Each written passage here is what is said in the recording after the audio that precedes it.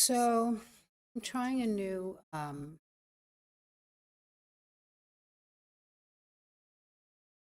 despite my better judgment.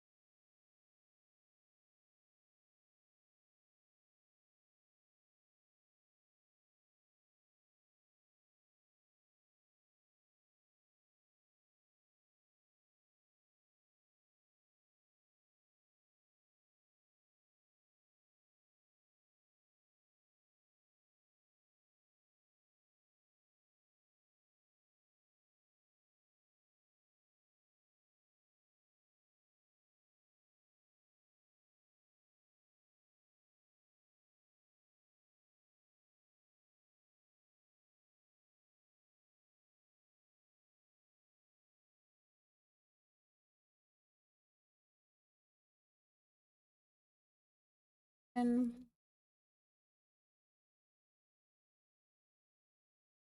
how is everyone doing? Sound is weird.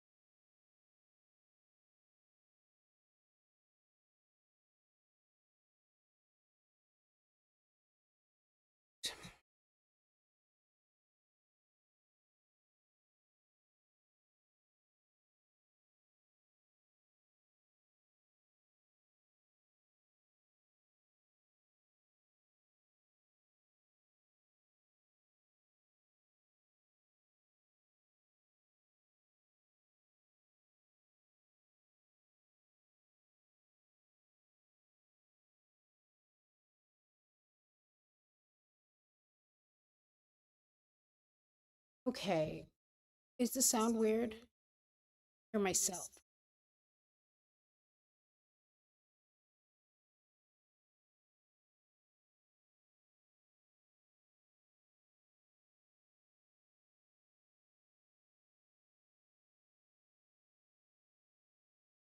It's cutting out. Boom. Six.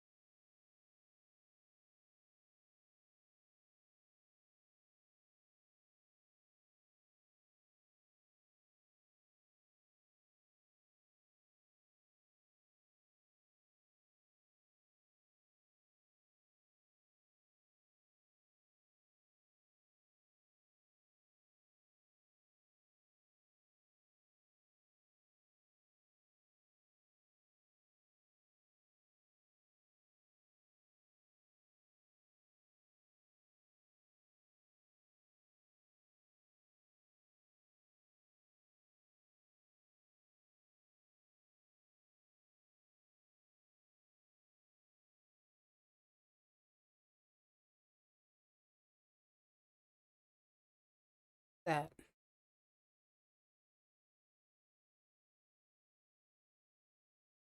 Can you hear me now?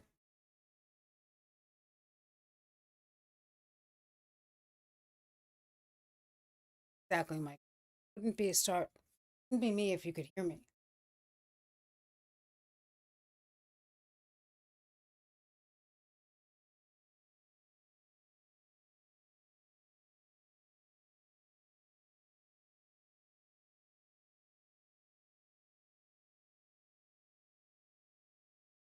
Yes.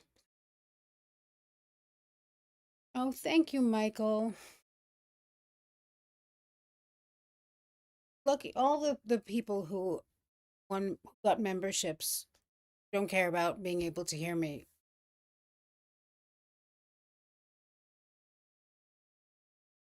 Hey, Ken too. Hey, Sub Rosa. Cutting out still?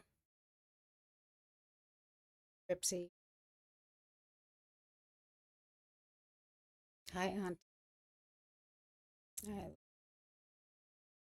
You're feeling Billy G. Hey, Aaron. In and out.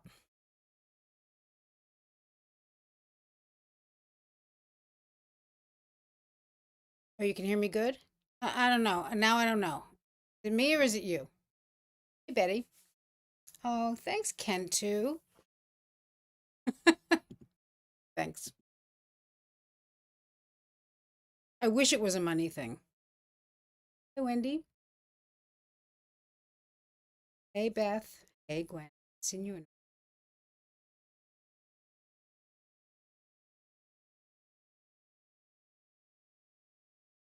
A to B.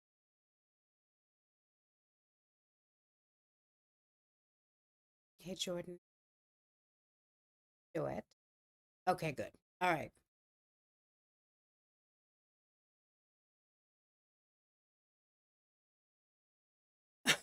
Yeah, you know what?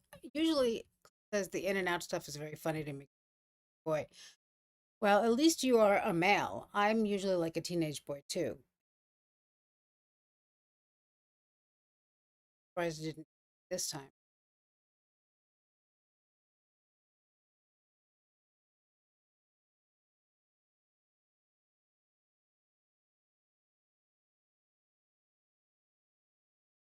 How is everyone doing?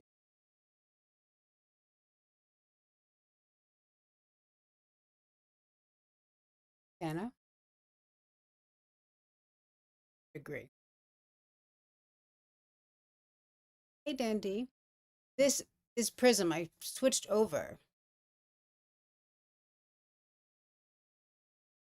Oh, thanks. Thank you.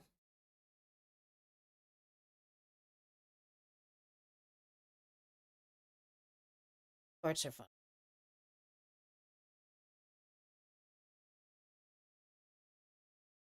Okay. Treasure hog. Hogue. Still cutting out. Them in the mouth.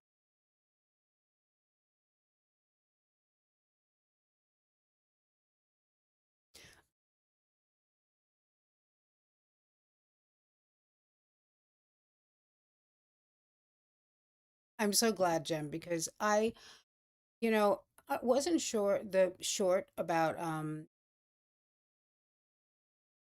miracles like thing and how it reminded me of the Fat Boys. I couldn't I thought it was I wasn't sure exactly who it was that it was reminding me of. I thought it was Bismarck at first, so I had to go through it. But I didn't mention it because I was like or look for it immediately because I'm like I'm not really sure who it is, but found him. Uncanny.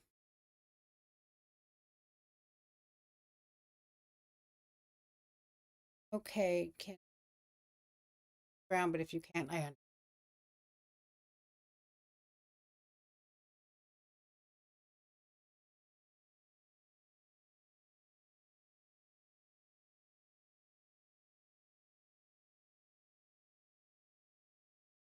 I don't know what that means. I did the settings where you're supposed to like. Really? Oh, I know what you mean, but I don't know how to fix that. I might actually. Let's first see how the browser is, shall we? Before we get ahead of ourselves. Um, this is might also be um, this is verdict. Start there and move back. Hey, Nomi. Hey, Disney. Wait. Hey, Roberta. We're waiting. Well, we're not waiting anymore. Got it. Verdict for the dentist who shot her boyfriend in self-defense.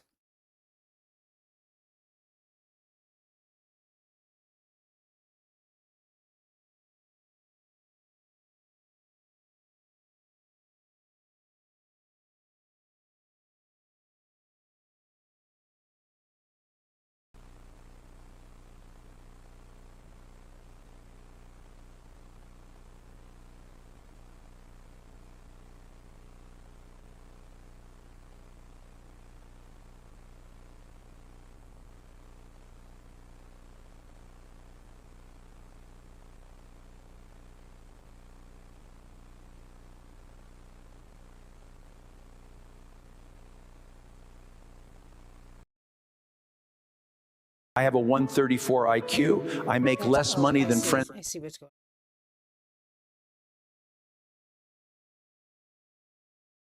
on. Why I signed in when I got here.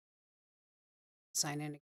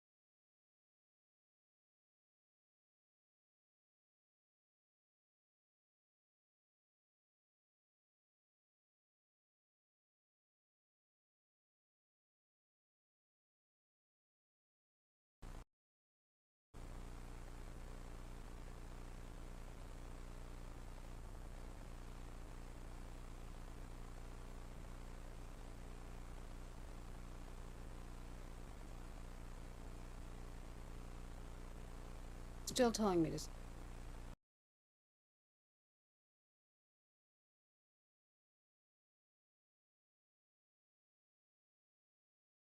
I don't get.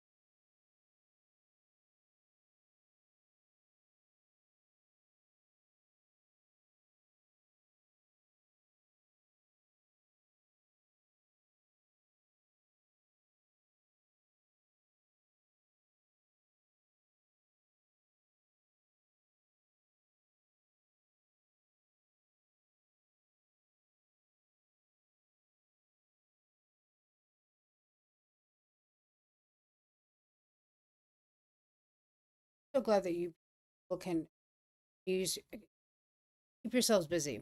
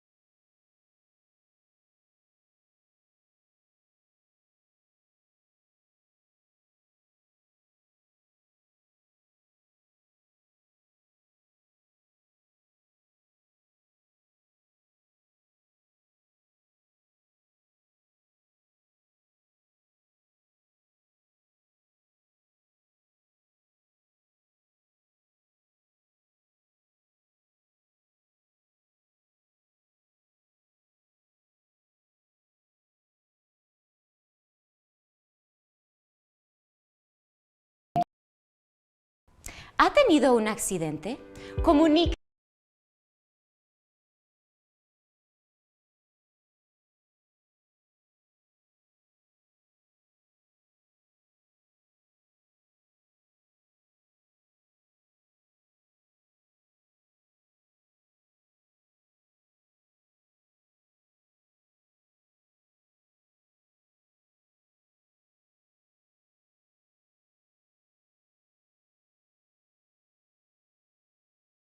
On a sec.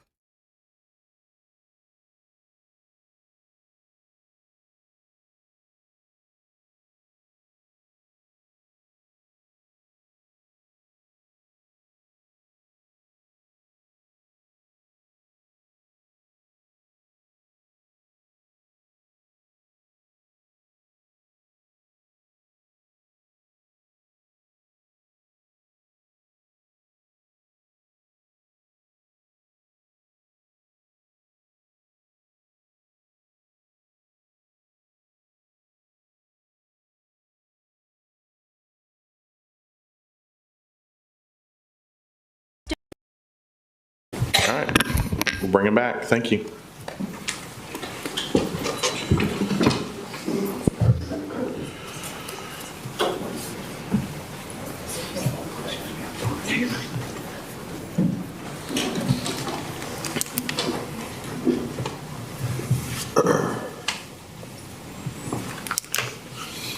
Good morning. Thank you. Welcome back.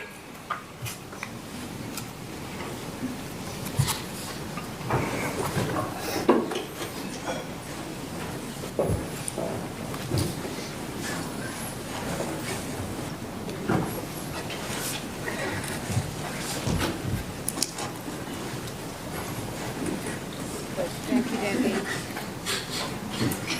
All right, thank you. Please be seated. Good morning, everyone. Appreciate your attention and timeliness. We'll start with the state. State, when ready. Thank you, Your Honor. And Judge, may I have the, oh, sorry, I need to put my laptop in, and then may I have the monitor?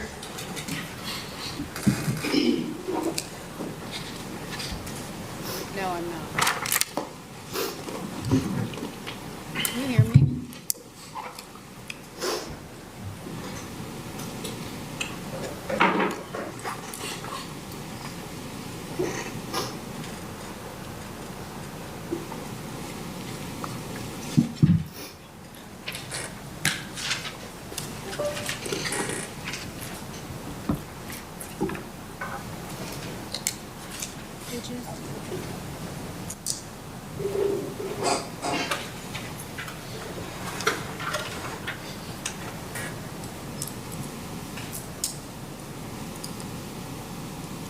Judge, I have it up on mine. I'm not sure why it's not coming up on Can you hear me?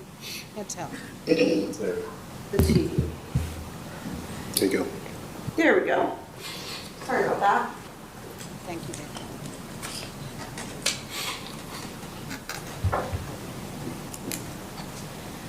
March 7th, 2025 was the last day that Evan Barron talked to his dad.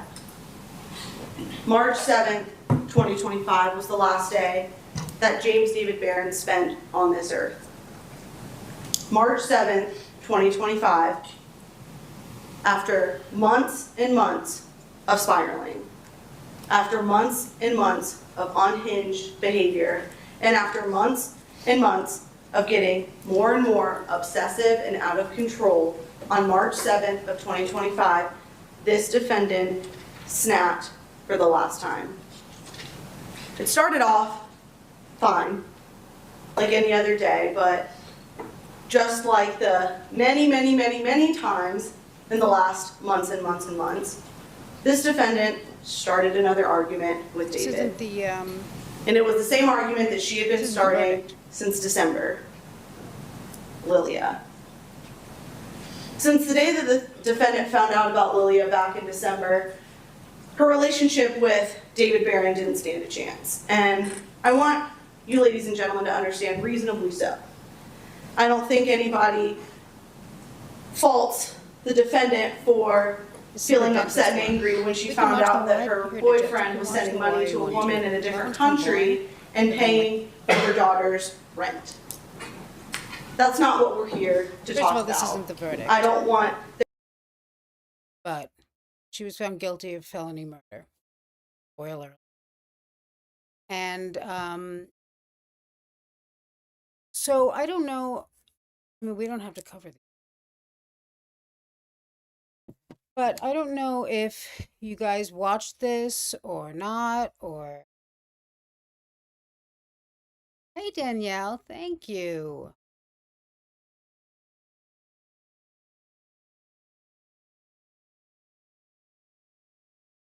Um,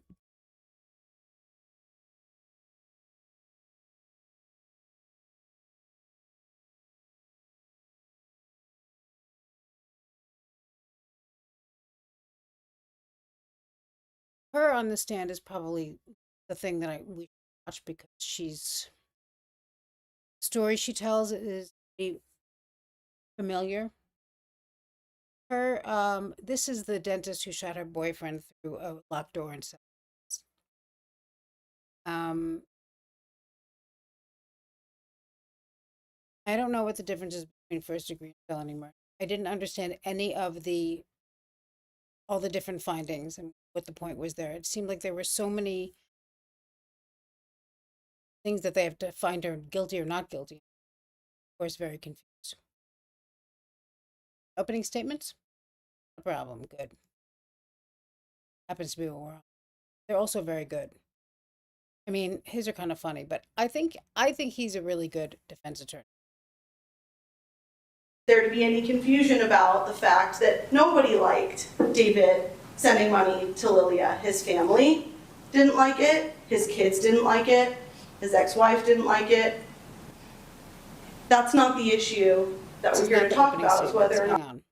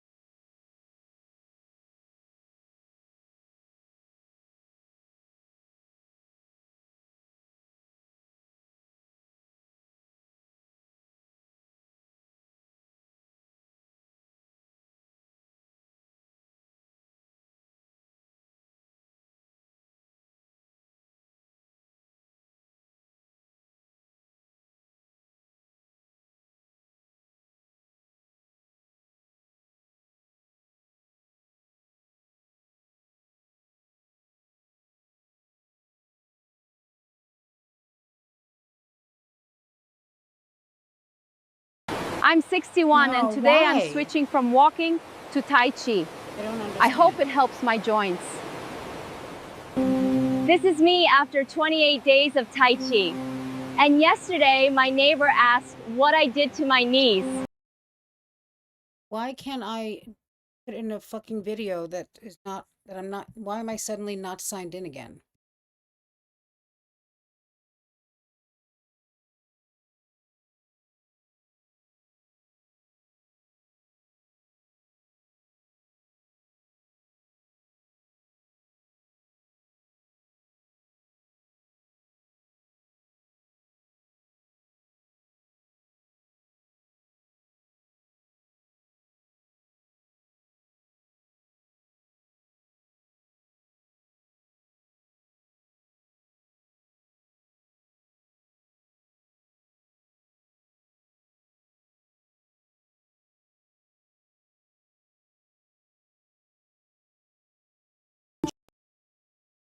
Sixteen 5 subsection C, contrary to the laws of said state, the good order, peace, and dignity thereof.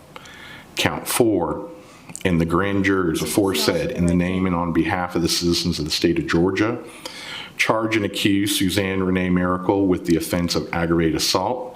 For that, the said accused in the county of Hall in the state of Georgia on the 8th day of March 2025 did assault another, to wit, James Barron, with a deadly weapon, to wit, a firearm, which when used offensively against a person is likely to and does result. Judge, if you could, you've got a PowerPoint.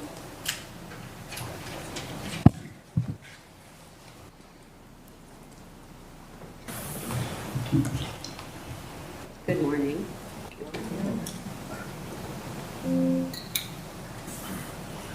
This is James David Barron. He goes by, or he went by David, and so that's what we're going to call him here.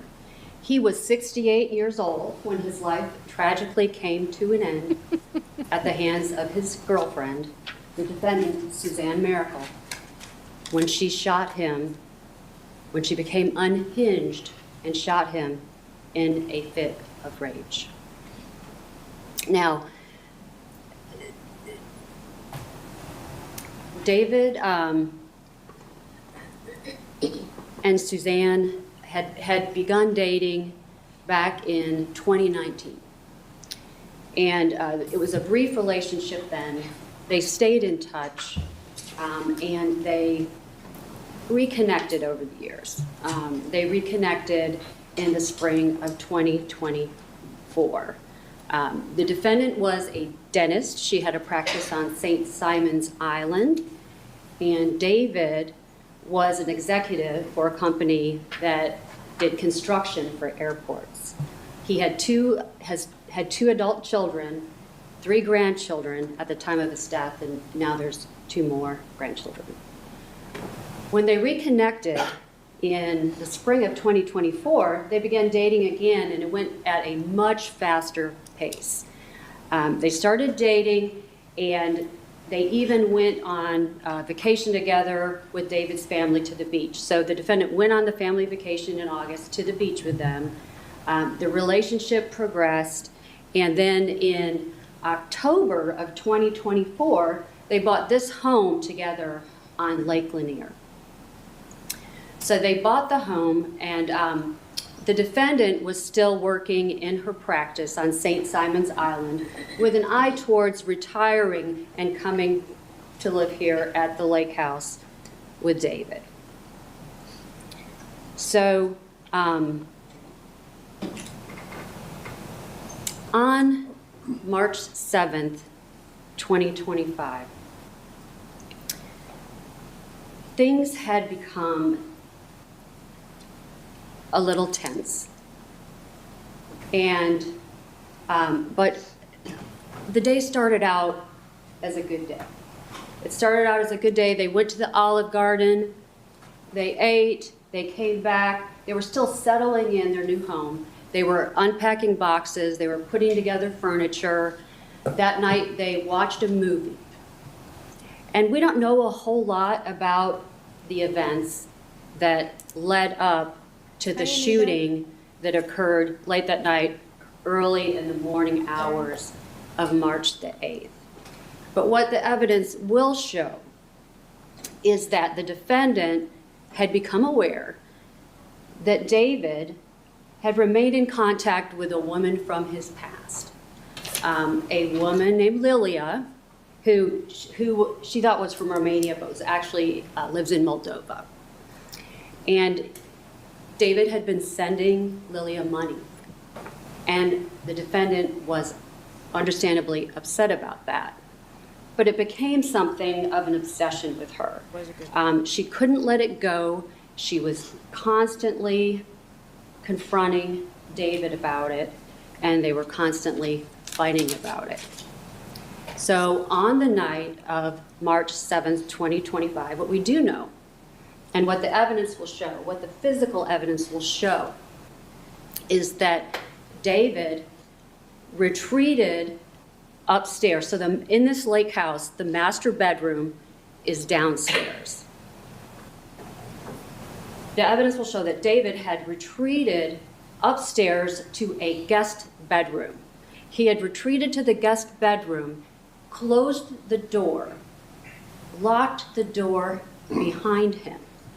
The evidence will show that the defendant got her gun and that she came upstairs and that she fired that gun into the door where David was standing behind the door and to the side. That she got her gun, which was a Glock 9mm, she got her gun and was holding the gun so that the muzzle was around 6 inches away from the surface of the door. And she fired that gun at a sideways angle. It went through the door, it went through the corner of the wall. And David was blading himself to the side of the door in a defensive position. And the bullet hit him in the left arm. Carolina says this is the only thing that this is Bagwell, right? This is the only thing she did in this trial. I noticed, and I'm not sure why that is. I found her more likable. Did you? The other one was good, but she was not as appealing on all levels, I thought. Slightly above the elbow. In the left arm, it came out the same arm, went into his chest, traveled through his left lung, and hit in his thoracic aorta. And then went into the right side, fractured a rib, and kind of came to rest on the other side of his chest. So almost immediately when that happened, the defendant is on the other side of the door. She hears the impact of the bullet. She hears David make a noise, sort of like a grunt as it hits him. It hits him, and he falls forward on his face. I did change it a little bit. And he falls forward in a position where he is on top of his right hand. He's right-handed. He falls on top of his right hand. His left hand is out to his side. And the defendant went to the garage and got a hammer and hammered holes into the door until she could reach in, unlock the door. So she reached in and unlocked the door, and instead of rendering medical aid or trying to resuscitate David, she goes into damage control mode. I've been a pastor for over 20 years. This is a very important message that I urge every American to pay close attention to, especially if you live anywhere near these cities. There is a terrifying biblical prophecy that is happening right in front of our eyes. She gets David's Beretta, and she takes that Beretta and she puts it in a position on the floor or near the floor near where his left hand is, and she fires that gun. She has some problems initially getting the gun to fire because it's not her gun. She's not familiar with it. Some live rounds come out of the gun. She fires the gun, and the gun goes through what is now the open doorway out into the foyer of the home, hitting a metal baluster, hitting a wood banister, and then going out and hitting the wood. There's a wood, I think it's called a batten wall in the foyer. So it hits and nicks that wall. We think she fired 2 to 3 shots based on the evidence. A shot went all the way through the glass, and that projectile was never found. The shot that hit the wood may have ricocheted off the wood and then caused a defect in the glass, but there's fragments from the bullets in various places all throughout the house. So she had taken David's gun, she had taken it out of the holster, she had thrown the holster on the bed, gotten the gun, and done that. And then why do these people have to have guns? This is a good wiping example. up the blood. But before she started wiping up the blood, she took the shell casings Thank you, Dan. that came from both guns and flushed them, and the projectiles that she found, the live rounds that had fallen out, she flushed them down the toilet. She flushed them down the toilet, and they were later recovered in the septic line. Then she calls 911 around 1:11 or so. She talks to them for a few minutes, doesn't give them a lot of information that's about what's going on. I don't think that call she even gives her address. She hangs up after about a minute and a half or so. Then she tries to make a call to her sister. Her sister doesn't answer, but then there's 6 minutes between when she gets off the first 911 call and she calls 911 for a second time. And then when the police come, she's not out there waiting on the steps, anxious for help. She is upstairs wiping up the blood with towels. So I want to talk to you just a little bit about the charges so that you know what to be looking for and what the state has to prove as we present the evidence to you in this case. Now, because of the defendant's actions that night, she's charged with malice murder in count 1. So she's charged with malice, causing the death of James Barron by shooting him and killing him. And then in counts 2 to 3, those are felony murder counts. And so we have charged him with 2 different felony murders with 2 counts of felony murder because she committed felony murder in 2 different ways. She committed 2 different felonies, either of which or both of which could cause the death of David Barron. So when you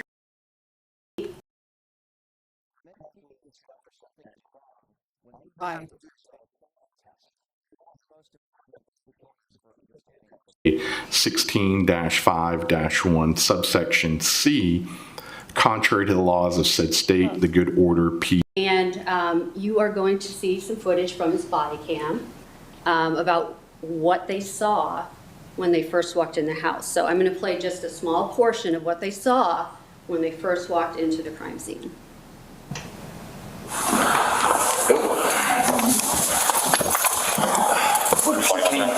She came from in here. He's on his face down. 2024 camera. James Barron, that address. There's a hallway with open door on the left. Check on him. Porsche, Lincoln, black in color. Yep. Harvard Sam Henry Charlie 4742. There, and I'll take this room.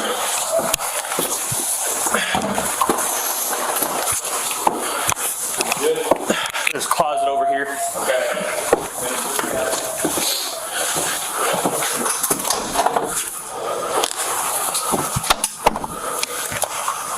It's clear. All right.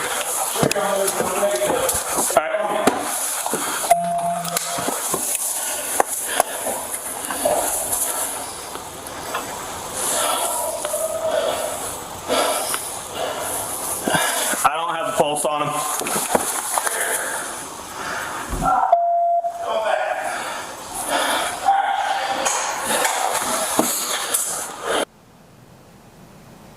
So that's what they saw. They saw David Barron lying on his face, blood everywhere, the gun next to his hand, bloody towels, and all of that.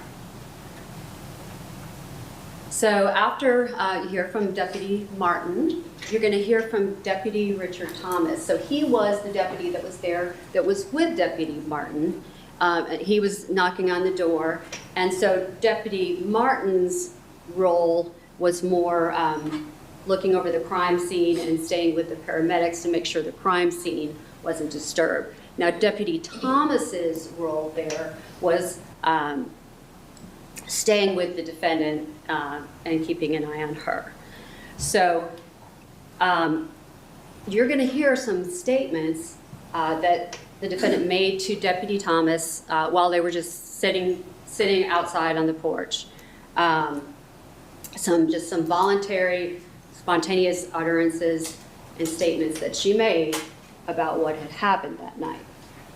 So listen for these statements when you're watching his body cam. And the statements are important.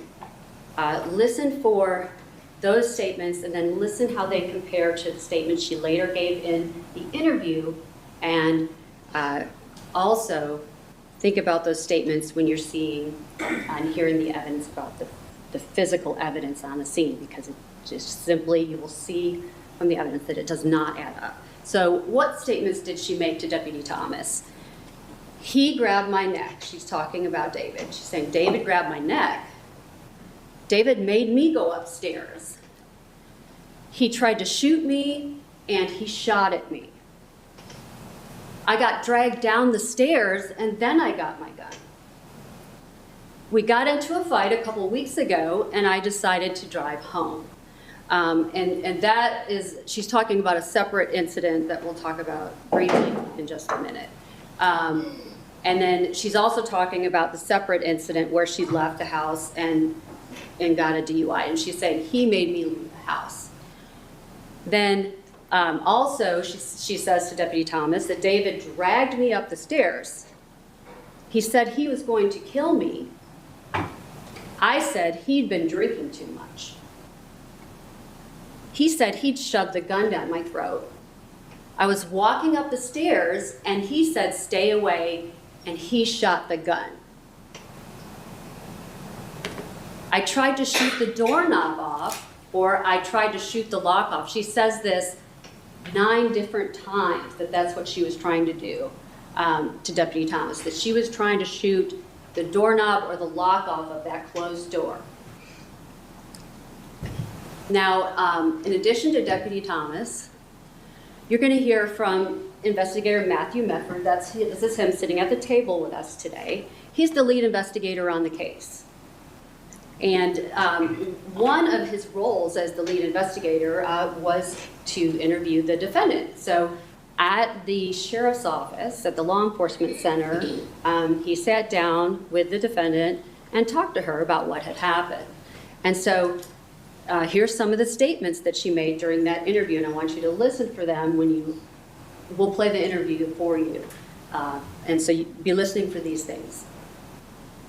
She said that, now she's talking about an incident that happened on February 16th, an earlier incident, that she went upstairs and laid there for 3 hours and couldn't go to sleep. So then I thought, I'm just going to go to St. Simon's. So I got up and got dressed and got all my stuff and put it in the car, and then I went upstairs. He had the door locked, and I said I was leaving. So, and we'll talk some more about that incident in a minute. We keep getting in big fights because of this woman being Lilia, the woman that he is having contact with and sending money to. He said, I got your phone and your journal, and I was going up the stairs to get them. So this is in relation to the incident that night of the shooting. She's saying that he had his phone, had her phone and his journal, and that she was going upstairs to get those items when the shooting occurred. Also be listening for this, and keep this in mind as you view the evidence and as you listen to the testimony. She told Investigator Mefford, Oh, but this is the dentist who we've shot her never boyfriend gotten through the like front this, door in ever, self-defense. ever, ever. So things had never, ever, ever gotten that bad as it was that night. She says David was drinking too for a long time, Jack Daniels and maybe some beer. Yeah, her And then jealousy. she admitted that she flushed 2 to 3 live rounds down the toilet downstairs in the master bedroom. She said that she denied picking up her shell casing from when she fired her Glock. She denied shooting a gun towards the stairs. And she said his gun was right there on the floor with my phone. She also then No says, Brian in her background. I don't think he shot his I don't think gun. any I of the shot men- my gun. And she Her says, past are in touch he with didn't shoot me at all. He never shot his gun. So lots of contradictory statements to listen for coming from the defendant. And these are significant because she's saying that he never shot his gun, but then she had said earlier to Deputy Thomas that he shot at her as she was coming up the stairs. So listen for the inconsistencies. She said the holster was on the floor. I don't know why I went and got my gun. She denied picking up the shell casing. She had an injury to her hand that's sometimes referred to as slide bite. Some of y'all that have guns know what, when sometimes if you rack it, you're not holding it right, you can get cut right there. And she said she got that from playing with his gun downstairs because he had asked her to hold his gun and see if it fit her hand. That was one of the statements that she made to Deputy Mefford. She also said in reference to the fact that she had stated that she was going upstairs just to get her phone because he had her phone. It's just a phone, I know better. She also said, I said, give me my phone. And she also said, I should have just let him keep my phone. She told Mefford, I was waiting for the police and sitting on the stairs. And so be thinking about that when you watch Deputy Martin's body cam. And they come to the door and it takes her almost 2 minutes to come to the door. She told Mefford, I was waiting for the police and was sitting on the stairs. She said, I wasn't trying to shoot him. And she said to Investigator Mefford, I was just trying to shoot the doorknob off. She said, either that, sometimes she said, or she would say it, I was trying to shoot the lock off, but 19 times she says that to Investigator Mefford. So be listening for that in your interview. And be watching for this. Although she is acting dramatic and hysterical when she's talking to Deputy Thomas and Investigator Mefford, look for any tears. See if you can see any actual tears coming out of her eyes during either of those statements. All grocery store produce has pesticides that can't be washed off, but only a few know this trick to get rid of it. So first step is add clean water, about 3/4. So we also expect to hear from Sergeant Cameron Durham. He is our crime scene investigator. He has been a crime scene investigator in Hall County for 25 years. And so we're going to go through with him. He took pictures of all the things at the crime scene. So you're going to see a lot of pictures of the evidence and the crime scene through Sergeant Durham. So one of the important things that he took a picture of, this is the door that the defendant shot through. And so this is the door. The door is open in this picture, so it's not like it was when the evidence will show that the gun was fired, but it's just open for the purpose of taking the measurement and taking the picture. So you'll see, and Investigator Durham will testify that where his finger is right around where the bullet went through the door. So this is the side that she shot through from the outside. And you heard all those statements, or you will hear all the statements about how she was trying to shoot the doorknob and shoot the door lock off. Well, the bullet, you'll hear, the evidence will show, went into the door 8 inches above that. So that's what he's pointing to in that picture. When the muzzle of the gun was only 6 inches away from the door. And so in this picture, you can see better the bullet hole, and if you look really close, you can see some little black speckles around the hole. That's called stippling, and Investigator Durham will tell you that what that indicated to him was that the defendant had been standing about 6 inches away from the door when the muzzle was 6 inches away from the surface of the door when she shot at David. You're going to see pictures of the trajectory. So this is the inside of the door. This is the other side of the door. So this rod here indicates the path of the bullet. It came at a sideways angle through the door, nicked that wall, and then went around and kept going in that direction. And you're going to hear Investigator Durham, in his opinion, that David was standing about right here when he was shot and killed. Now you're going to hear about the holster on the bed. You're going to hear that the evidence will show that the defendant had picked up the holster and already had blood on her hands. When she picked up the holster and she unsnapped the holster and she got David's gun out of the holster to shoot it out to make it look like self-defense. So she took the holster and she threw it on the bed, and then she got the gun out and David's gun out and started firing it. So that's the holster. You're going to hear that there was blood on the holster. The holster was there. A sample was taken, a swab was taken from the holster, and it was sent to the crime lab.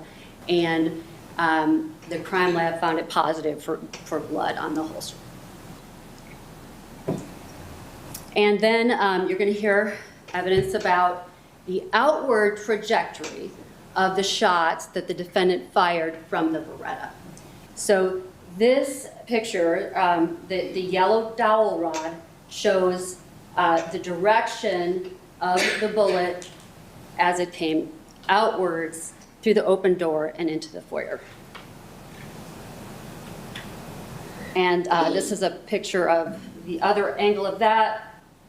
Investigator Durham will testify that the projectile hit the metal rod, and he doesn't know if it was the same projectile that hit the metal rod and the wood banister, or if it's two different. He's just trying to show the general direction that the shots were fired in. So from the low level on the ground, and then they came outward, hitting the wood, and then hitting, you can see here there's a defect in the wood, and then holes in the glass. And then the rounder hole is one, I believe, that Investigator Durham will testify that they never could locate the projectile that went through that. And so this is a still shot that you're going to see from Deputy Martin's body cam that shows the position of the victim, Mr. Barron, when the first responding officers got on the scene right before the paramedics started trying the life-saving measures on him. And it shows the bloody towels, where the defendant left them. It shows the gun on top of the blood. And that is another picture of the towels, Mr. Barron's Beretta that the evidence will show was fired and left set there by the defendant, and that's the hammer that she used to get in the door. And then you can see the bloody footprints. Investigator Durham will testify about the bloody footprints from the defendant going into the bathroom and flushing the casings and 2 live rounds down the toilet, not from the master bedroom, but from the upstairs bedroom, the upstairs guest bedroom where she killed Mr. Barron. Now this picture you're gonna hear about. It is important because this is the kitchen, but they had to cut a hole in the ceiling of the kitchen, and up above that is the toilet where the shell casings and the projectiles were flushed. And so they enlisted the help of a septic tank professional who helped them get there in the septic tank. They had taken the toilet out in the guest bedroom where Mr. Barron was. They had taken the toilet out. They put the camera down the pipe and found one of the live rounds up there.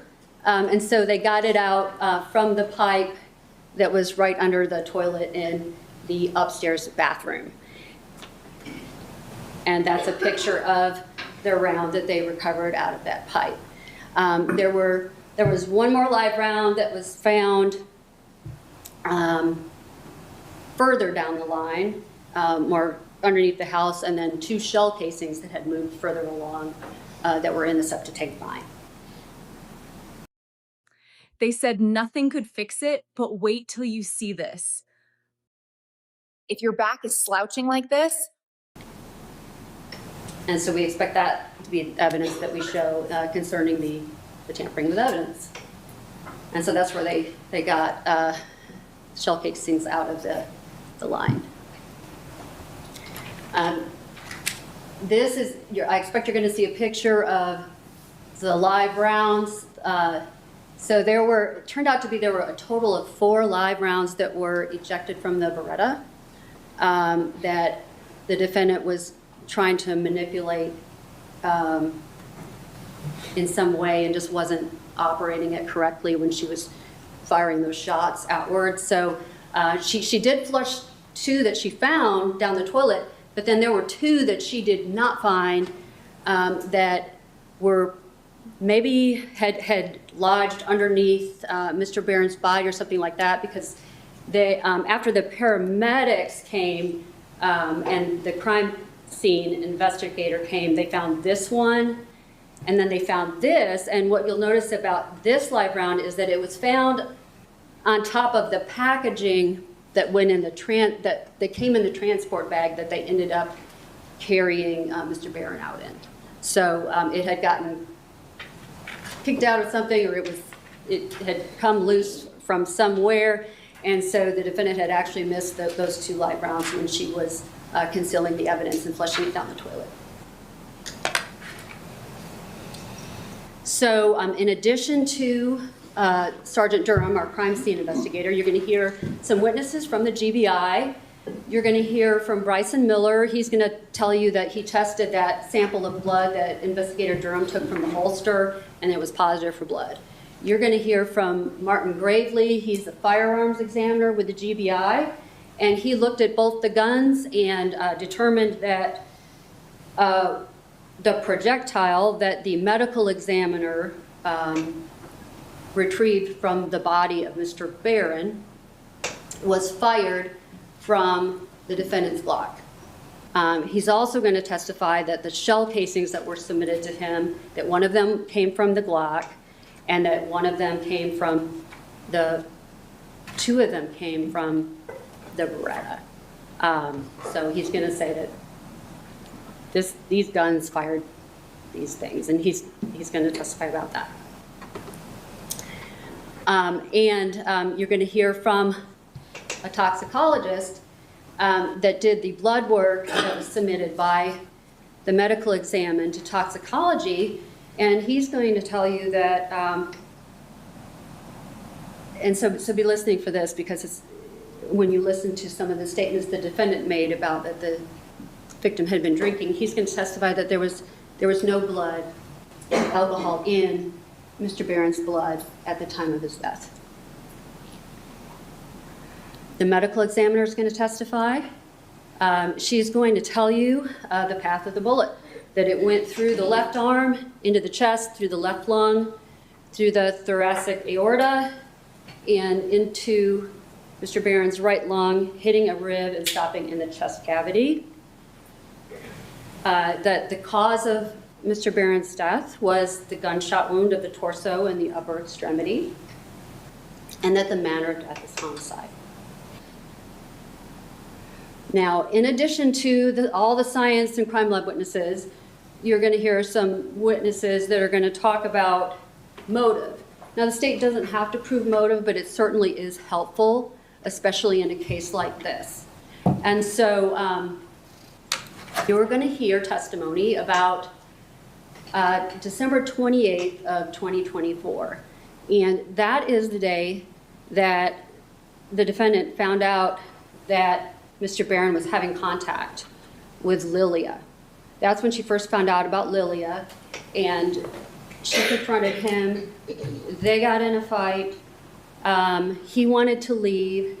She took his car keys, and she actually pointed a gun at Mr. Barron. Mr. Barron, she finally gave him his car keys, and he left, and he fled to a hotel. You're also going to hear on January 4th of 2025, that on that day, the defendant became upset because she found out, I think she was looking around in Mr. Barron's things, and she found out that he had been sending money to Lilia and her daughter. She became upset about that.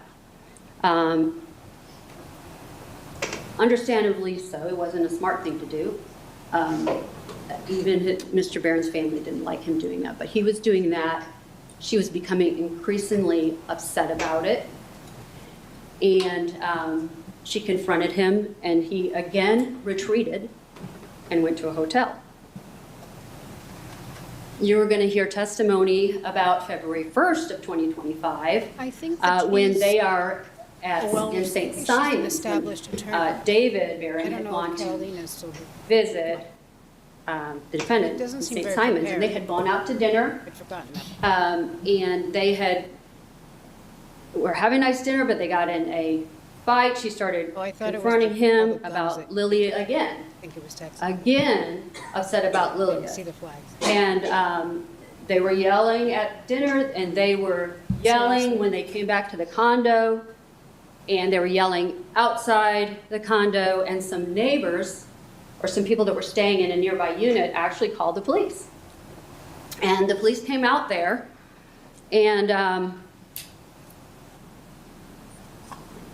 what they actually found out was that David was trying to leave. He was trying to get inside the condo. The defendant had gotten inside the condo. He wanted to get inside and get his things. She would not let him inside. He was trying to open the door to get his things where he could leave. And in doing that, she was pushing against the door, trying to push it closed. And when he was pushing the door open, she fell over and hit her head. And the police came. The police came. They talked to both parties.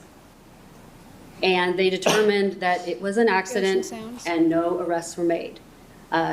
David was finally able to leave, and he left. Disappear for a month, Monday, March 30th. We're starting the Tai Chi challenge for women over 50. 7 minutes a day. And so then you're also going to hear, just continuing on, that there are continued confrontations by the defendant about her dissatisfaction with what Mr. Barron is doing. She's becoming increasingly unhinged and upset about this, and she just cannot move past it. She cannot let it go. He's not listening to her, doing what she wants, and so they get in another fuss. And he goes to that same guest room. He goes upstairs and goes into the guest room to go to bed to avoid her. And she went to sleep at first in the master downstairs, but she couldn't sleep, and so she decided that she was just going to leave and go back to St. Simon. So she did that, but she had been drinking, and so she got arrested for DUI as she was leaving town. And so that's the context for those statements that she makes when she talks to the investigators and the officers about, she makes some comments about why she was driving. So the evidence is going to show that just over time that the defendant became just unhinged. David was not listening to her. She couldn't control what he was doing. He wasn't doing what she wanted him to do. She didn't like what she was doing. She was reaching out to people, sending screenshots of Lilia, complaining about Lilia, and just obsessed with it. So you're gonna hear about that, and then you're also gonna hear and see texts from the defendant to David that will show the state of their relationship, that will show her aggressive and controlling behavior towards him, her frustration with him, and in the context of that, you'll see his calm, reserved, and reasonable reaction to her continued confrontation about that through their text messages. So as you hear the evidence, view the evidence in this case, this is going to be a case not about what or who, but why. So I want you to ask yourself 2 questions as you're hearing the evidence in the case. The first question is, were the defendant's actions reasonable? Was that reasonable? The second question is, why was David Barron, why had he retreated, and why was he hiding back there? And after we've presented all the evidence to you in the case, the evidence is going to show that the defendant was unhinged and obsessed and irrationally angry. And she lost it. She lost it. And she shot David Barron on purpose through that door and killed him. And we'll come back and ask you to find him guilty on all the counts. Thank you.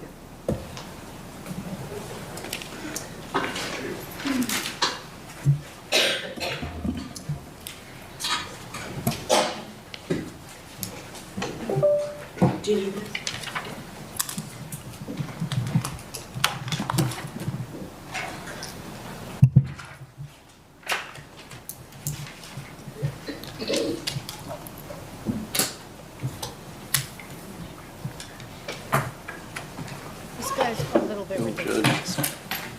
We're plugged in here, Judge, but it's not. I don't know why it's not coming up. I've hit the lawyer R laptop button on my end. All right, let's see if we got it. Still not coming up, Judge.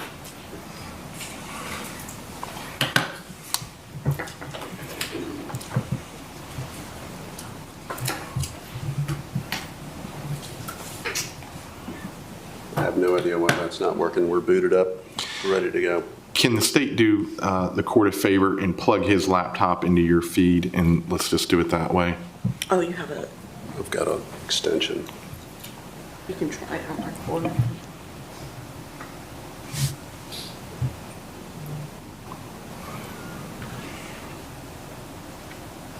Yeah, it must be because you guys were booted up. I unplugged her. Judge, give me just 1 second. We'll try this over here.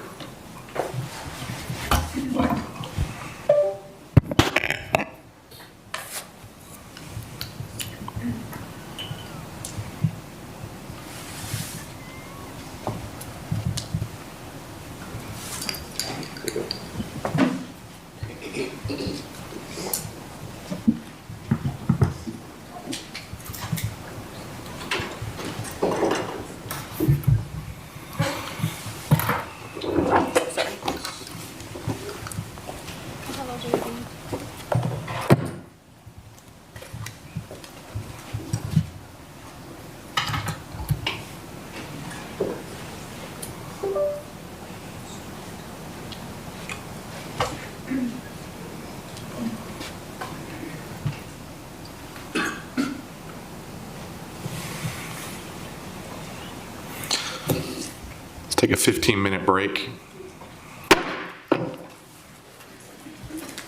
Sherry, will you ask IT to come up, please? Yes, Your Honor. Thank you.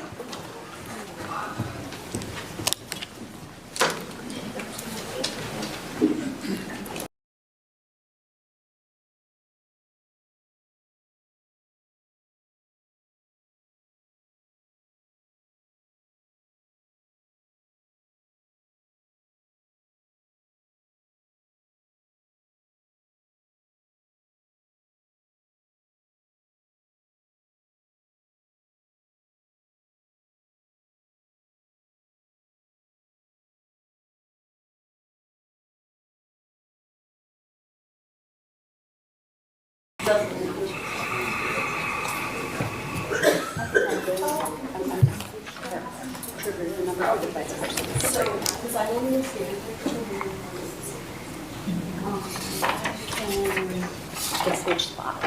Like I can sit there and pull this chair over there. We'll figure this out. Good. Thank you. Let's bring it back. All right. Jurors are ready. Barry, it's not my algorithm. I'm not signed in. Just move over there. Pretty sure I got the broad thing.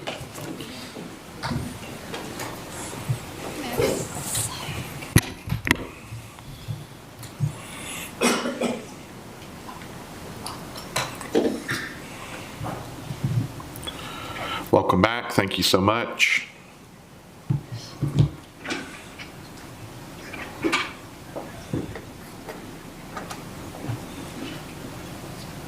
I probably do.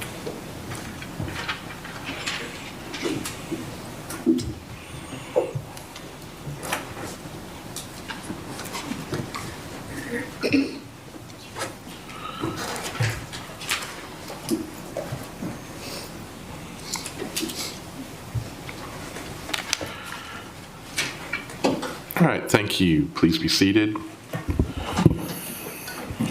We will now begin with opening statements from the defense. Thank you, Judge.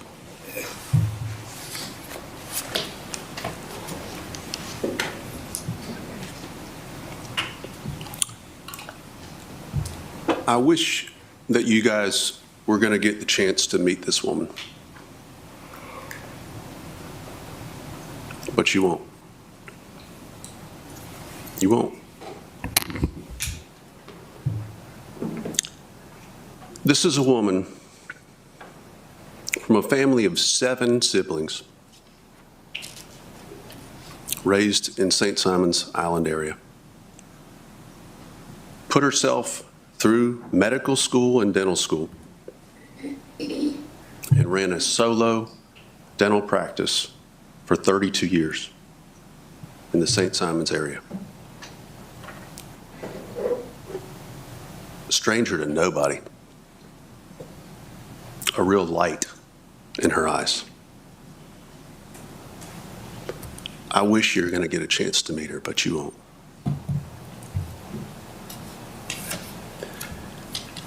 There was only one thing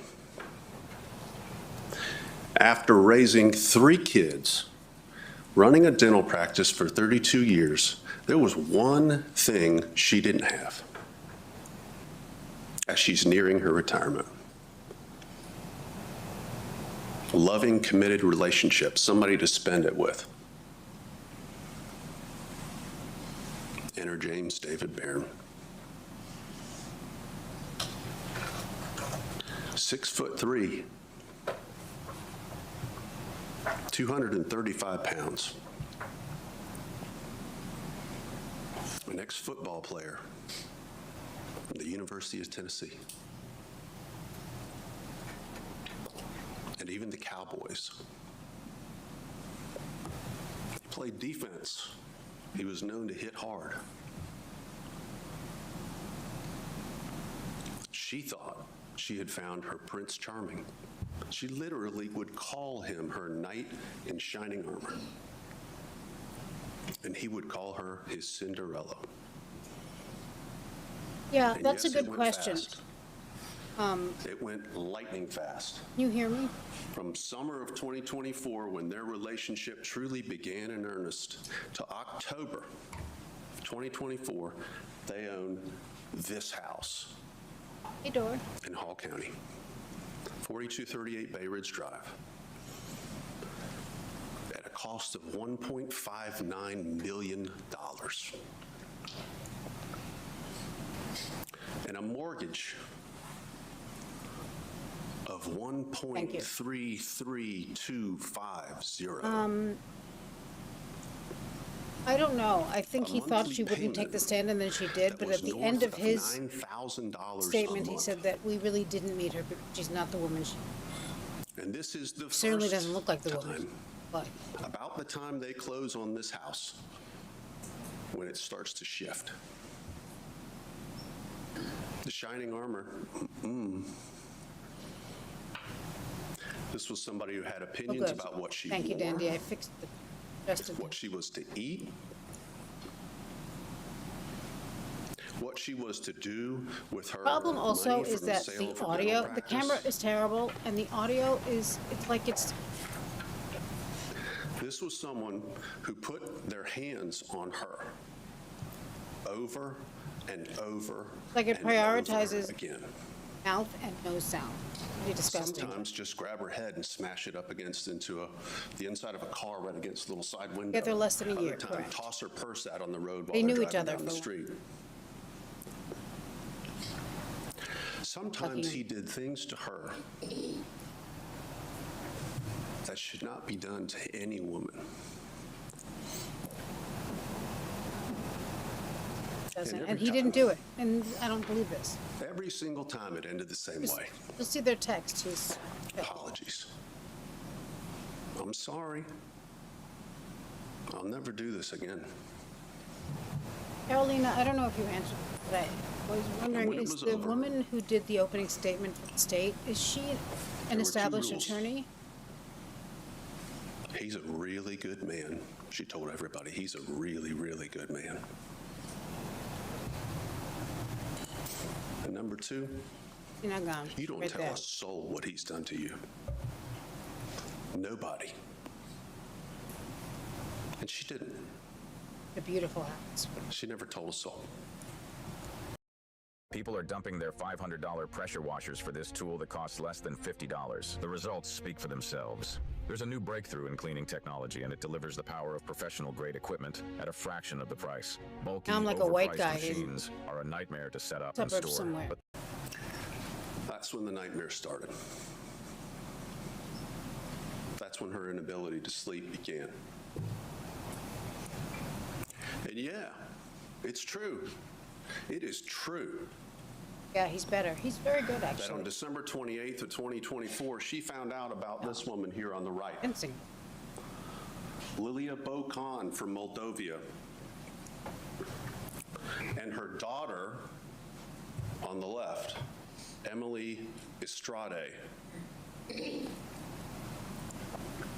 And it's true, she didn't like that one bit. True. I don't think he turned he out knew, Mr. I don't think he Barron thought was she not was going to only testify. Getting these two women brought into the United States with a green card, Also, he was paying for their apartment to the tune of $3,500 a month in the state of New Jersey. And yeah, she didn't like that one bit. It's true. And you can't for it. And they would fight, and it was violent.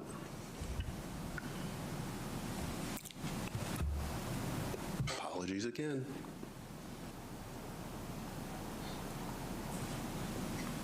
Two rules. He's a really good man. He's a really good man. And what he did to you is not to be discussed.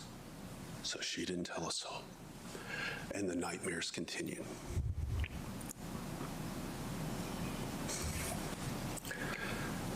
Let's get down to what happened here, folks. On March 6th, the day before the shooting,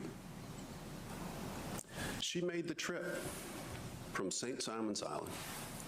That's 6 hours in the car, in case y'all have never been there. She was driving David Barron's car, James David Barron's car, from St. Simon's to Hall County. Yeah, Barry. Why did she have his car? Well, because her car had an issue. You're going to hear about what that is. It wouldn't run. There are two countries that sound very similar. She has his car. She did what she normally did on Thursday. She went to go see her personal trainer. She worked out. And she said, I'm canceling tomorrow's appointment. I'm coming up to Hall County.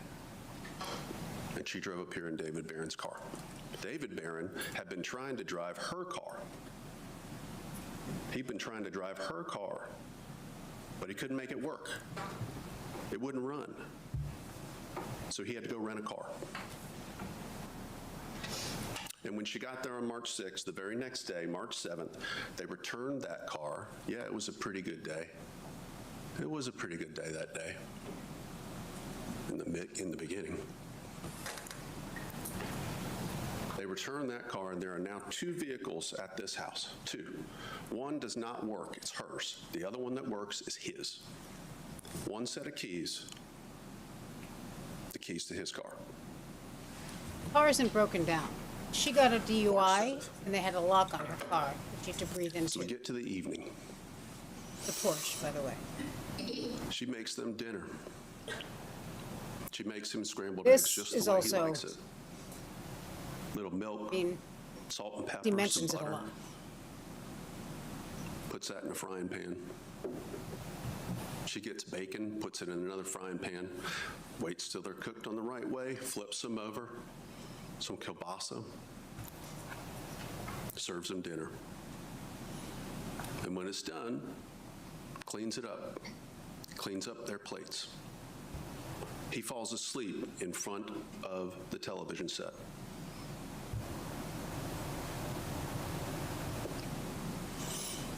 There was something on her phone.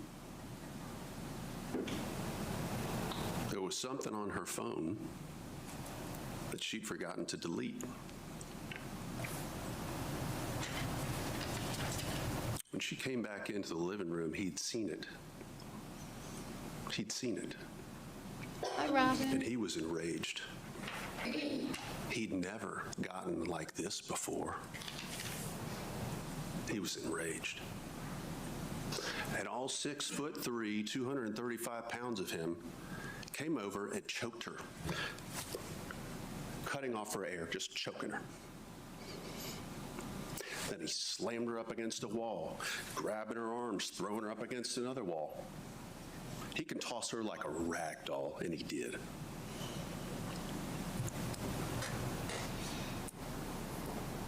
Here you go. Then he decides, Good day, rag doll. what? Let me get my gun. Let me take your phone.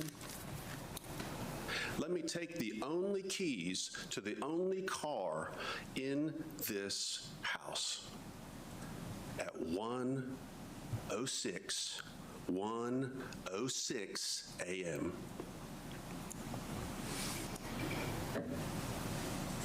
He Gee, it's good to see no you. one's leaving this house Missed you. tonight. He comes back over, he grabs her, he drops her down to her knees, and he's got her right there in front of him, and he wants something from her. Trigger alert And for he's gross gonna and make it happen. stupid.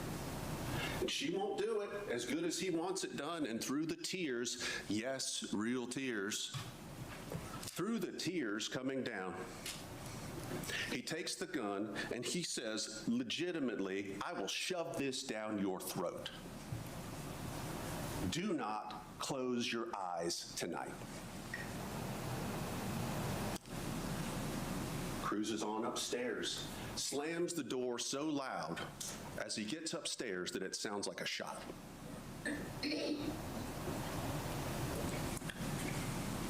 And with those tears mixed with the taste of his sex organ in her mouth, she's got to make a choice.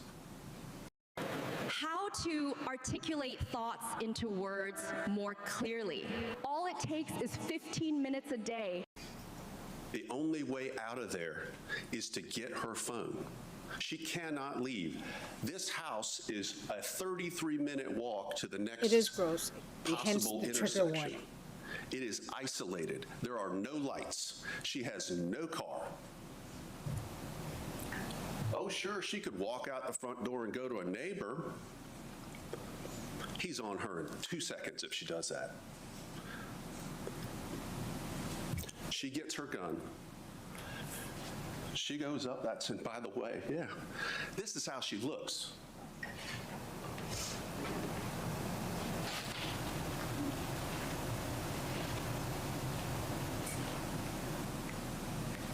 She gets her gun. She goes up those stairs, and she even gives him a chance. Give me my phone. Give me my phone. I am leaving. Give me my phone. Nothing. David, I'm going to shoot the lock off this door. I'm going to shoot this lock. Give me my phone. Nothing. And with her hands shaken, every part of her body vibrating, her inability to even breathe, these deep gasps, she does fire at that lock. She does. And you've already heard, this was a strange looking shot. Through a door, out a door, through a wall, out a wall. And unfortunately, truly tragically, hits him.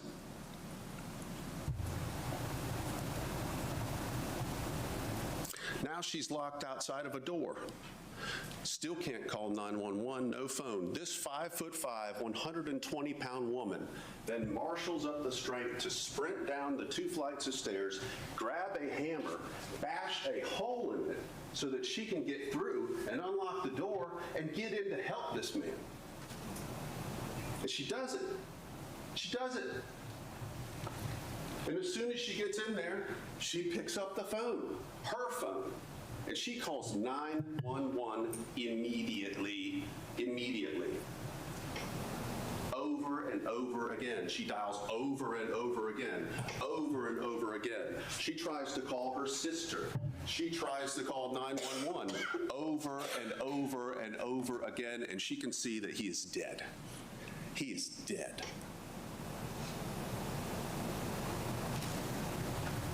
And this is what's going through her mind.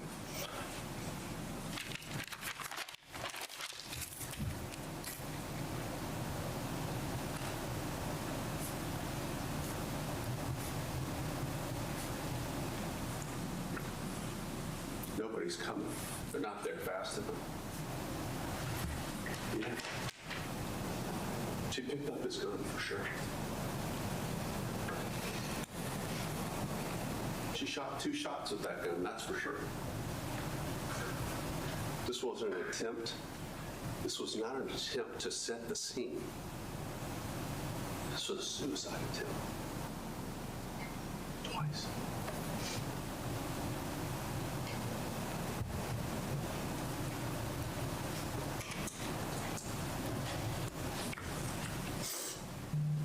Police come. She can't even even articulate anything. She can't even tell the 911 people anything. They can barely get the address of the house down.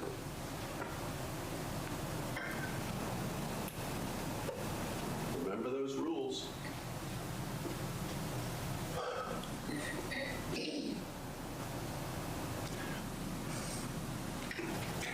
Unfortunately,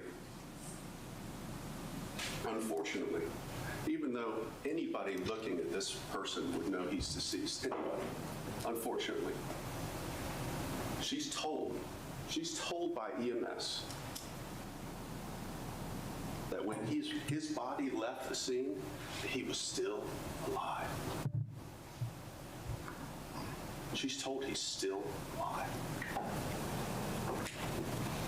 She believes it because she wants to, desperately. It's not true. It's not true, but she believes it.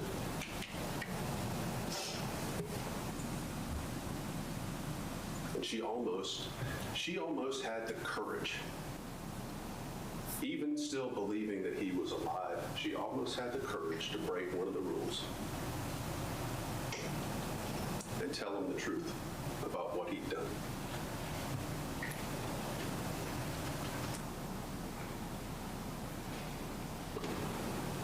She almost had the courage, but she wanted. Okay. I will learn that here in a minute. All the sound tubes is stupid. It's okay.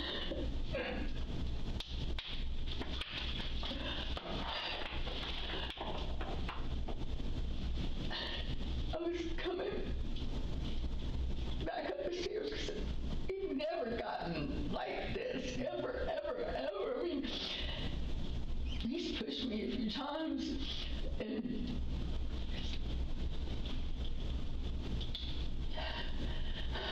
I don't know if I should tell you everything. Well, the more you tell me, it helps me understand what happened.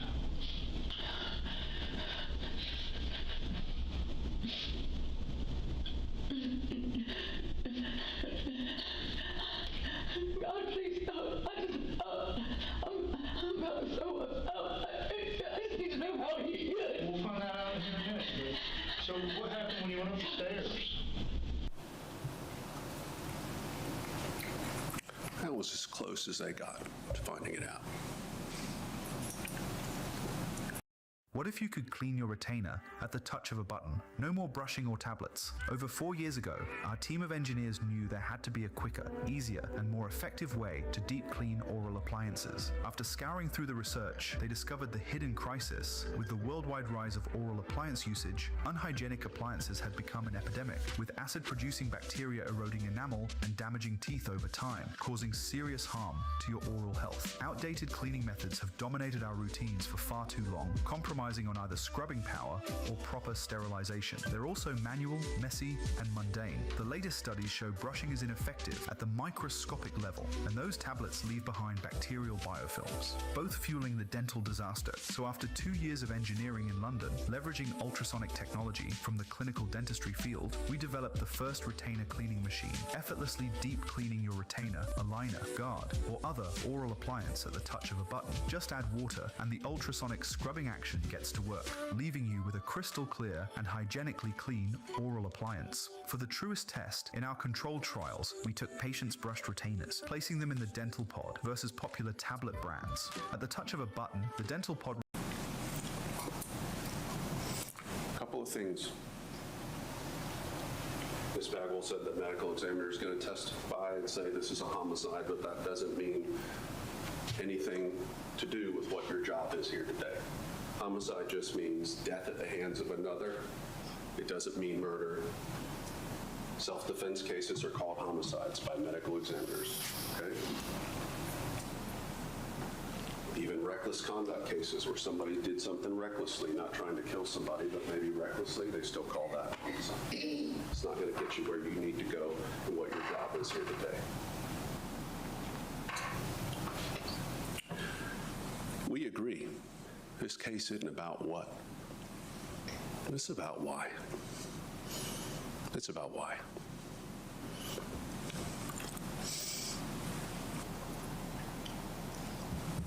she was justified in using that force. We think you're going to agree with us that she was.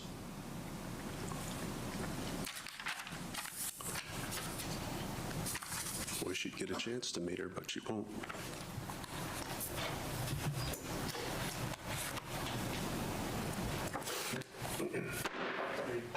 State, call your first witness. State calls Deputy Zach Martin.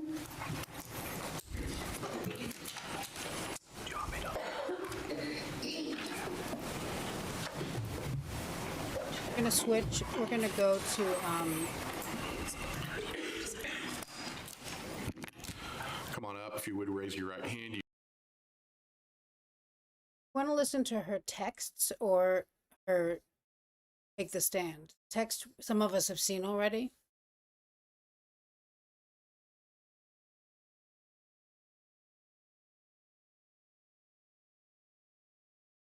Apparently it's something with the Sandy way I have to do the browser so I can sign in.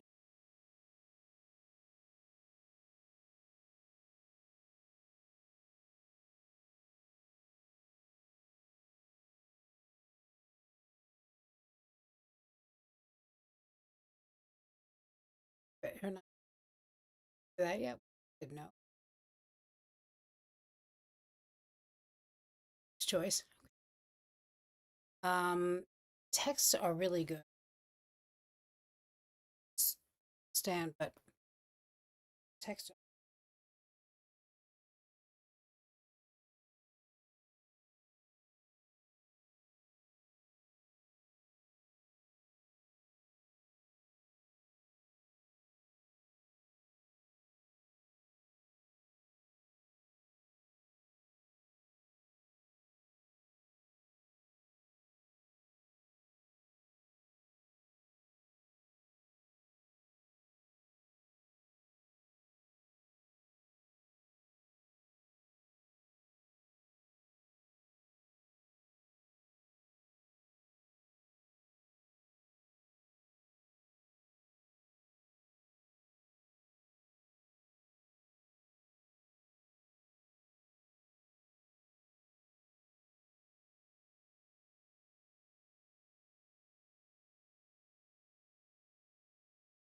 Try to get rid of the ad soon.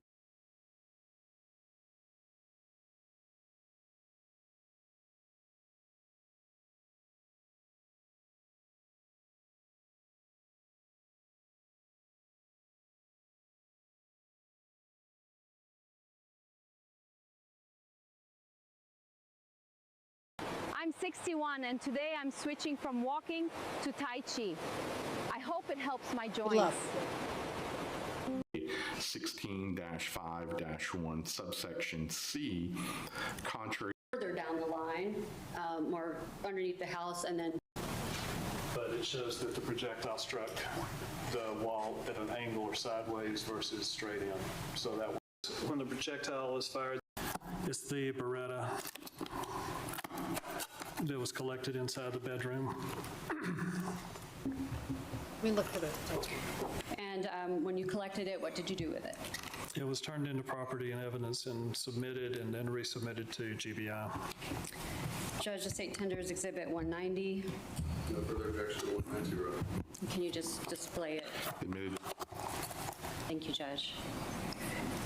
And then I'm going to show you what I have marked State's Exhibit 191. Recognize that.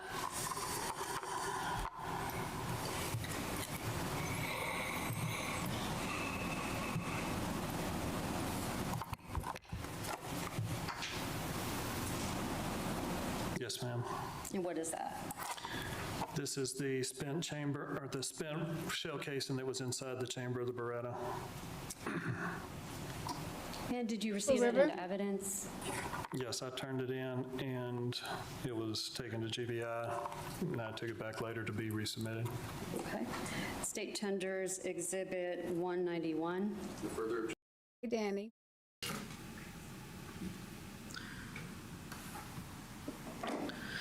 So I see we've got green. I know it's kind of bright. Is the green the defendant and the blue would be Mr. Barron? So like if I were to scroll blue. Yes, you can.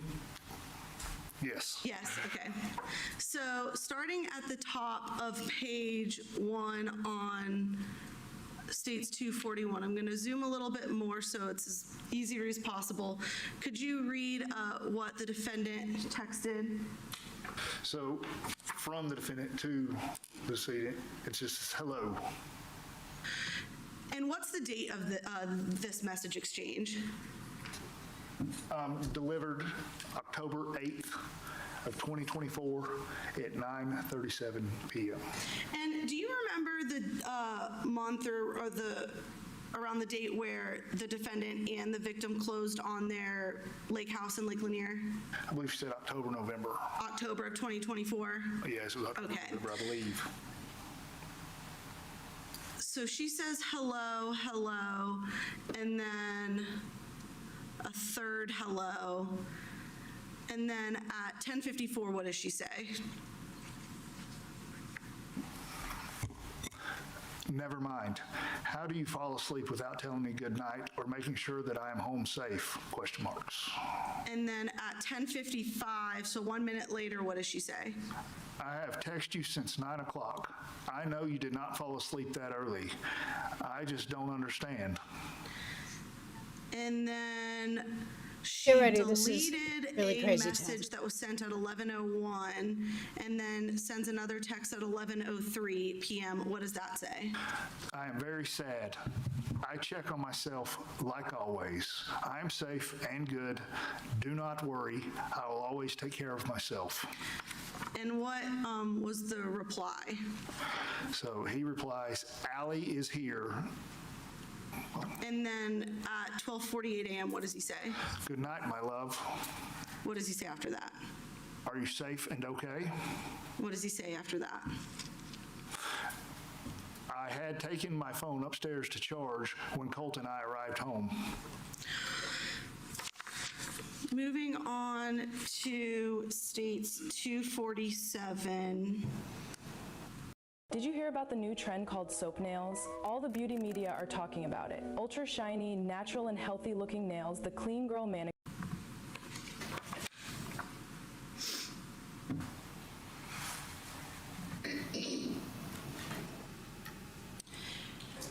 It's on October 12th of 2024 at 6:28 p.m. What does the defendant say? Apologize, jury. I'm going to read it word for word. I'm getting so wet thinking about sucking your cock. And then what does she say at 7:48 p.m.? Hello. What does she say at 8:12? Hello. What is the reply for Mr. Barron at 8:23? I would love that. And what does Ms. Mericle say to that? That was 2 hours ago. Offer is gone. You do not act like you miss me. And what is Mr. Barron's reply? Pardon charging my phone. Is that okay? And what does he say at 8:27? Why are you saying this? And what's her reply at 8:28? And then there's two replies at 8:28 at 39 seconds and 52 seconds. What are those? I am missing you so much, exclamation marks, and then I love you so much. And what is Mr. Barron's reply? It is fine if I don't hear from you for many hours, but you don't hear from me, or you don't hear, but if you don't hear immediately from me, something must be wrong. And then she replies at 8:30 and 8:31. What are her two replies? Nothing is wrong. I only miss you so much, exclamation marks. And then, are you watching the game? FL State is winning. Moving on to States 243.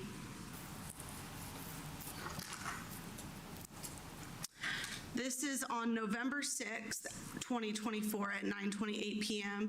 What does the defendant say? I need a kiss. And what is Mr. Barron's reply? Yes. And what does she ask? When are we going to marry? And what is his reply? Soon, my love. And then he texts again. What does he say? It was good talking to McCain today. We felt comfortable. Do you know who McLean is? Oh, McLean, apologies. Yeah, I believe that's her son. And what does she say in reply to that? When? Why should you know and not me? And then what does she say at 9:35? He enjoyed talking with you. Thank you, my love. And then he replies at 9:37. What does he say? I don't totally know yet. Let's get our move in together and talk about it from there. Or, yes, I believe that was right. And then he replies again at 9:39. What does he say? I felt close to him with our talks. And what does she say at 9:39? I wanted us to be engaged before we moved in together. This is so different. And then she loved his message about McLean. And then he replies at 9:50. What does he say? I know, different for me also. It all happened quickly. And then she replies at 9:51 and 9:57. What does she say? When will we be engaged? We both need to know the answer. It is not traditional. And then below this looks like it's the same message but sent again at 9:57. So the same message sent twice. Does that look right? Yes. And then he replies at 9:59. What does he say? We can discuss perhaps December, January. And then what's her reply to that at 10:01? We do not have to marry. And what does he say? I want to marry. She says at 10:06, what? Maybe we should wait a year or two. And he says what? No. And then what does she say? Question marks. And then at 10:22 and 10:40, she has two replies. What does she say? It should be an easy and simple decision and process. And then the second text is, never mind. And then she texts again at 11:07. Are you awake? I tried to call you. Then again at 11:11. Can you call me? And then a deleted message at 11:18. And now we're into November 7th at 6 a.m. What does she say? Good morning, sleepyhead. And then what is his reply? Hey, good morning, babe. What does he say next? Oh, where are we at? Sorry, I crashed on you. And then what does he say again? Plus, I dropped my phone and crushed the volume buttons on my case cover. My IT guy is replacing it. And then she says at 6:07 a.m. Sorry about phone. I'm getting dressed to work out. And then he says in reply at 6:08. Good job, babe. Have a good workout. And then what's her reply to that at 6:25 a.m.? Are you 100% you want to spend the rest of your life with me? Are you having doubts? What does he say? None at all. And again. Absolutely want that. And what's her reply at 7:03 a.m.? I want to believe you so bad, but my gut is telling me something else. I understand if we need to slow down. I am more needy than you are. You're good either way. You are very strong. Moving on to states 244. This is Jen Spock. It's like having a full-stack team in one workspace. Watch this. Build me a professional consulting. What's the first text from Mr. Barron? Yeah. This is November 20th of 2024, sorry. Okay. Apologize, just reading. Leave pussy alone for now. And what does she say? We should have phone sex. And what does she say again? Pussy needs lots of attention. And then what does he say? I know. What does he say again? I am zeroed in on TVs. And what's her reply at 9:29 p.m.? Never mind. And then he says at 9:43 what? Don't be upset. And then he sends some pictures of what looks like the lake house. Yes. And then at 9:44, what does the defendant say? After this weekend, I do not think I excite you. Maybe if I had pretty hair. And what is his reply? I'm so in love with you. And what does she say at 9:45? I wonder. And then what does she say at 9:48? I do not have pretty hair. I am not young. And what is his reply? You have beautiful hair, and are beautiful. And at 9:58, what does she say? I want you to desire me. You act like we are married, and we're not. I have no ring on my finger. Moving on to 245.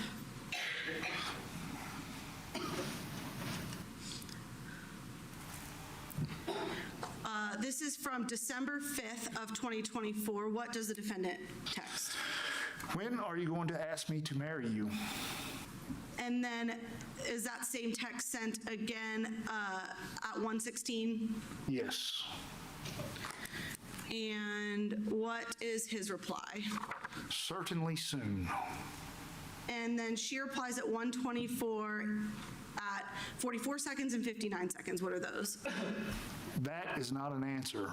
My last boyfriend told me that, and by the time he asked me to marry him, I was done. Why a secret? What does she say? The next two replies are at 1:25 and 1:27. I am not 20.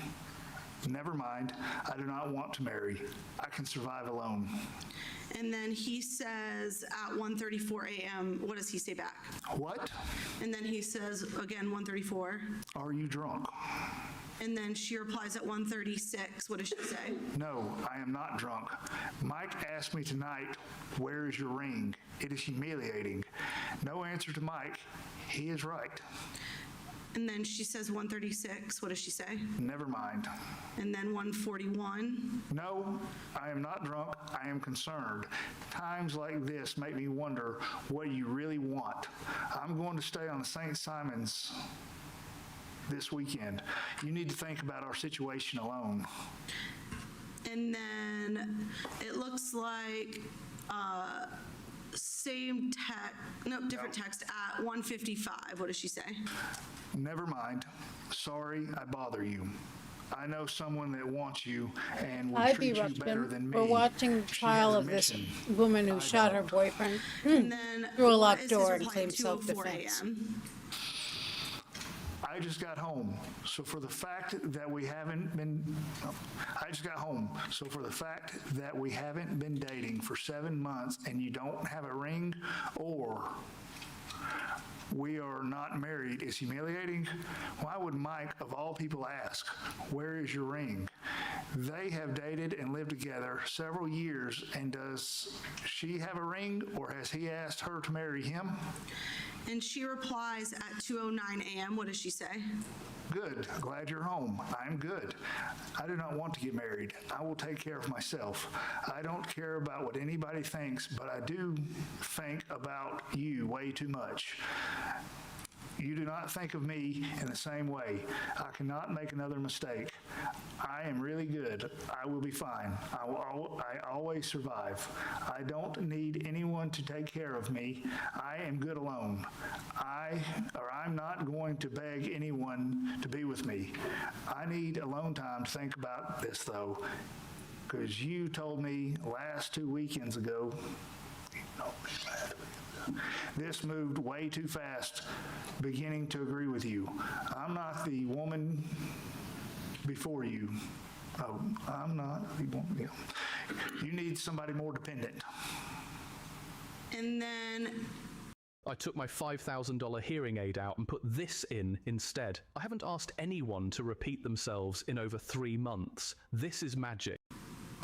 it looks like that text was edited What? at 2:09 to add "you are a good person." Does that look right? I believe so, yes. And then at 2:11, he replies, what does he say? I certainly want to marry, and I have the same feelings for you. And she replies at 2:12 a.m. What does she say? No, you do not. I am going to have this discussion again, or I am not going to have this discussion Hey, again. sweets. If you want me, I would have known by now. Go find what you want. And then at 2:12 a.m. again. I wasted 3 years with the last guy. He kept telling me how much you love me and how much you want to marry me. I was an idiot.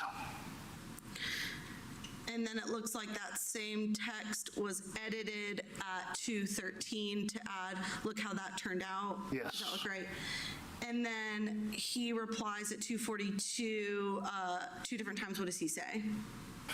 Well, Thank I'm you, not like VC. that. Good night. I think it's The funny second how text, not really sure where there's this all always a came from question tonight. about the ads as if I'm the And one what picking is them her up. reply I know what you at know. 6:29 a.m. Thank you, VC. It came from, I miss you and I want to be with you. I don't like being without you. I want to feel like I belong to you. I am sorry. And It's then embarrassing again in a at way. That's 8:18, what perfect. does she say?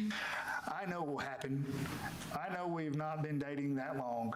I was not drunk, but I did have a few drinks. Mouse is But I yours. start thinking of things and missing you, and it has to be together. I guess I feel like if we're married, we'll be together 24 hours a day. Hi, And I know honey, that's not the sweets. case. Sleep and get rest. Love you with all my heart. Moving on to states 246.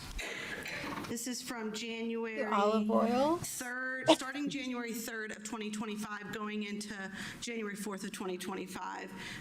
If you could read what the defendant said there. Hey there. That's at 12:17 p.m. What does she say at I missed that. 11:14 p.m.? Sorry. Thank you, Hey, Ellen. you could have told me goodbye. And then 2 more texts at 11:14 p.m. and 11:15 p.m. I deserve better. I know I'm not the woman you want. And then what's the one at 11:15? Please call me.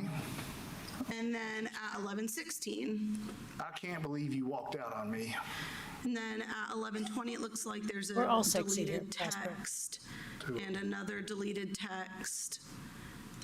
And then what does she send at 11:26?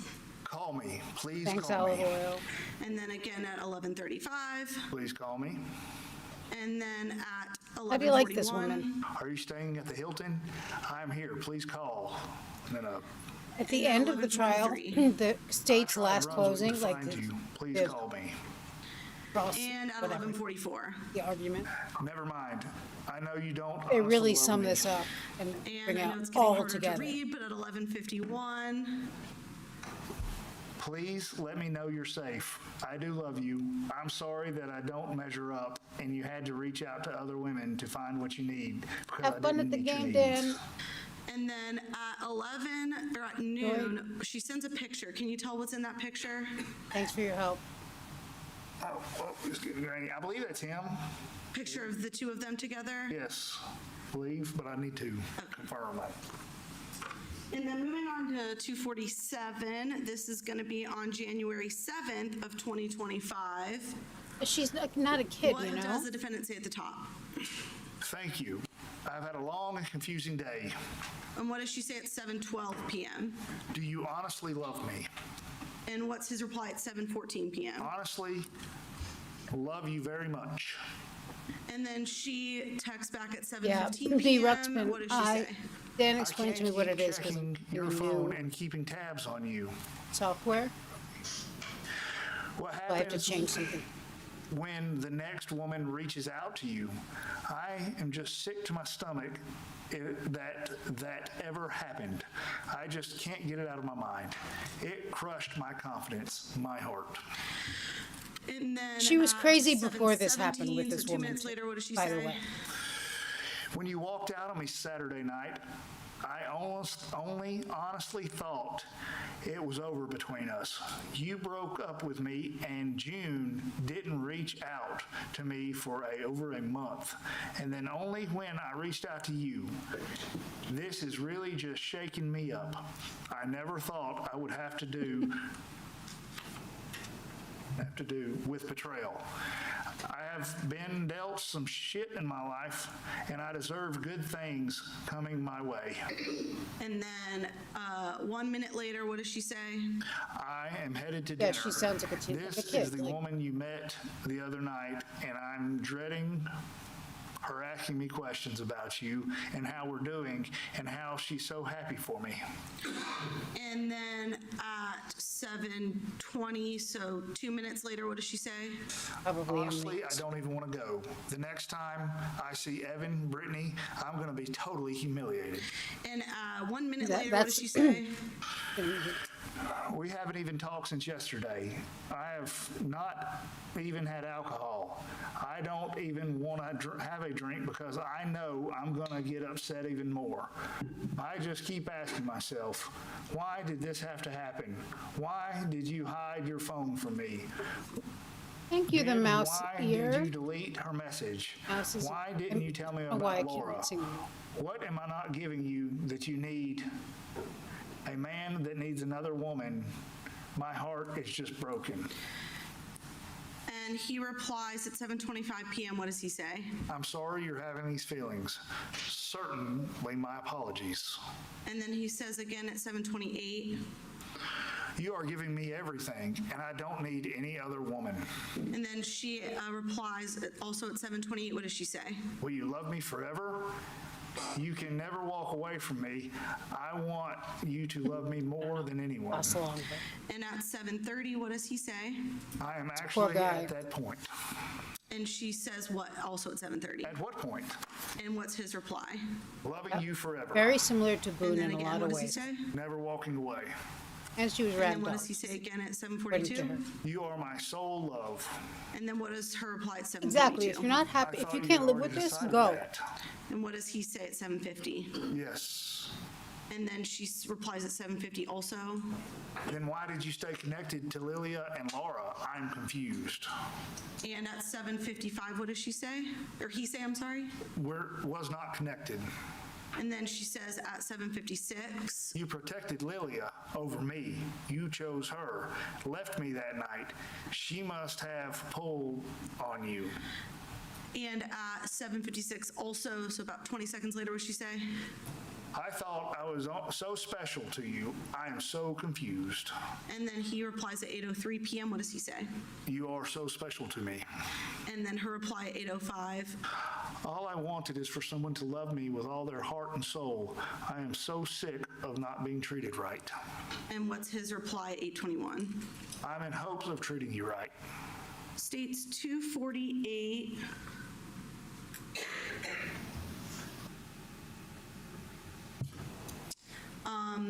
This is January 13th, 2025 at 8:11 a.m. What does she say? I do love you. I'm struggling with this, trying to understand what happened and why. I feel like perhaps I'm not all you need. You were the one thing that was solid in my life. I want to believe so hard that Lilia or Laura mean nothing to you. Let's be patient with each other, and I know we can get through this. And he replies at 8:33. What does he say? Yes, we can. And then what does she say at 8:33? I love you. Moving on to states 249. This is also that same day, January 13th. This is later in that day at 8:32 p.m. What does the defendant say? Hey, West Coast. This is the quickest way to clear out stuck poop. The #1 food for regular BMs, huh? Okay, let's see. Fastest way to clear out stuck poop is by adding more fiber to your diet. What's wrong with not people? Not quite, unless you want to make things worse, of course. How many women are you texting? Why did you delete it? Why did you delete if there was nothing to see? I feel so unwanted by you.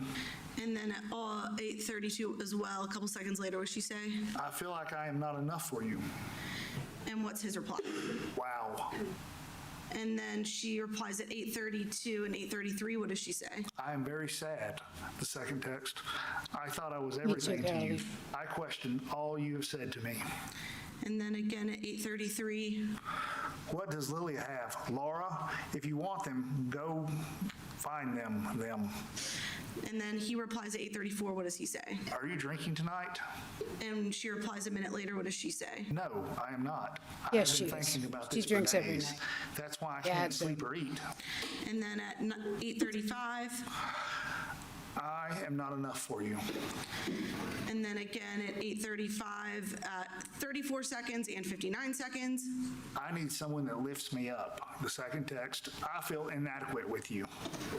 And then 8:36. I am not enough for you. I feel unwanted. I feel like if I let this go, that you're texting them every day and talking to them on your ride home and enjoying their company. Join their company. And also at 8:36 at 44 seconds and 53 seconds, what does she say? Why? Second text, I was so happy with you. And then 8:37. What does she say? I am in bed. And then also at 8:37:43, what does she say? I am never enough. Couple seconds later, what does she say? Please do what you need to do.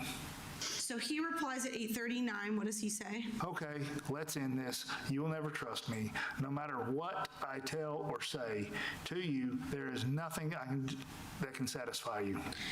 And then she replies at 8:52. What does she say? I feel all alone. I know you will never understand. I thought you loved me with all your heart, but you don't. You care for Lilia, Laura, and I don't know who else. I am tired. I am at my waterfront condo trying to figure out what to do. And then he replies at 8:56. What does he say? I don't care for anyone but you can't understand that. And then again at 9:11, what does he say? I will not come down this weekend, and I will hire an attorney on our house situation. And then she replies at 9:13. What does she say? Please call me. You don't have to hire an attorney. And then at 9:14. Please call me. And then what does he say at 9:14? McLean and I will stay here until we sell the house. And then at 9:16, what does she say? My sister is having her 60th birthday party. Her husband of 35 years is throwing her a surprise party. A couple seconds later, what does she say? On Saturday. And then again, what does she say a couple seconds later? She is so lucky in so many ways. Again. Blessed. And Blessed. 9:17:35. I want that so bad. 9:17:43. Someone to love only me. 9:18:33. Why couldn't you be that man to love me? Then he says at 9:18, what does he say? Could have had. And she says at 9:18:51. Nope, you ruined that. At 9:19, what does she say? Over what? I hope it was worth it. You treated me horrible. I did not deserve that. And then at 9:27, what does she say? Please tell me that you love me and that I'm enough for you. At 9:33, what does she say? I love you so much. I want to believe I'm the only woman you need and want. At 9:34, what does she say? Thanks for calling me. And 9:44. Can you bring me bags of leftover sausage balls? We can bring that as an appetizer for the birthday party. And then 10:12, what does she say? Do you know how much I desire you? Or how much I love you? I wish you knew 20 years ago I do love you. I hope and pray that you love me. And at 10:17, what's his reply? I do love you. And then she says also at 10:17. Please love me with all your heart. And then he says at 10:46. I have said many times. And then at 10:46, she also says what? I want you. And then he replies what? I want you, or no, want you also. And so this is a January 13th. Do you remember the date where they got into the argument and she was arrested for the DUI? Do you remember if it was? It was late February. Okay. Yeah. Moving on to January 21st. This is States 250. This is January 21st, so a couple days later at 9:41 p.m. What does she say? I am sad, confused, and hurt. I believed everything you said to me. I thought you loved me. And then at 9:49, what does she say? Are you and Lilia married? Please tell me what's going on. What is going on? I do not deserve this. And then at 9:57, what does she say? I believed in you, hung on every word you said to me. All I want is someone to love me. And then at 10:55, she sends a photograph. Is that a picture of her and Mr. Barron? Yes, Hey, that's Peter. the one, yes. Let's see you come in. And then she sends another photograph. It's probably a little bit harder to tell what that is. At 4:57, this is now January 22nd at 4:57 a.m. What does she say? I am scared. All the power is out. All the power is out, and it's freezing in here. I do not like being alone. And then at 4:57 a.m., what does she say again? I have no one but myself. And then at 5:03 a.m., what does she say? I am heartbroken. Why did you buy a house with me? Why did you lead me on? Who is this Lilia Bocan? Why didn't you buy a house with her? Why didn't you why did you play with my heart? You have destroyed me. I believed in you. You have ruined my heart. I am trying to figure out who you are and what kind of person plays with someone's heart. I'm so hurt, but I know you don't care. The lies, the betrayals, who are you? I put my heart and soul into you. I love you so much. My heart is broken. I don't think it will ever be repaired. I am so sad. And then at 5:04, so that was at 5:03:48. This is 5:04:33. What does she say? I'm alone again. I'm so sad. You cannot play with people's hearts. And then at 5:12, what does she say? Who are you? Who is Lilia Bocan? I deserve an answer. She told me you were married to her. And then at 5:17, what does she say? I fell in love with you. I honestly thought you were my forever. I wanted to be your wife. I wanted you to be my husband. What happened? I have been hurt so many times, I just can't take anymore. Why couldn't you just love me for me? And then he replies at 9:46 a.m. What does he say?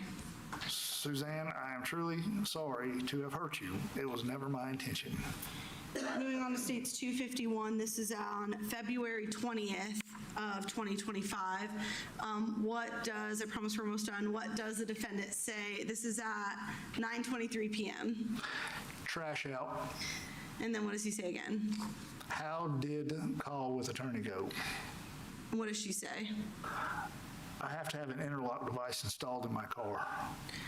And then what does he say? Hey, Dorgan. And then at 10:48, what does she say?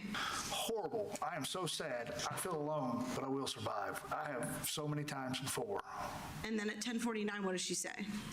I feel like you don't even care about me, and you knew that I had a phone call with my attorney. And you never called to check on me.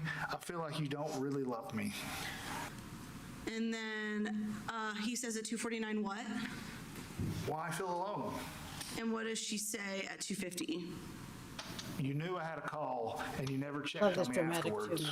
And then what does she say at Hey, 10:50, a couple seconds later? I wish you worried about Yeah, me like you and do how about Lily and her not daughter. talk? What's all the And feelings? then Like, at come on. 10:50, a couple seconds later, what does she say? Don't worry about me.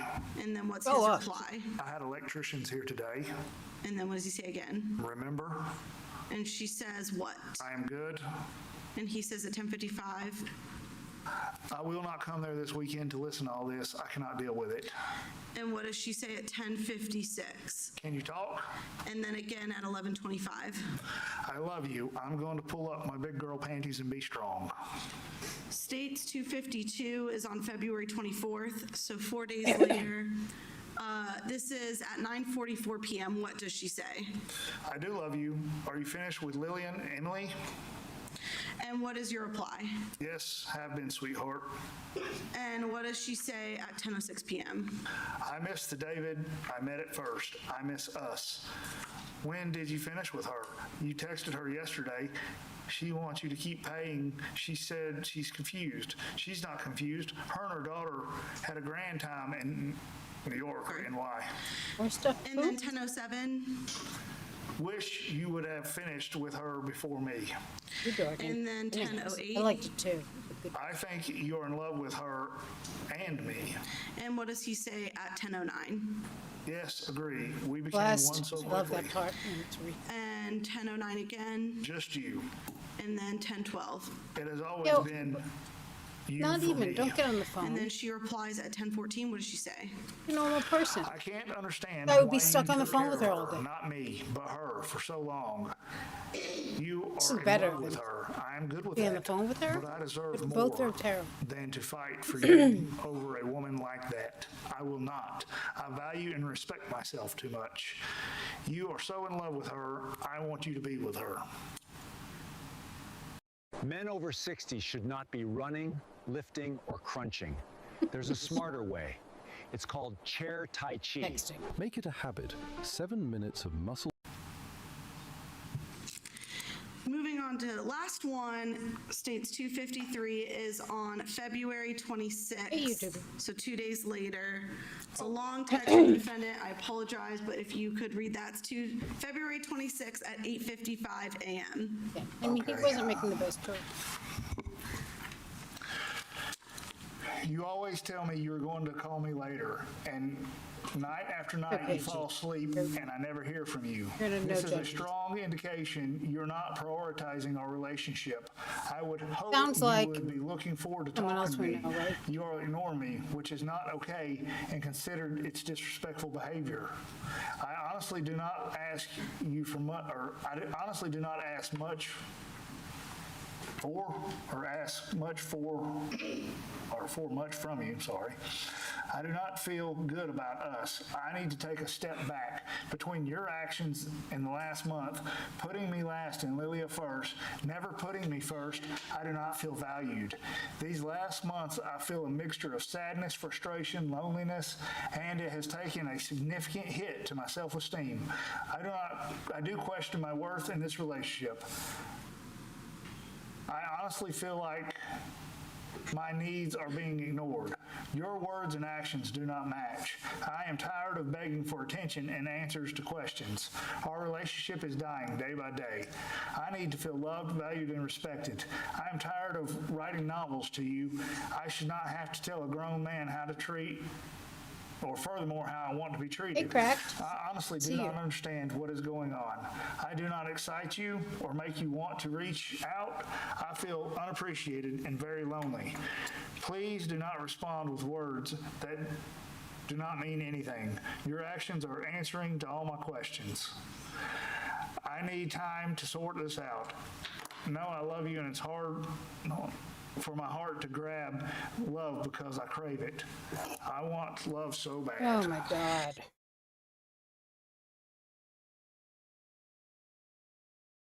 Okay, next we're going to go to her on the stand. Either in the master or the one right there by the door. There's a bathroom by the door. Oh, I don't know. Either it was either in the master bedroom that I flushed him or in there. Because I was not throwing him out, and the tragedy told me. No, sir, I'll get out of your way. Also, her mic is. Truth, nothing but the true self you Oh, got. fucked up, of course. So. Thank you so much. Introduce yourself to the jury. Okay, hi. I said my name is Suzanne Mericle. Before we get started, I wanted to ask you, can you hear me now, Judge? Yes. Before we get started, I wanted to ask you about whether you're taking any prescriptions right now? Yes, I am. Okay. And do you know what all those are as you sit there, or do you need to look at a list to kind of remember I need those? to look at a list. Okay. Oh, this sound. Witness, Judge? If you have dogs, beware.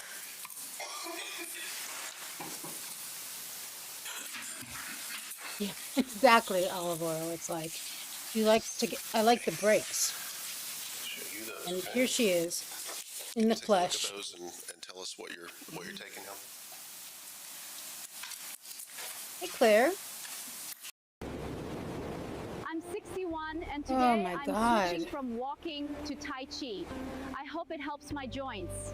This is me.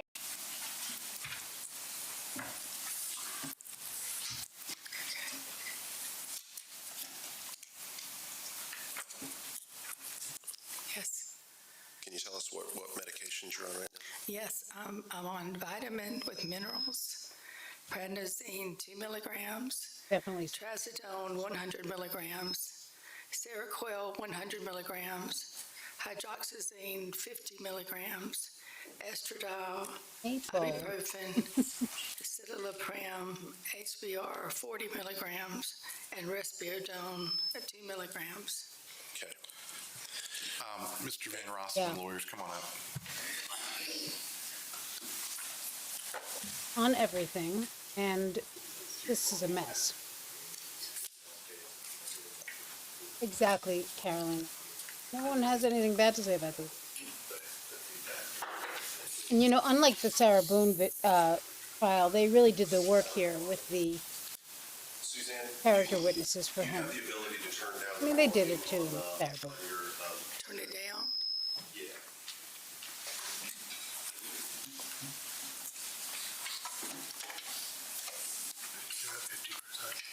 Try that. Okay, I'm talking now. Go ahead. Okay. Can you still hear him? Yes. Is that okay? We getting feedback over here? Judge, is that good? We shall see. Okay. Okay, sorry. I wanted to Rabbit. show you some pictures, Defendant's Exhibit 21 through 41. 21 through 41.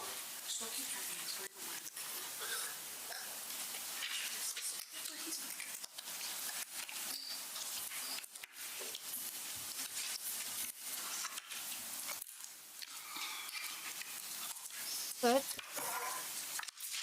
now, or we. But did you watch this trial? First witness. I'm going to show you Defendants 21 through 41, okay? You can take a look at those and see if you recognize those.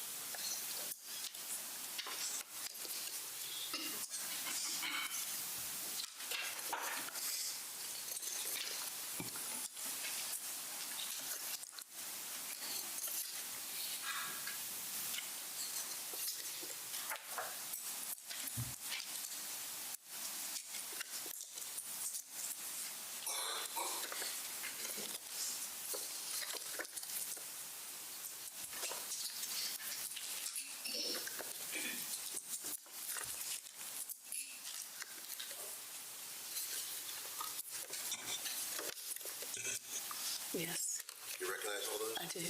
What are those pictures of? They're pictures of me the day after the incident happened, On March the 8th. on March the 8th. Do they fairly and accurately represent how you appeared on March the 8th? Yes, they do.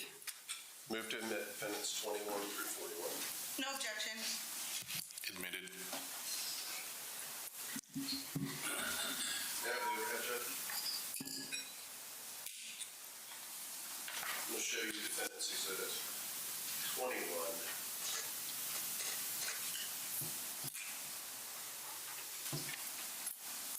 Which, can you tell us which arm that is of yours, your left or your right?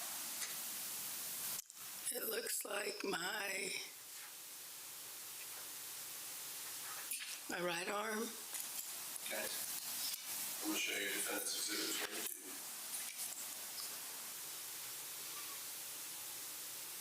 Is this another picture of that right arm? Yes, it is. Defendants 23.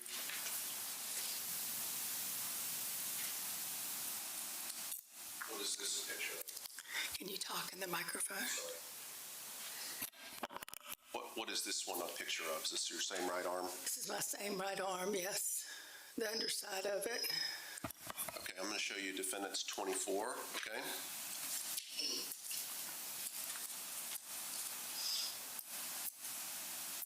What is that? That's my left arm.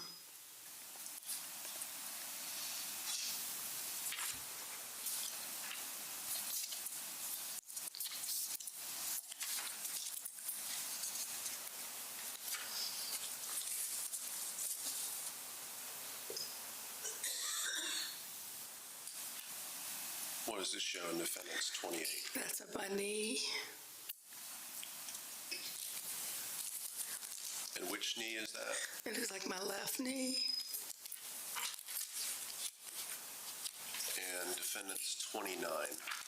And that's across my left thigh.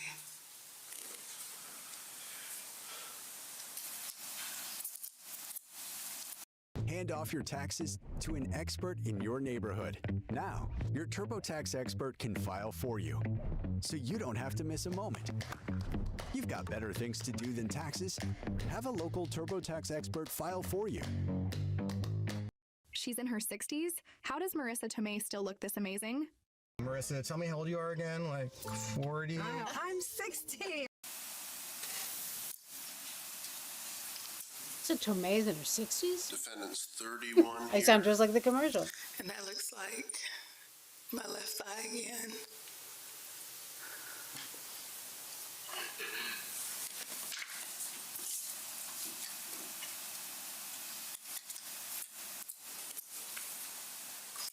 And defendants 33 here. It looks like my thigh. Camera's terrible. Is this your left or your right? It looks like my right.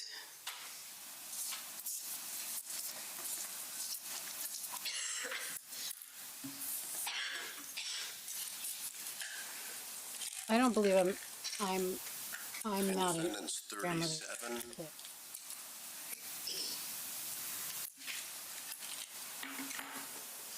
Giving you What does that choice. appear to be of? It looks like One a or the picture other. of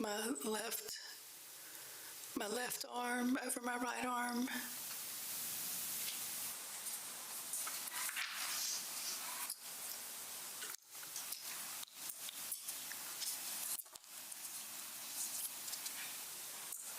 And defendants 39.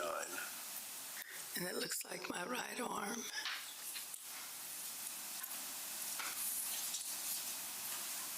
Defendants 40.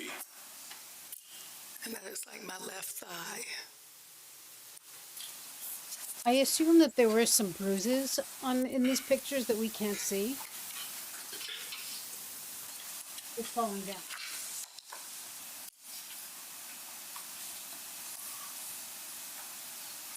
I'm sorry. The judge did.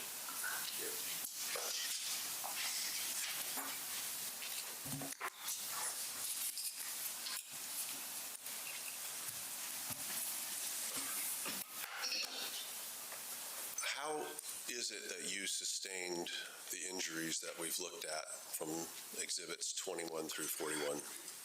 It's where he grabbed me and hit me the night of the incident. Okay.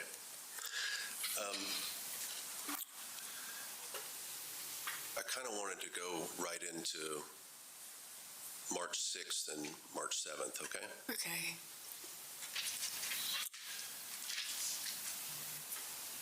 Tell us what happened on the evening of March 7th, around about the time that you all were in the living room and there was dinner being served and all that.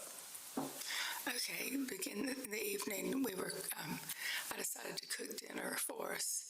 And so I made scrambled eggs for him and a fried egg for me. And I made I cooked some kielbasa and some bacon. I fried the bacon. Okay. And then we You had said dinner. Kielbasa? Kielbasa. Like kielbasa? Sausage? Yeah, sausage. Okay. I cut that up too for us. And then we had dinner, and then I cleaned up the kitchen. And then he fell asleep. Yeah. Where in the house, the jury has seen lots of photos of the house. Where in the house was this, where he falls asleep? In the living room area where the two chairs are, in the foyer area right in front of the television. Was there something that you did while he's asleep there in the foyer? Something that I did. Yeah, he's asleep. What are you doing? I'm over there on my phone. At some point, does Mr. Barron wake up? Yes, he does. Okay. And what happens after it is that he gets up? After he gets up, I had went to the bathroom, and I came back, and he was awake, and he had my phone in his hand. Okay. And So are we talking at that first witness? You have free reign. Thank you. I'm sorry.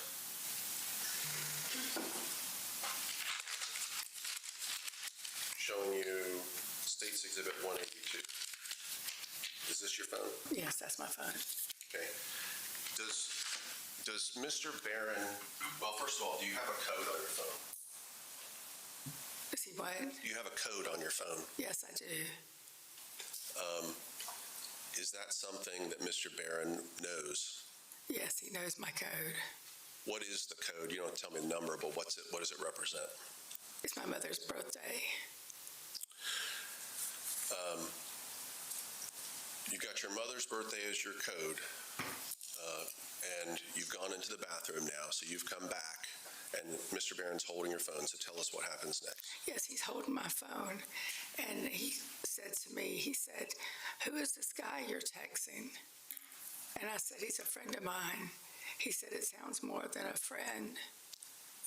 And I said, "He's a friend of mine." And he said, "How do you know him?"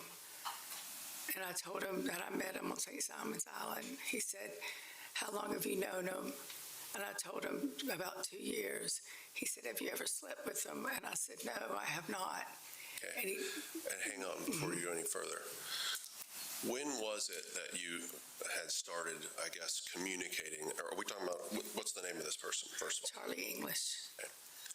When was it that you had started communicating with Mr. English by text? About 2 to 3 weeks prior to this day.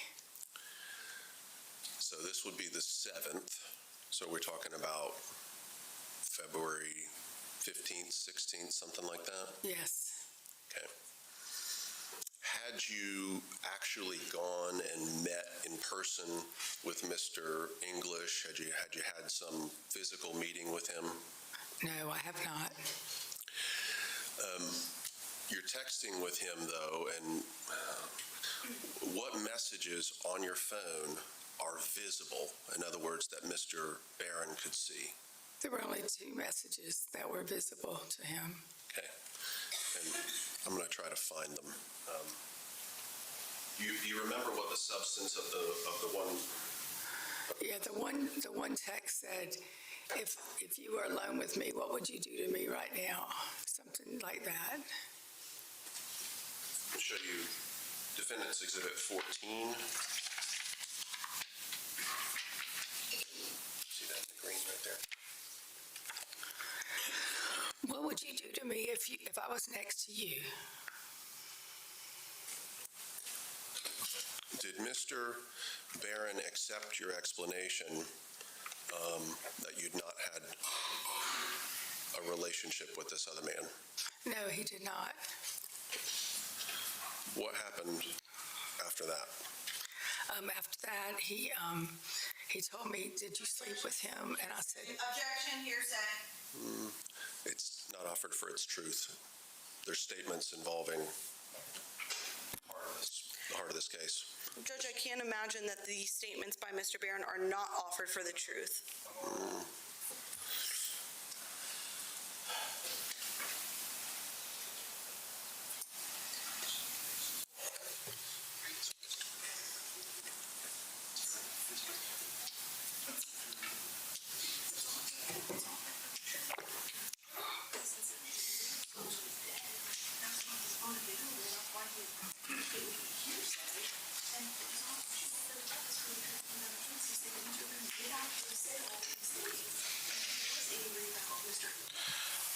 Y'all go ahead and take a break, please.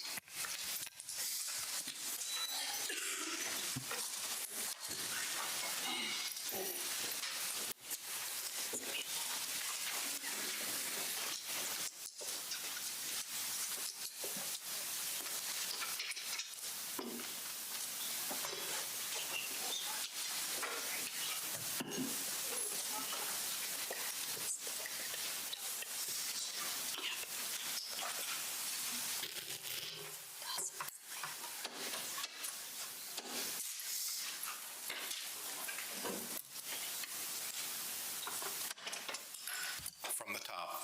Judge, I'm going to object to hearsay. This witness Mr. Barron is unavailable because this defendant killed him. And for this defendant to be able to talk about everything that Mr. Barron said that night, they're absolutely offering all of these statements for the truth of the matter asserted. They're offering these statements to show that Mr. Barron was angry about Mr. English, that he didn't believe that she had never met him before, that he didn't believe that he had had a sexual relationship before, talking about statements that he made as far as all of this is hearsay. They're absolutely offering every single one of these statements for the truth of the matter asserted, and to try and get in Mr. Barron's statements, who is again deceased, especially after, Judge, we had a whole hearing about Mr. Barron's statements where they wanted to keep his statements out, and the body came from St. Simon's arguing confrontation clause, but then Does the state have a right to the confrontation clause? No, Judge, we don't. They don't. They don't. Okay.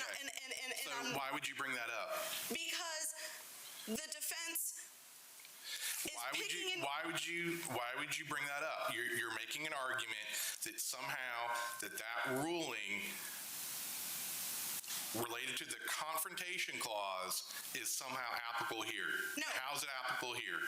Judge, the only reason I brought that up is because the defense was adamant about making sure that Mr. Barron's statements, and that is hearsay. They were adamant because there is well-established constitutional precedent that a trial court should not let that in. Correct. And there's also well-established precedent to not allow his statements in this context as well. And that's why I brought that up, Judge, because if there's well-established precedents for one, there's also well-established precedent for the other. I'll give you 15 minutes to give it to me. I'll be back at 9:30.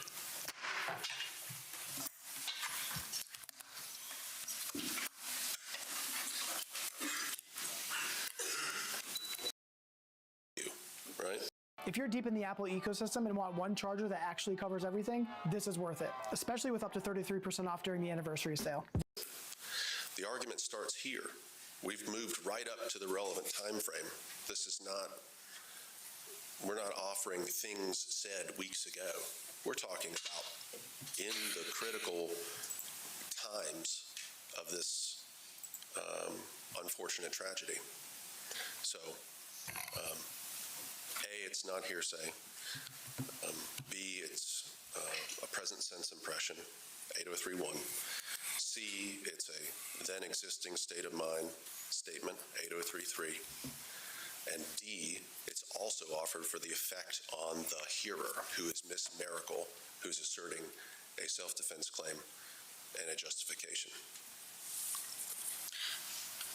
Judge, my only response to that is I'm not objecting to them talking about threats that Mr. Barron made. I agree that him saying, I'm going to kill you, is not hearsay, because whether or not he was actually going to kill her isn't what they're offering it for. They're offering it to go to her fear. So I'm not saying that they can't get into Ms. Barron talking about threats that or that Ms. Mericle can't talk about threats that Mr. Barron made. I do agree with Mr. Willis that that would not be hearsay. They're not offering that for the truth of the matter asserted. I'm only talking, so I'm not talking about every statement. Like I said, I'm not talking about every statement that Ms. Mericle may or may not testify to as to Mr. Barron. I'm only specifically talking about these specific ones that she's talking about right now, about Mr. Barron saying he didn't believe me that I wasn't having an affair. He didn't believe that I'd never met him. He didn't believe me about that. There's plenty of ways that they can talk about Mr. Barron allegedly being upset by these texts without talking about what he said. Did he appear angry after reading those texts? Did he appear upset? You know, what did he do? They can talk about his actions that he took after reading these text messages. All of that would be perfectly fine. Those aren't statements.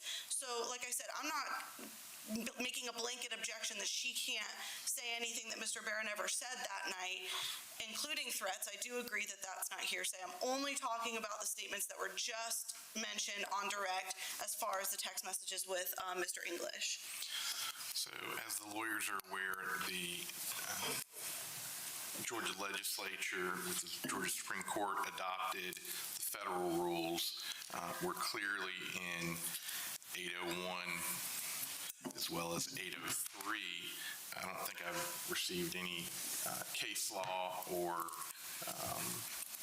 annotations or anything from either party. Does anyone want to provide that?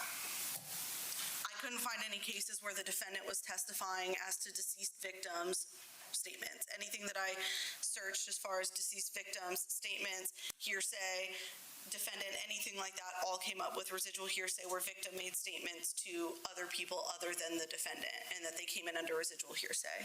And that, I would say, is very instructive.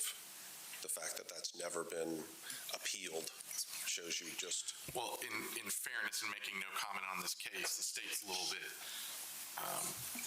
hamstrung on these types of cases because there's no right to an appeal, and I'm not saying it either way, of an acquittal. So, it's a situation where, in fairness, and I'm a neutral party, but I mean, the state doesn't have a whole lot of opportunity to appeal after the fact. Right, but it would be a defendant where a trial court said you can't put these in, and a defendant appealed. Exactly. And there aren't any. That was my understanding as well. That's why we took a break, and it's been a half hour, and I appreciate everyone giving me argument, but I've yet to have a case, so that's why I'm asking. The court's ruling is that it is not hearsay under 801C. Even if it was hearsay, you have 803.1 and 803.3, as pointed out by the defense. That being said, I am going to give a curative instruction or an overarching instruction.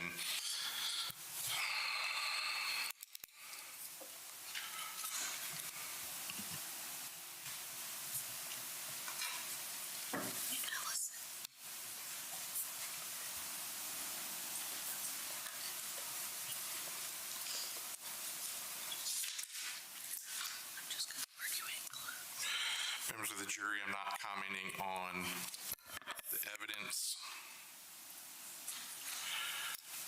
However, to be clear, these statements are not for the truth of the matter asserted, but only to potentially explain defendant's actions. It's a pretty important instruction I'll give to the jury. Judge, I would ask the court not to give that instruction if they're missing under 803.1 and 803.3. There's no need for an instruction. Well, I'm finding that it is, it's not hearsay. So, but I'm also stating for, and appellate record's not my concern, but there's also logic in 803.1 and 803.3.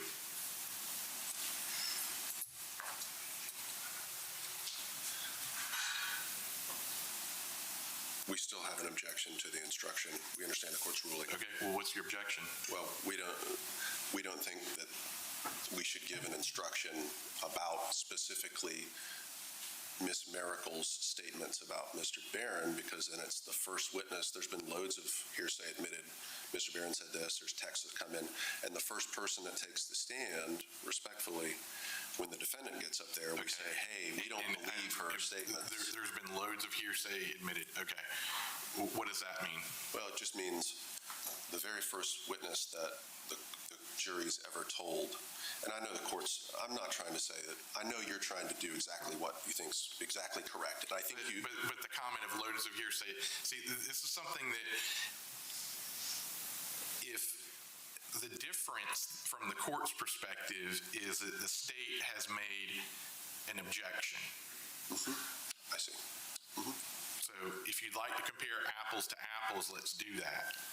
But, and this goes for both sides, and I'm not trying to get on my high horse here, but this is not a quid pro quo. This is not, oh, well, you're entitled to 3 improper things, or you're entitled to 3. You're entitled to 0 improper things. You're only entitled to what the law allows.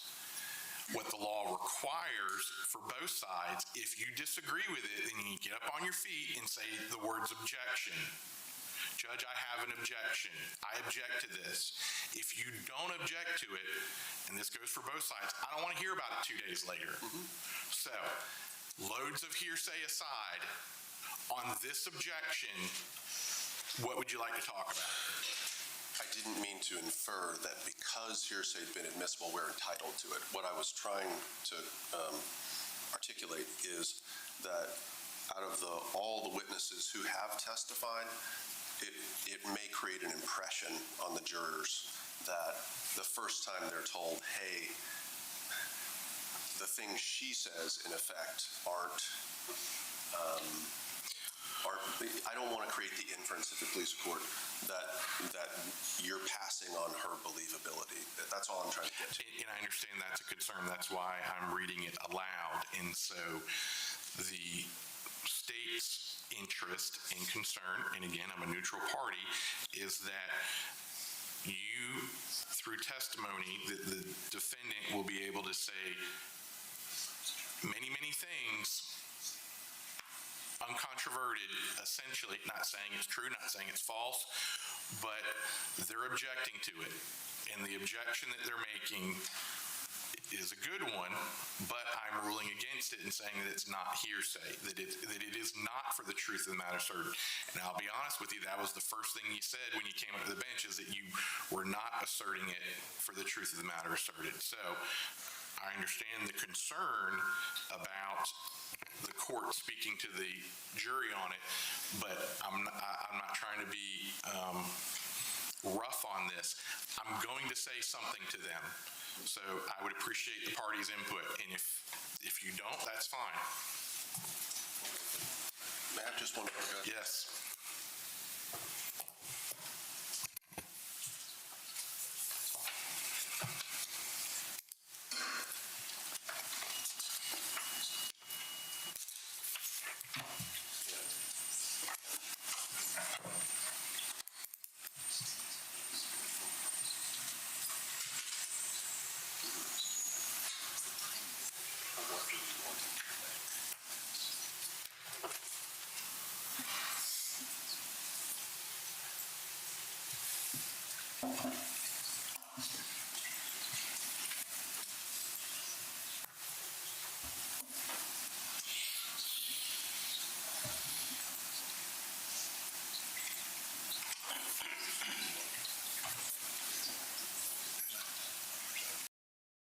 Okay?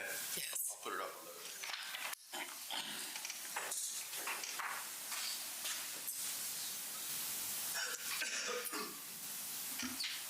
What is that of? That's a picture of our foyer area, the living room area where we were seated that night. Where was it that you said you had gone? To the bathroom. Okay. And can you show us, can you kind of show it, maybe I'll use the pointer here. Can you show us which way you'd have to go to get there from this picture?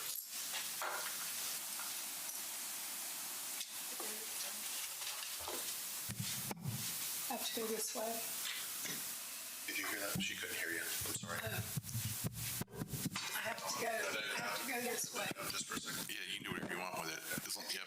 I have to go this way. Okay. Which way is the bathroom on this picture? This side, right over here. The bathroom's back there. Okay. Thank you. Good night, just me. Thanks for hanging out with us. Thanks.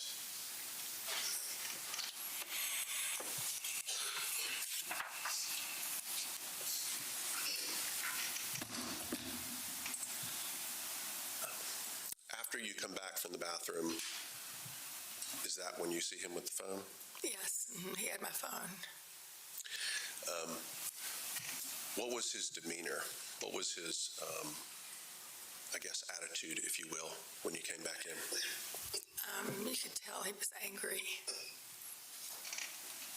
Was he making any statements to you? He just asked me how long have I known him? Where did I meet him? How long have I known him? Where did I meet him? Have I slept with him? Okay. And did Mr. Barron accept your responses that you were giving back? He did, except for the last one when I said I didn't sleep with him. He called me a lying whore. And what happened after he did that? After he did that, after he called me a lying whore, Then he stood up and he came over there to me and put both of his hands around my neck and started choking me. Okay. Could you breathe with both of his hands around your neck? No, I could not. Were you capable of breaking free from his grip or getting loose or anything like that? No, I was not. Why not? He's very strong. How long does he have his hands around your neck? Probably for about 30 seconds, maybe.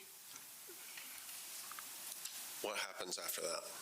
After that, he drops his hands and he grabs both of my wrists and he pulls me up and he takes me and twists me against the living room wall, slams me against the living room wall, and then he slams me against the door frame. And he lost his balance at the door frame, and I ran into the bedroom, and he followed me into the bedroom, and he goes right to the dresser by the side of the bed, and he gets his gun. And Is this the state's exhibit? When you say gets his gun, let me show you.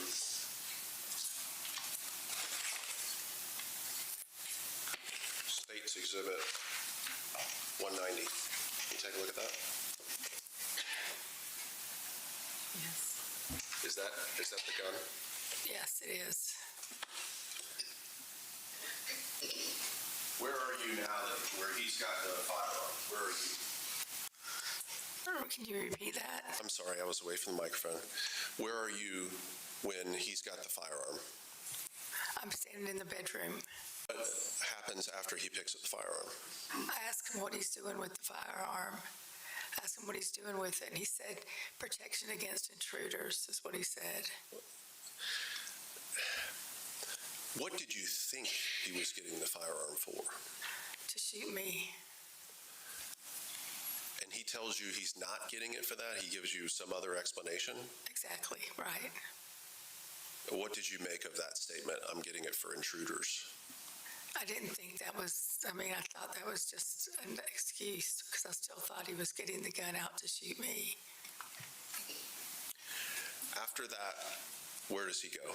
Probably getting it out to protect himself from you, maybe. And what do you do? I follow into the living room and I start looking for my phone. Were you able to find your phone in the living room?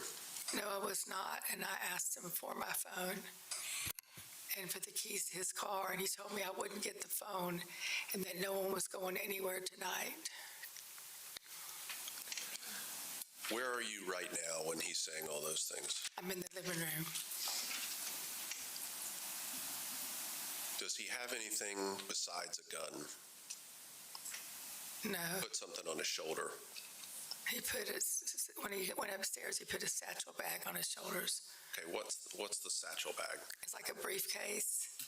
It's what he owns. It's his briefcase, satchel bag. But he didn't put it on until he was going up the stairs. Okay. What happens as you're there near the stairs and he's got the gun in the satchel bag? He starts asking me other questions. I think it was a pretty swanky office. Okay. But he starts asking me more questions about Charlie English, asking me where he's from, what he does for a living. I know. Just thinking the same Have I thing. ever seen him? You know, and then he tells me that he asked me how long I'd been communicating with him, and I told him 2 to 3 weeks, and he told me I need to stop communicating with him, and I told him I would stop communicating with him once he stopped communicating with his lady friend. And he got mad, and he grabbed my right arm, and then he kicked behind my leg, and made me fall down on my knees on the staircase. After you're down on your knees, is he holding you with his arm or something? Has he got you in some sort of a grip? Yeah, he's holding me with my arm. He's got a grip on me with his arm, holding my arm down like that. What's he do after that? After that, he tells me that he wants me to suck his big cock. To me, that sounds more like something she would say Is that than something he would that say, you're interested in doing at this going by point? their texts, No, I was not. which get even worse than what we heard, by the way. What do you do next? And then he told me to help him undo his pants. And so I helped him undo his pants because he had a gun in his hand, his other hand. And I helped him undo his pants. Then he put his penis in my mouth and told me to suck it. And then he kept Yeah, now trying she's to make me suck, probably to suck pay and for give this him oral attorney. sex. And then Exactly. he grabbed me again,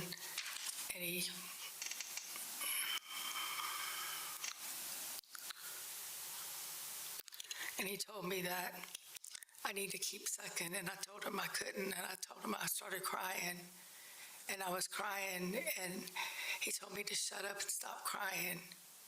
And then he told me again to shut up, and then he said, you need to shut the fuck up. He said, if you don't, I'm going to take my fucking gun. And he held the gun up to my lips like that. He told me he was going to take his fucking gun and shove it down my fucking throat and shoot my fucking brains out. And then he told me, you belong to me. And then he pushed me backwards. And then he told me, don't close your eyes tonight. Before you go any further, I want to show you a picture.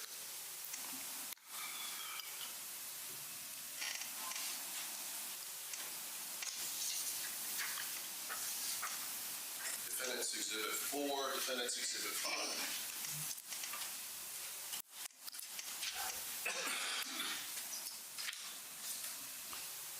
Show you Defendant's Exhibit 4. This is Defendant's Exhibit 4.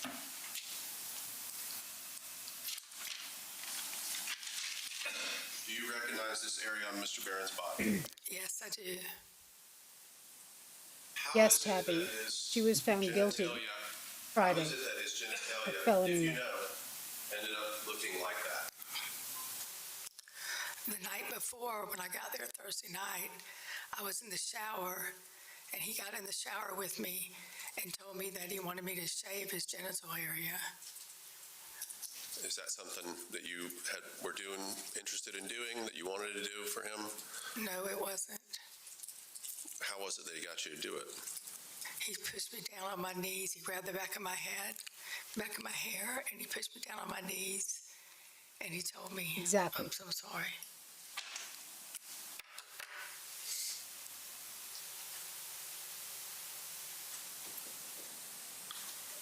And he handed me a razor and told me to shave it. Yes, A to B. Is this the way his penis looked on March the 7th? Yes, it is. This makes no sense. I understand.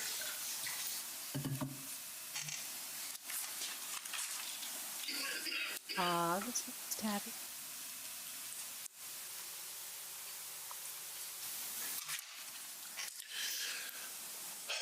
At some point, does he go up the stairs? Yes, he does.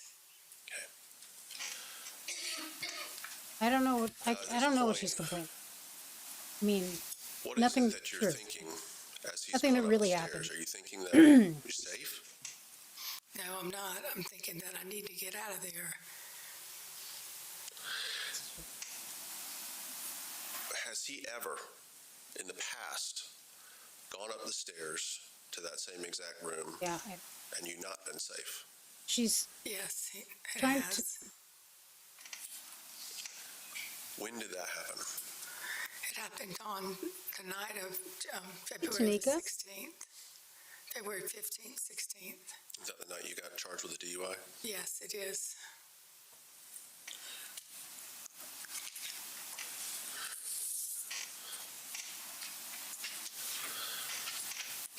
On the Oh, night yeah, I of have to February watch 15th. I want to talk Tonight. about that for a minute. Okay. At an app. What happened on that night? We were sitting in the living room watching TV, and he started talking about the down payment on the mortgage. He started talking about the payment on the mortgage, that he wanted me to use the sale. I was selling my dental practice, and he wanted me to use the money from that to pay the mortgage off. Okay. And the jury has some idea about how much money was owed on this property in February of 2025? 1.33. What was it that Mr. Barron wanted you to do as far as that 1.33 that was owed? He wanted me to pay it off with the money from my selling my dental practice. All of it? All of it. Was that a good idea? Is that something you wanted to do? They will address that. How was it that he brought Yeah, this the up to DUI you? is his fault. How did he express They'll to you address that that he back. wanted this to be Not- done? He just told me, we were sitting They'll there try and he to. brought it up that he wanted it. It will be brought for up me by to the pay state the mortgage off. to her. He said it would help him out Why the if I could just pay the whole mortgage off and it'd take away our payments. Okay. And so did you agree to do it? No, I did not. Yes, sorry. How did he take that? Well, I got up to get a bottle of water and he State followed will me in the question her kitchen. And violence he in the kept telling me text. I needed to do that. And yes, I of told course him the I wasn't DUI gonna is do his that, fault. that I wasn't comfortable putting that much money down, that was for my retirement, to be put away for when I retire. And he got mad and he slung me up against the refrigerator door, probably like 2 times. And did you do anything else after that? And then he went up, he got his satchel bag, his phone, his keys, his whatever, I think that's it. And he went upstairs with the satchel bag and his keys and his phone. Did he go up to the same room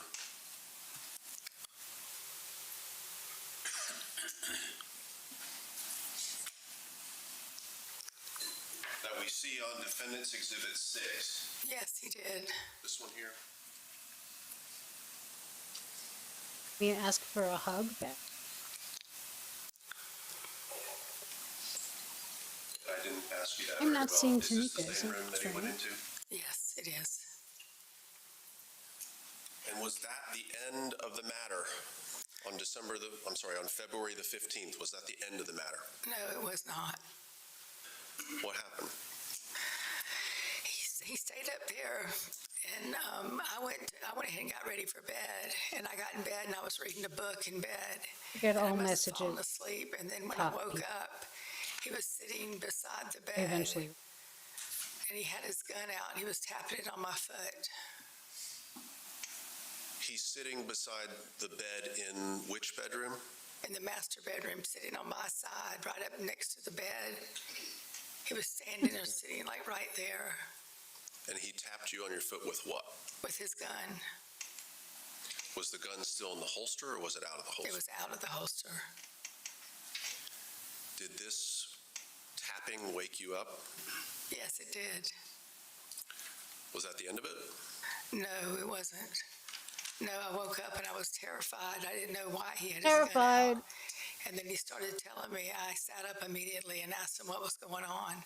And he said to me that he was sorry for what he did and that he understood that I couldn't pay the whole amount and that he loves me and wants us to be together.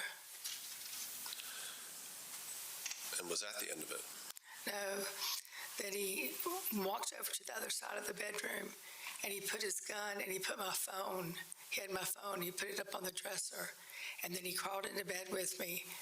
And then he put his arms around me and kept telling me he loved me and wanted us to be together. And that if I could just pay maybe just half the mortgage then. So that would be what, 600 and 600 and something. 600 something. Okay. Did you agree to do it? No, I said no, that I didn't feel comfortable doing that either. That I just wanted to pay my regular mortgage payment every month. Imagine And then what? if Sarah found out that George was sending money to some broad and her daughter. I said no, that I didn't want to do it anymore. And I asked him, I said, are you still paying for your lady Yeah, friends she does, her right. expenses every month? Okay. And he looked at me, And your lady friend means? Lilia. Okay. You brought that up to him. Right, I brought that up to him. And then he got mad and he grabbed both of my arms and he put them above my head. And then he lifted up my shirt and started slapping my breast. in my chest. He started slapping him very painfully and hard. I think that she's just Had he ever mentioning things slapped your that breast she like had that him do. and pinned you with your arms above your head before? No, never. So then what happened? And then he slid me off the side of the bed, and he tried to have anal sex with me.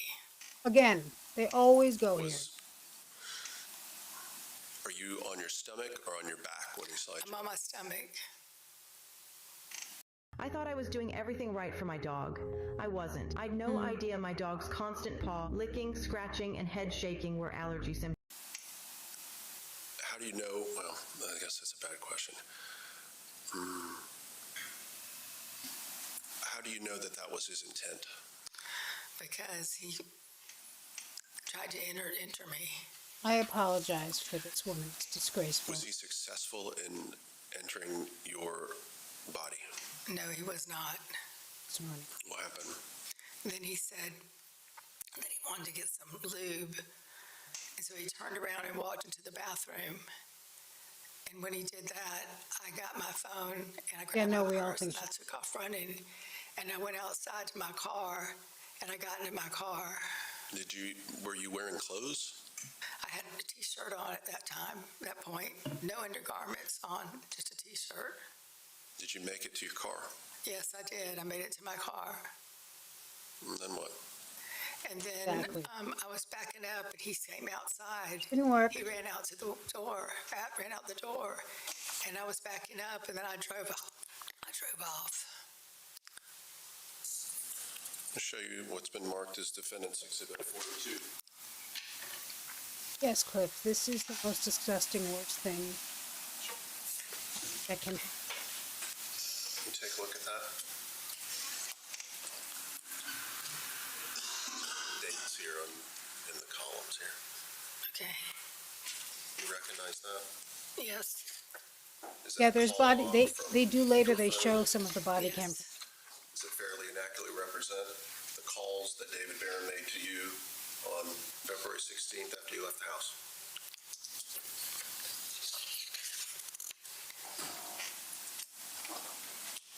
So he needed killing. Fair? Move to admit Defendant's 42. No objections. What's the number? 42, Judge. Admitted.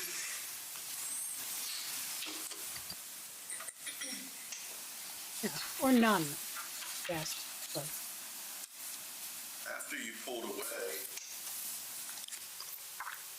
did you Use your receive mind. any telephone calls from David Barron? From who? From David Barron. Yes, I did. Do you remember how many calls it was? He called me about maybe 5 times, 5 to 7 times. Let's take a look, okay? Defendant's 42.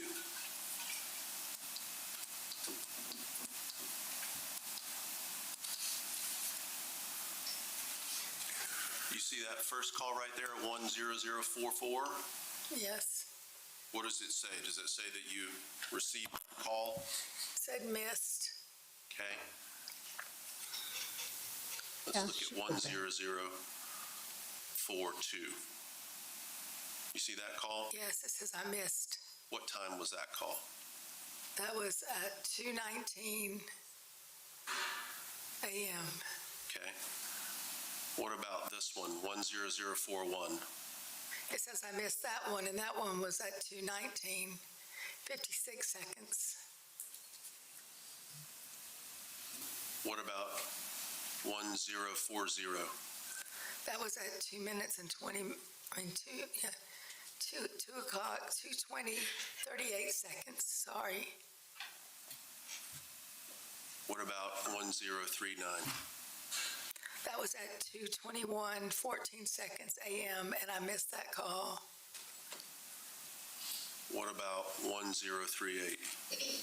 That was at 2:21, 49 seconds, and I missed that call.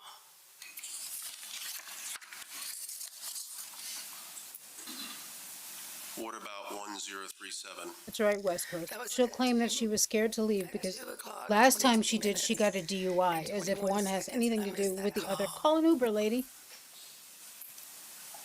And what about 1036? That was at 2:22:58, and I missed that call. Me too, not You keep saying you missed the call. this fake vocal fry. It was ringing, and I didn't pick it up. Right. Look at 1035. What time That's is at that? 2:23:19 a.m., 19 seconds, and it says rejected. Okay. What about 1034? Exactly, Cliff. That's Same at story. 2:23:57, and Except I for with missed it. Sarah, it was more obvious that she was pissed about it. I just wasn't answering the phone. Right. What about 1033? That was at 2 o'clock, 2:24 and 33 seconds. And it said I missed that call as well. What about 1032? That was at 2:25, 10 seconds. And I missed that call as well. And it looks like you tried to place a call Nobody here is like at Sarah. 1031, is that right? Yes, I guess so. That probably was a misdial. I don't know. Who's that? That's to my daughter. That Mary sound is Madden. still with the.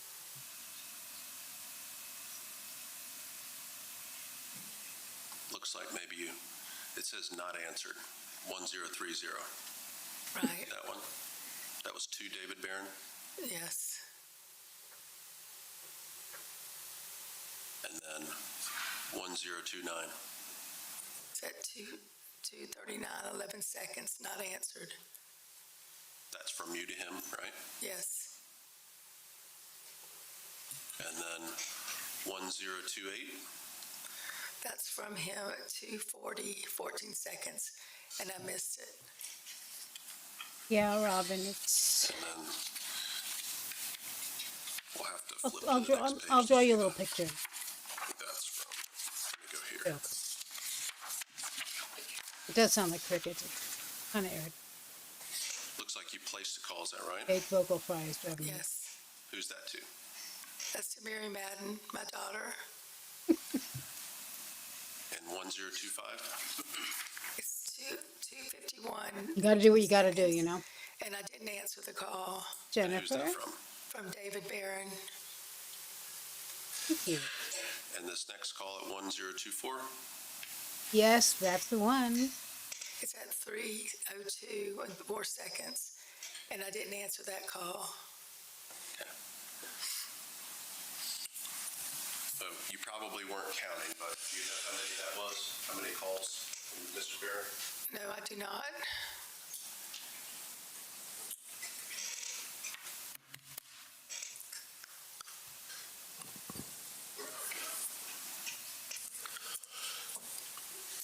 We have heard some or seen some evidence about some notes on your phone or a note on your phone about this DUI night.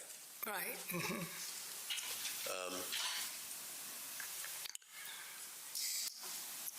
In the notes in your phone about this DUI night, What's TCU? it doesn't have any of this information about this incident. Right. It does not. I don't think Hear Me Out is streaming tonight, but I might still be here. And if not, In case I had to go over good to see you, West what Coast, and we'll happened see you that soon. night previously, so I would remember what happened that night, but I left out a lot of details, and I left out the truth in it. And the reason I did that is because he was going to help me with this, and if he saw that I said anything like that or wrote anything, he'd be furious with me and he'd hurt me.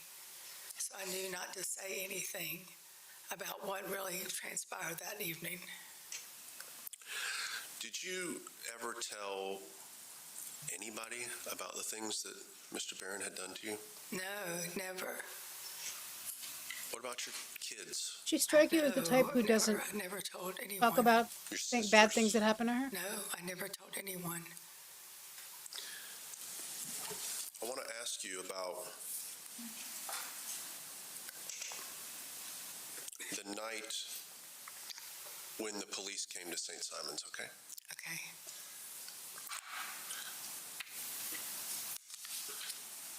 What was the place that you guys were staying? You and Mr. Exactly, Cliff. Lied in her diary, Gate in. telling the truth. And we've heard from the police officers showed up, but can you tell us what happened earlier in the night? They never happened. Well, we went to a restaurant called Ember. We went out to eat. We were on St. Simon's. Not one shred of And in evidence. the middle of dinner, he said he didn't feel well. So we packed up our dinner and we left. And we get in the car and I asked him, I said, are you okay? He said, no, he's not okay. He said, you weren't paying attention to me in there. You were paying attention to all your friends. Because there were a lot of people in there that I knew. And I was just talking to him and saying hello to him. And I said, no, I was paying attention to you. And he said, no, A survivor. you weren't. He said, why did I drive all the way from Gainesville to come here if you weren't going to pay attention to me? And then we were silent in the car on the way home. And then we pulled into the parking garage. And that's when he asked me if I could do him a favor. He said, can you do me a favor? And I said, sure. And he wanted me to pay his mortgage for that month. Okay, hang on. His mortgage means what? His half of the mortgage payment that we I don't believe made that either. together. Okay. At this time, we know what the mortgage loan amount is, but what is the Hey, monthly Jim in the total mud again. payment, if you know? It's about probably around 9,000. So between the two of us, it's like 4,500. I pay 4,500 and he Nicole? pays 4,500. Did you agree to fund his And portion of that, the mortgage? No, I did not. We'd have some kind of character witness to say How this, did he no? receive that information? He slapped me in the face. And this was in the car? This was in the car, yes. Okay. Was that the end of it? No, then I told him that maybe he needs to find another place to stay tonight. And I Yeah. told him that I would get all of his stuff together and send it down the elevator. So I went upstairs to get his belongings and pack his bags. And I was up there doing it, and he comes up the stairs, up the elevator, I'm sorry. He comes Yeah, me- upstairs and he's standing at the door, and he's trying to get in the door, and I'm standing in the way of the door, and he pushes the door open and makes me fall. And what happened when you fell? When I fell, Yes. Her lies during was already on the testimony and ground. in the, he kicked me during in the the text. side, She, and then he kicked me really hard in they'll the go head. on to read more of the text, then he and pulls she me lies up a from lot. the ground. To He admit put it. one hand on my neck and the Because- other hand on top of my hair and pulls me up from the ground. They've that got way. receipts for all of her lies. Lies like she was in the ER. What happens after he does that? Then the Terribly police nuts. bang on the door. But But before worse that, in some ways. when Not worse we than were terrible. talking about why I wouldn't pay for it, I then made another No one had statement anything that bad as to long as say. he's paying Nobody. for her monthly bill, Except for her then I would kids. not pay for it. Was that something he liked you to say to him? Hey, So Kim. that's when he slapped me in the face. Hey, drive safe. When the police got there, did you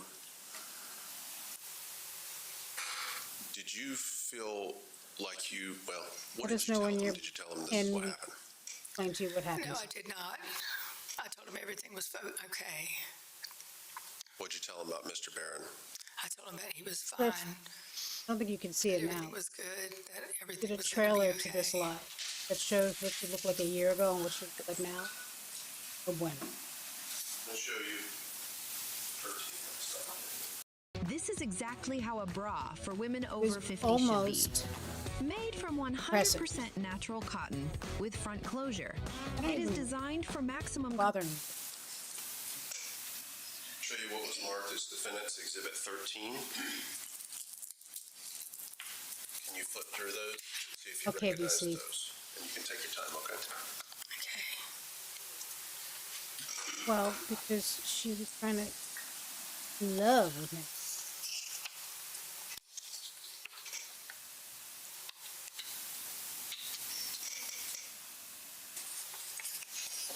Wait till the cross. Yes, I recognize them. Are these your texts with Mr. Barron? Yes, they are. Are they fairly identical? Is that your text with Mr. Barron? Yes, they do. March, from January 31st through March January 31st to February February the 3rd. February the 3rd. Yes. Move to Tender Defendant's Exhibit 13. No objection. Admitted.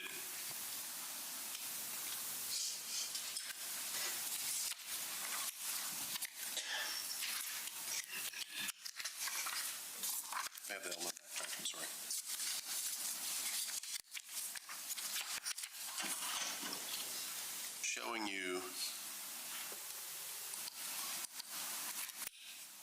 Beverly. Second page of Defendant's 13. Who's this message from? It's from me to David. Okay. And what is it that you're telling him there? I said the EM came back and took me to the hospital and I had to This is a spend lot. the night for observation. You should be ashamed of yourself. Was it true that an EM came back to your condo? No, it was not.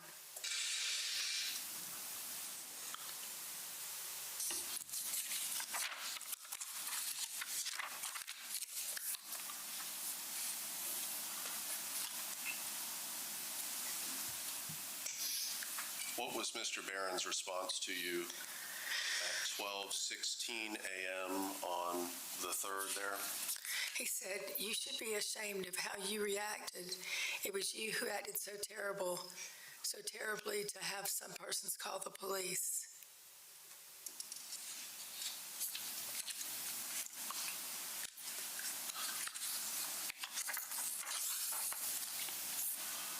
Your response to Mr. Barron is what?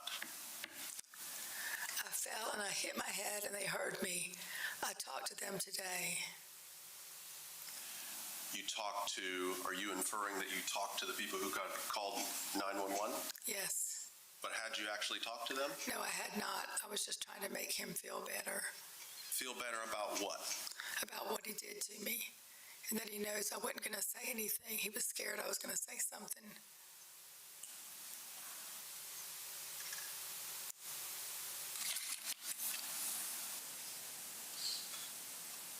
What's the next thing that you told him? It says, I fell and hit my head and they heard me yell. I talked to them today. You did nothing. I held the door. You pushed and I fell. That's all. That's all that happened. I think you need to go find Lily and be with her. I hired a private eye and he told me that she has 8 men sending her money and you are number 9. It's a scam.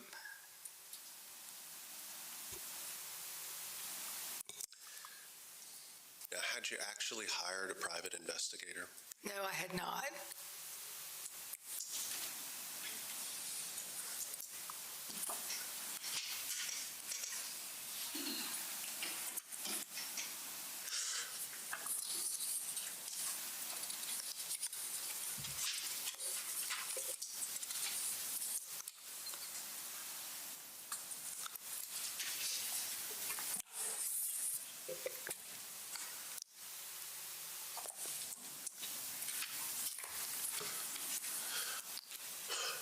When was the first time that you and Mr. Barron had violence in your relationship? Probably in September of 2024. Okay. And where did that take place? We were in a hotel in Atlanta, Georgia. You're staying at a hotel. Is anyone else staying at the hotel besides you and Mr. Barron? Just us. And what happened? Well, we went to dinner in the hotel, and then we were coming back up the stairs, come back up to the room, and we had a seat in the sitting area. And then he told me that he wanted to talk about the down payment for our mortgage. Okay, so hang on, just so the folks know. When was it that you actually made the agreement or the mortgage or signed all that stuff for the house? That was in October, so this is a month before we sign everything. Okay. And so then he asked me if we had decided beforehand to pay. Each of us were going to put $300,000 down on the loan, so to lessen our payments, our monthly payments. And then that night he told me that he could only put $100,000 down, but he still wanted me to put the $300,000 down. And I told him I wasn't comfortable doing that. That I'd put whatever he put down, that it's fine. If he could only do $100,000, then I'd put down $100,000. And then he also said that he wanted only his name on the house. You mean he wanted on the deed or on the title or something like that? Right, he just wanted his name to be on there, not mine. Okay, and was this suggestion a suggestion that you were interested in following? No, I was not. So what happened?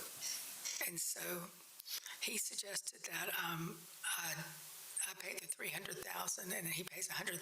I told him no, that I wouldn't do that. And he told me that I need to listen to him. And I told him that I was listening to him. I just wasn't agreeing with him because I didn't want to have my name on the mortgage only and then his name on it without mine. I don't think she did, Luke. Without on the house, the deed and the mortgage. I wanted both of our names on it because we were both putting in equal amounts of money.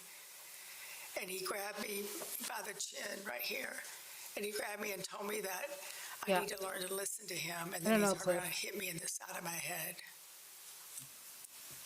And was that the end of it? No, it was not. What happened? He left. He went, I guess, I don't know where he went. He went downstairs or somewhere. He took the elevator and left the hotel room. And then he came back probably about an hour and a half later. So hang on. TurboTax locations are now open in your neighborhood. So, hand off your taxes to an expert today. Now local experts do your taxes with 100% accuracy.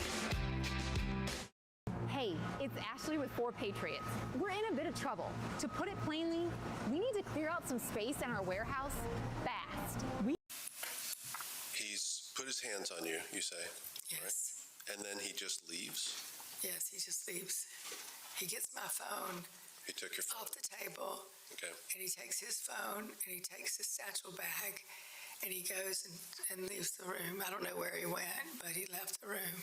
And how much time passed before he shows back up? Probably about an hour, hour and a half.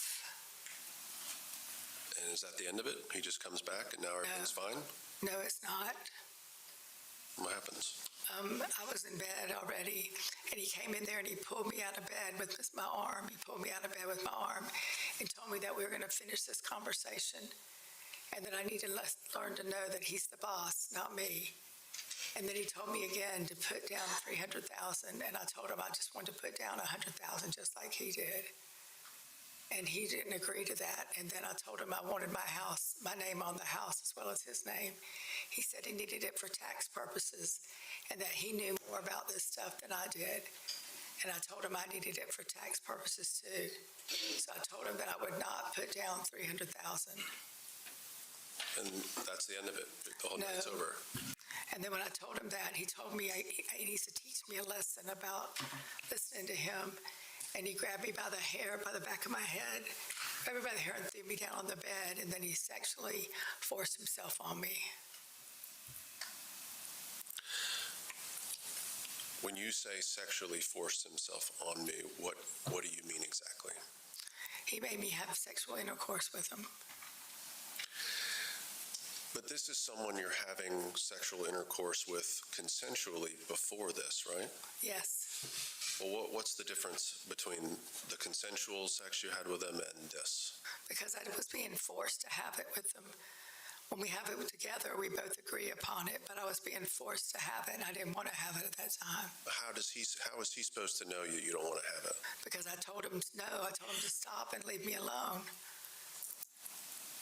I was yelling at him to stop and leave me alone. And he didn't, did he respond to that? No, he didn't respond. He told me to shut up, and he slapped me in the head again.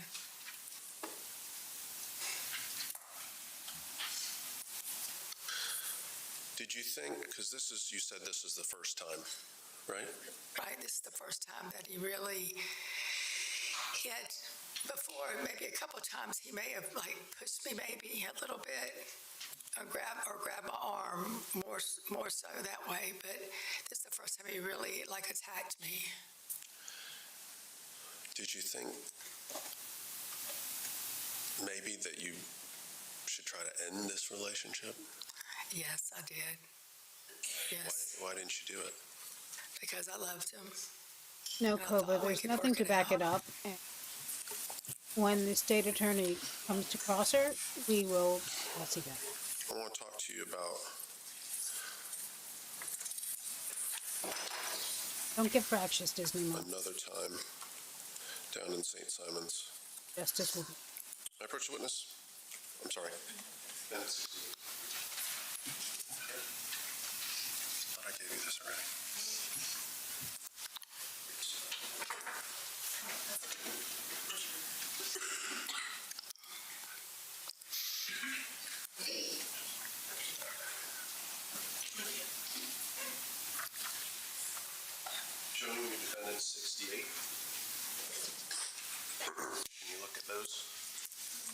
if you recognize those.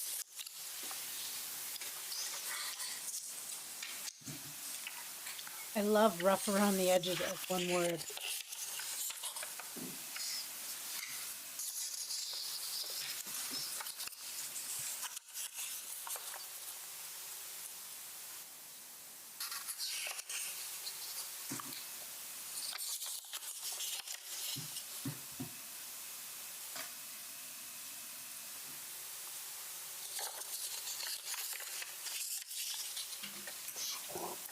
Excuse me.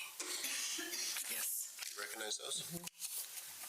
Are these a fair and accurate representation of your text with Mr. Barron from January 20th, 2025 to January 20th, 2025 at 8:03 a.m. It starts at 6:09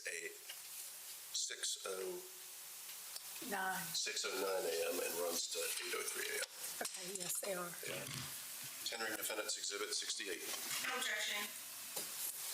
Admitted. What do these texts relate to from 1/20/2025? That's when he was leaving, when he the night before, he'd thrown my purse out the window of the car. Okay.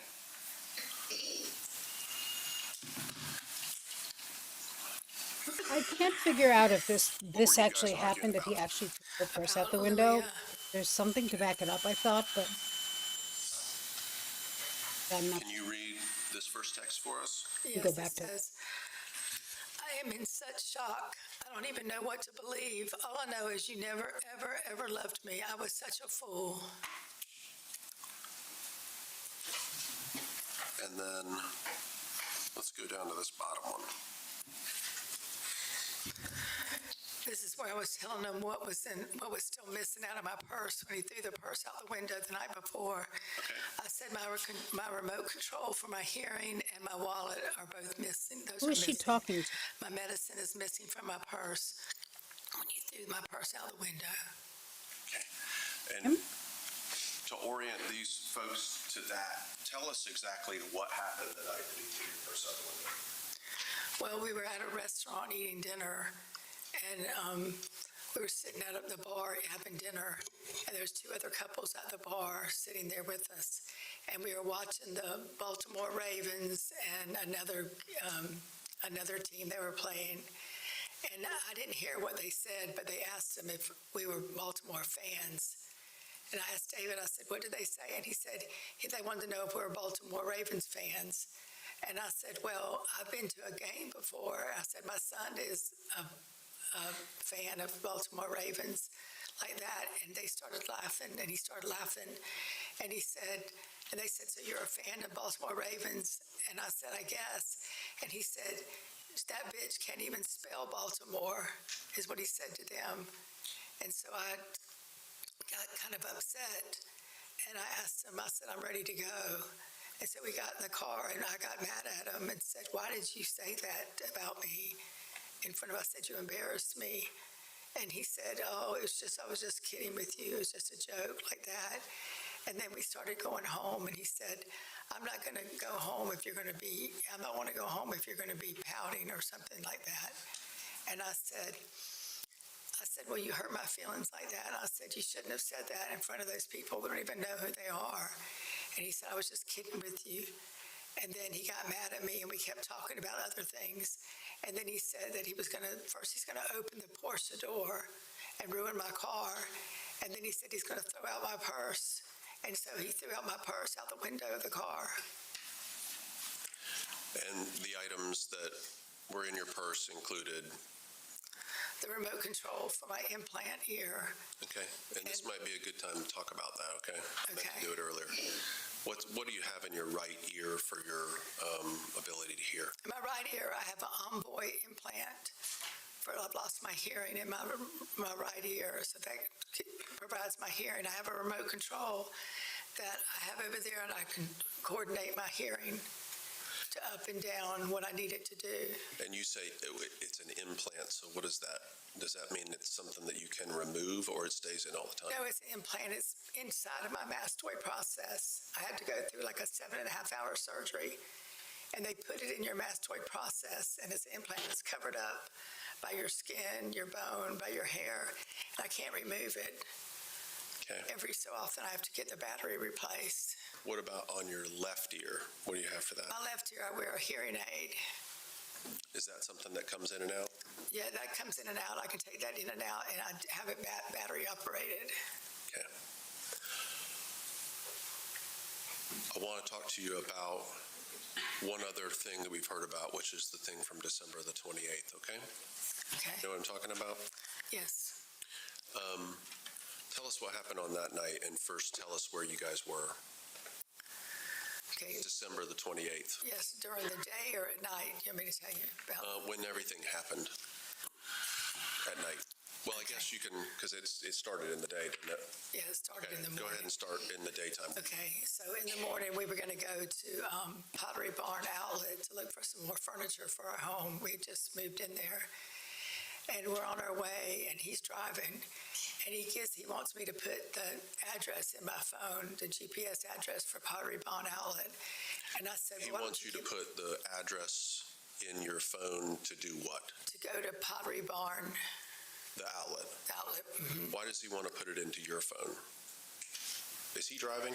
He's driving. Okay. Yes, so he asked me to put it into my phone and put the GPS in my phone, and I said, no, let me put it in your phone, because I'm going to be on my phone looking at more furniture and things, ideas, getting some more ideas. So he handed me his phone. Okay, so you have possession of his cell phone. Okay. And I started to put in the address. Well, then I see a couple texts flocking, but they're coming in. There were like 3 or 4 texts that came in, and they had her name on it, Lilia Boken. Okay, before this day. Men over 60 should not be running, lifting, or crunching. There's a smarter way. It's called chair tai chi. Make it a habit. 7 minutes of muscle-saving chair. Had you ever heard that name before or knew anything about who that was or anything at all? No, I'd never heard her name before. I didn't know who she was. Okay.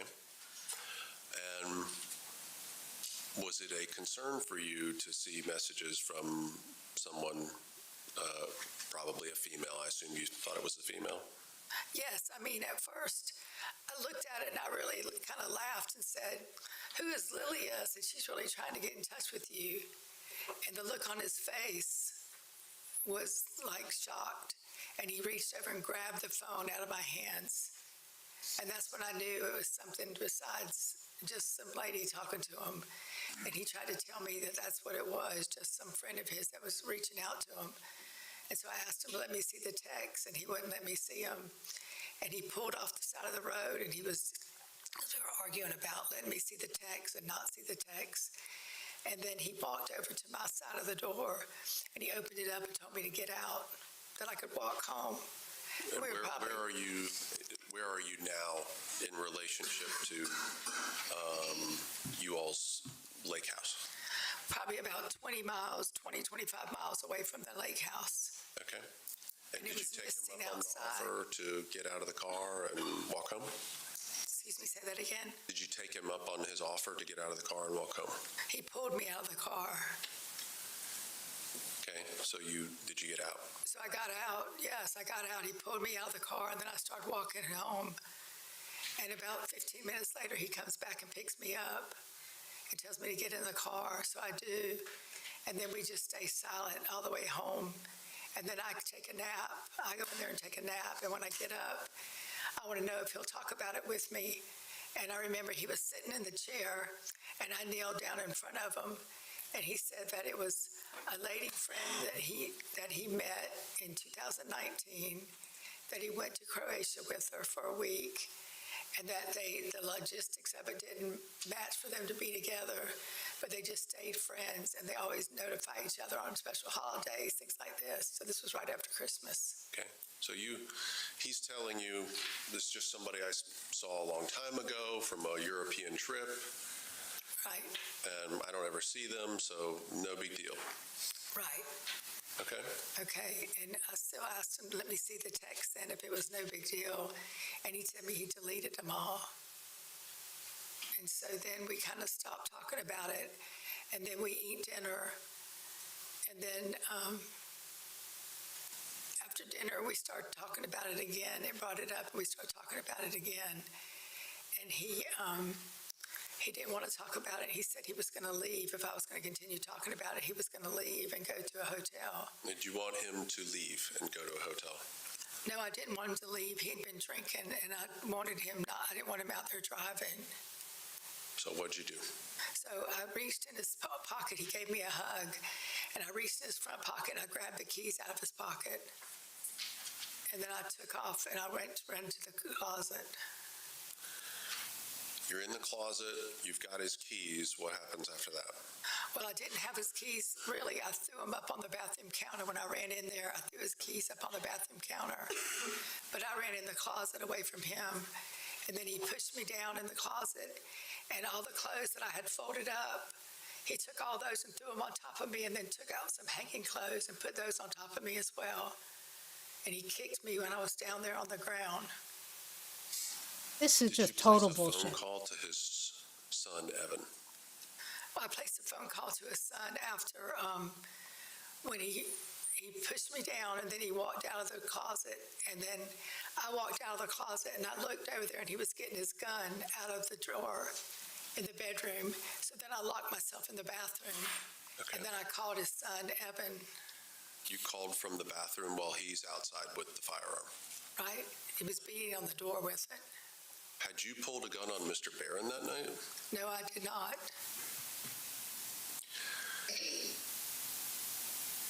You phoned his son, Evan, is that right? Yes. What were you telling Evan? That I said, is this normal behavior for your dad? And he said, who's that screaming? I said, that's your dad. He said he could hear him screaming, and he said, and then he put his wife on the phone, and they were telling me how sorry they were, and that I didn't deserve to hear this, and that he was going to come over. Evan was going to leave his house and drive to the lake house, but he lives pretty far away. So then he said he'd call his younger brother, Colt, Hey, Joette. who lived closer, and get him to come over and help me. And he could hear his dad. He said, that's my dad yelling. And I said, yes, it is your dad.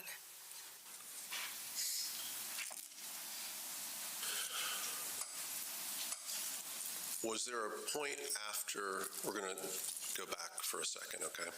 We're going to talk about that September incident, the first incident that took place, the one in the hotel. You gotta have the best to be the best. I don't want to be the best. Hi, I'm Brett. And I'm Jonathan. This is Darla. And this is Buddy. We're the founders of the Farmer's Dog. Okay, you know which one I'm talking about? Yes. Mericle. Was there a point after that September incident that things changed for you in your ability to sleep? Yes, I began having nightmares. And I bet. who was the content, or what was the content of the nightmares you had after that September I'll tell you what the content incident? David was. to hunch. Meaning, Content of her nightmares was David having sex with other women.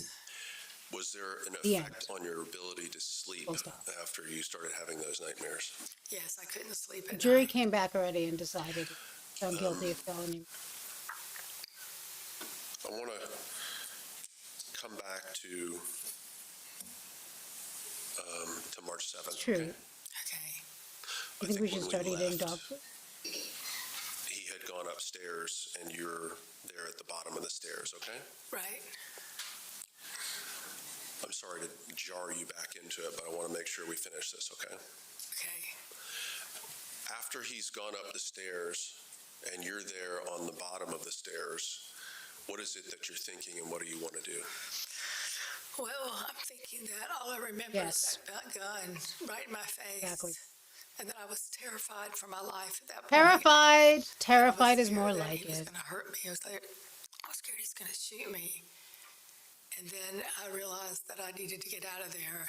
The jury took a long time because they had issues. One juror didn't want to deliberate So I could leave and how he just- became a and juror. be safe. I didn't feel safe there anymore. Why can't you just walk out the front door?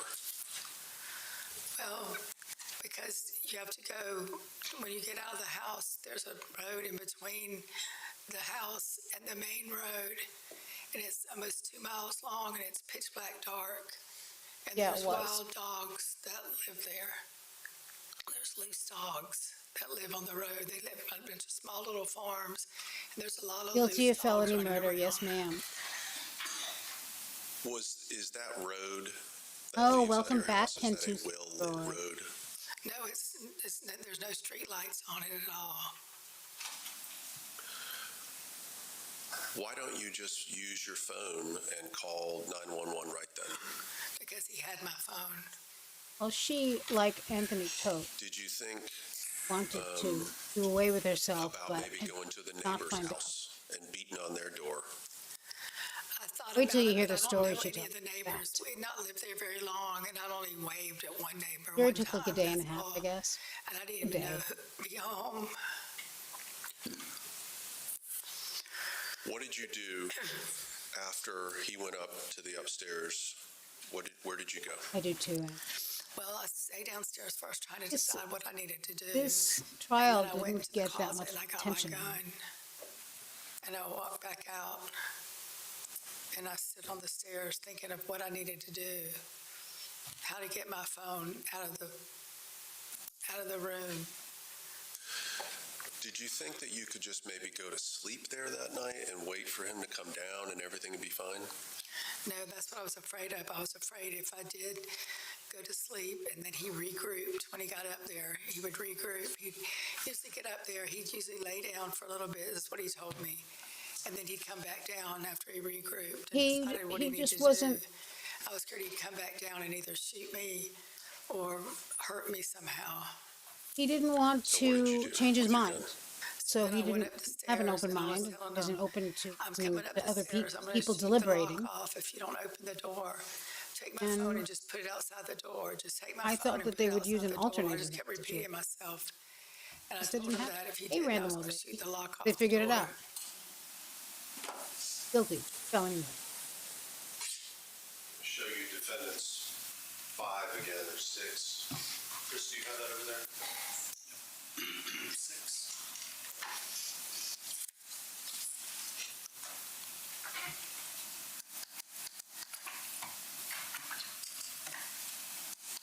Could you see inside the room and know where he was? No, I could not.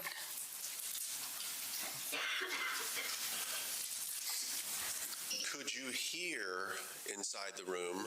In other words, was he responding to you and letting you know or giving you some general idea where he was?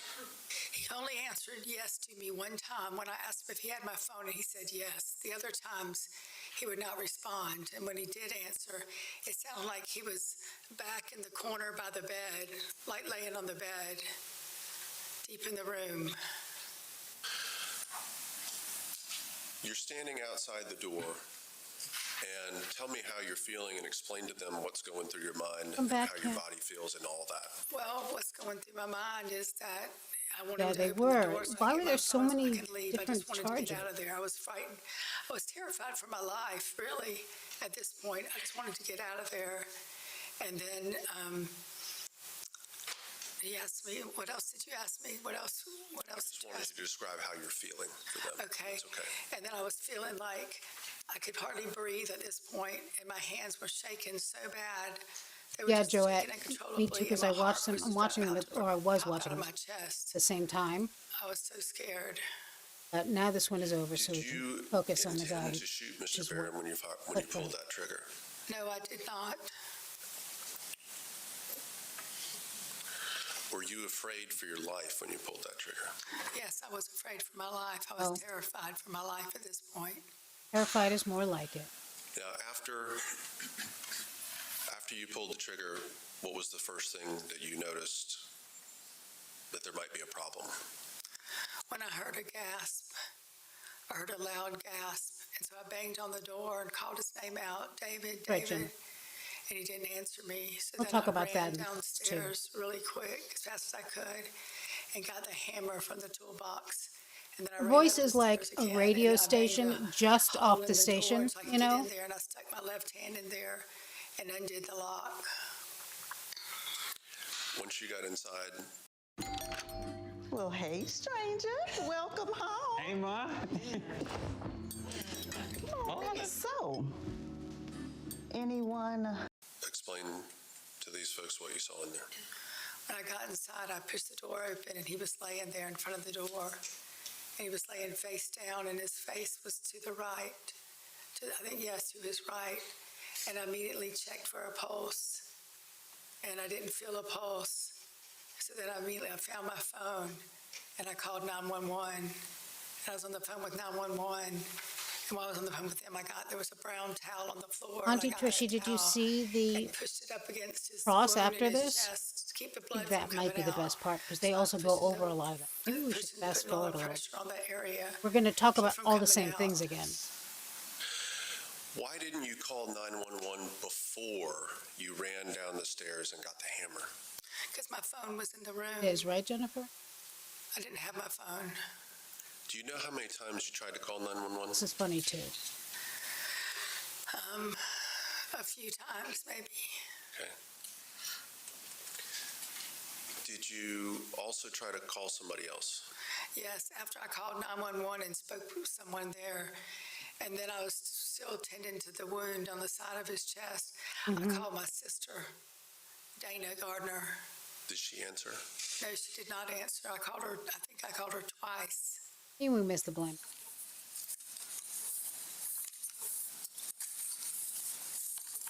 I don't think they went into.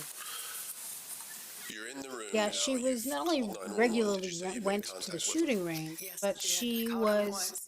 And she when spearheaded I was cleaning up, I was putting the pressure on the wound. a class for women to learn how to shoot. What are you It didn't matter. She shot through a door, so at this time as you found him she there? didn't really have to aim. You know apparently. you've shot him. 3-minute I hangout, know I shot exactly. him, and I was feeling hopelessness. I was feeling worthless. Here we go. I felt like it was all my fault. I It felt like was everything all your my fault, Everything lady. from before and until that day. So what happened? So then I decided to get his gun, and I put it It was up kind under of my like chin. this interrogation. I was going to take Voice. my life, and then I put it up there, and I couldn't get it to stay under my chin. The gun kept. She's a very old 62-year-old. She sounds very old, you know, and she So bad, but I didn't have the courage to push the trigger. real old. And so my gun just flipped out right there, and I shot the gun. And then I thought I would try it again and see if I could try to take my life, because I was just. This is amazing. I was at my wit's end at this point. I didn't know what to do. No? So I put the gun back up there again and tried to pull the trigger, and I kept pushing and pushing, and I just didn't have the courage to pull the trigger, so I just flipped the gun out again and took another shot. Why? And then the gun got jammed when I was doing that, and She I was didn't do trying to unjam the gun with the slider on the top part, and my tissue got stuck in there between my thumb and my forefinger. My tissue got stuck in there. So I'm trying to undo it. A lot of the bullets fell out of the gun. So I decided to clean up the mess I made with all the bullets, because I didn't want anyone to know that I had tried to commit suicide, that I was thinking about taking my life for that. So I cleaned him up and I flushed him down the toilet. Why didn't you just tell the investigators that that's what happened, that's why the gun got shot? As a matter of fact, you know where she was instead of the ER, like she told him she was? It was a different time she told him at the ER. She was at the gun range. What really happened, that Dave would be furious with me, and he'd hurt me worse when he found out what I did. He didn't have a pulse, Tell him lady. about the suicide. You could still tell him about the suicide, can't you? Well, I was ashamed that I even thought about taking Let's my go to life, the cross. especially like in front of my children. Get the point. I wouldn't want my children to think that I would just abandon them like that. So I was ashamed to tell anybody what I did. Got the rest of my stuff and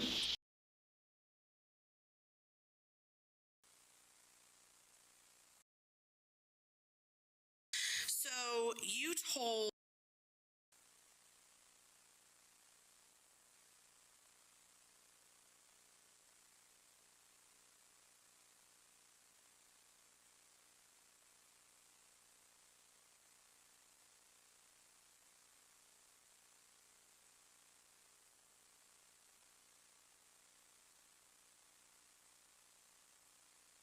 What names are you having trouble with? Deborah?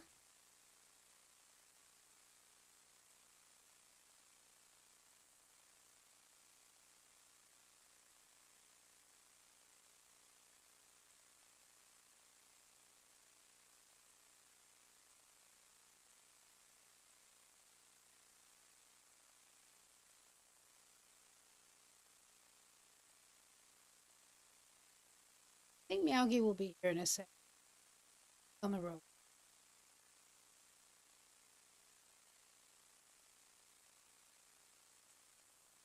Who isn't missing Morgan? You don't like chair Tai Chi, or as Sweets says, sitting?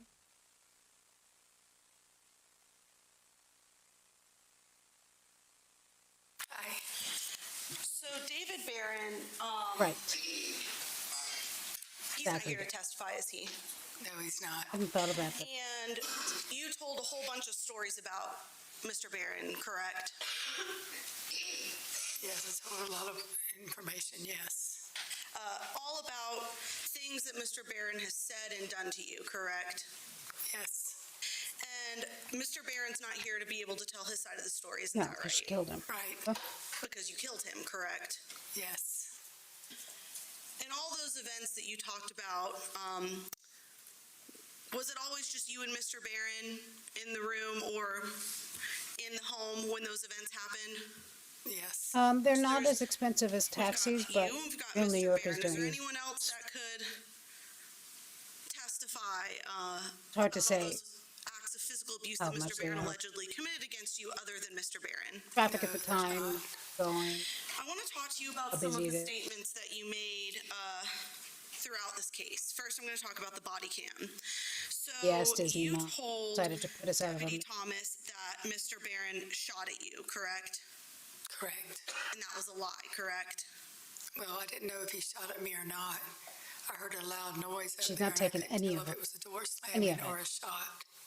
You tell him numerous times that Mr. Barron shot at you, Oh, correct? good. Meowgy, you're here just in time for watching the cross. Not once to Deputy Thomas do you ever specify, I actually don't know if he shot at me, it could have been the door slam, to Deputy Thomas, correct? I believe I did say a couple times that it could be the door shutting. To Deputy Thomas in the body cam? I'm not sure to who I said it to, but I said it to several people. Then you told Deputy Thomas that Mr. Barron grabbed you by the neck and drug you up the stairs, correct? Correct, yes, I did tell him that, I think. I can't remember. At 3140, would it help refresh your recollection if I played the clip where you told Deputy Thomas that he grabbed me by the neck and dragged me up the stairs? Yes, it Would help? Okay. Sound familiar?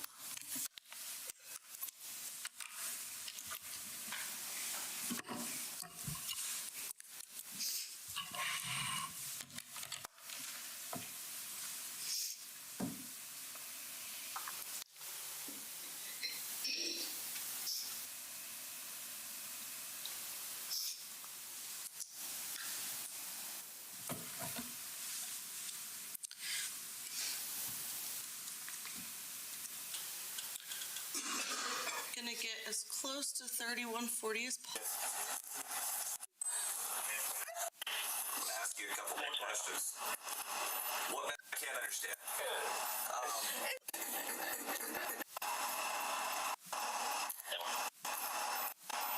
I'm scared. The little one, the wrong way, the police pulled me over. I got put in jail. It's kicking me. I'm gonna start it at 3002. Want the fastest working GLP-1? For half the price, Roe now offers FDA-approved weight loss injections. Here we go with all the crazy.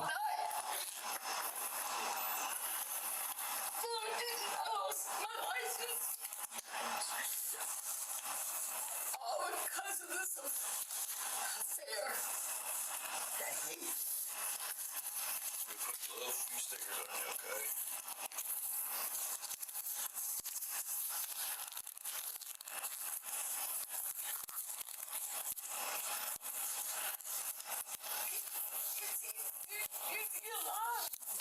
They're taking him to the hospital right now, okay? What is that? He's dead, isn't he? They don't transport if they don't have anything, so when he left, he was alive. He was? Yes. Oh my God! Chill out. Oh, baby! Listen, you need to breathe, okay? You keep focusing on, No, I can't. focus on you. I was trying to, I want to work this out. He doesn't love me, I know, but I don't know. Right now, let's focus on you, okay? I don't know, he's alright. Oh my God! I love him. You don't understand. I love him. We bought this house together. I'm gonna put this back on you, okay? Alright, can you sit still as possible for me so I can get accurate readings on you, okay? I'll make sure you're okay, alright? That's my job right now, to make sure you're okay. He's the one. Straight up, check that.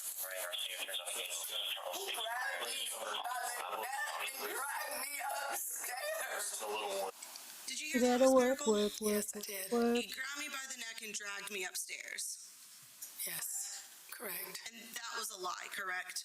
Well, I was hysterical at the time, so yes. So yes. Yes.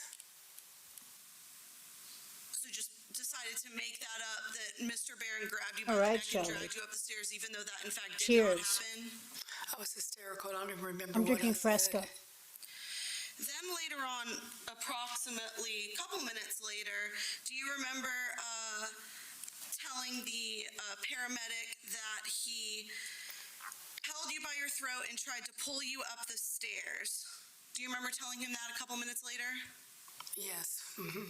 So again, doubling down on Mr. Barron grabbing you by your throat and dragging you up the stairs, which is in fact false, correct?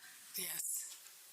And then you, let's see, you also tell the paramedic 2 different times that Mr. Barron No had been Pinnacle drinking whip too much ever. alcohol that night. Do you remember talking to the paramedic about that? I don't remember Now, exactly. wait, look at how big this bottle is. Wait. Do you remember stating I told him he was drinking too much and he got so mad at me? Little bit No, of I don't Fresca. remember saying that. Okay. Would it refresh Oh, your they had it recollection if I today. played a clip of the body cam? Okay. I'm gonna go ahead.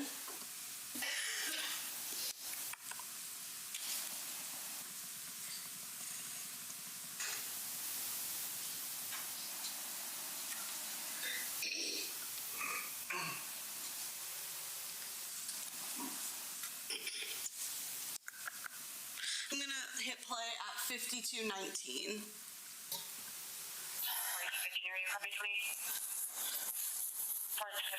Oh, baby. Probably, you know, 7. DYB 7. Oh, God. Ow.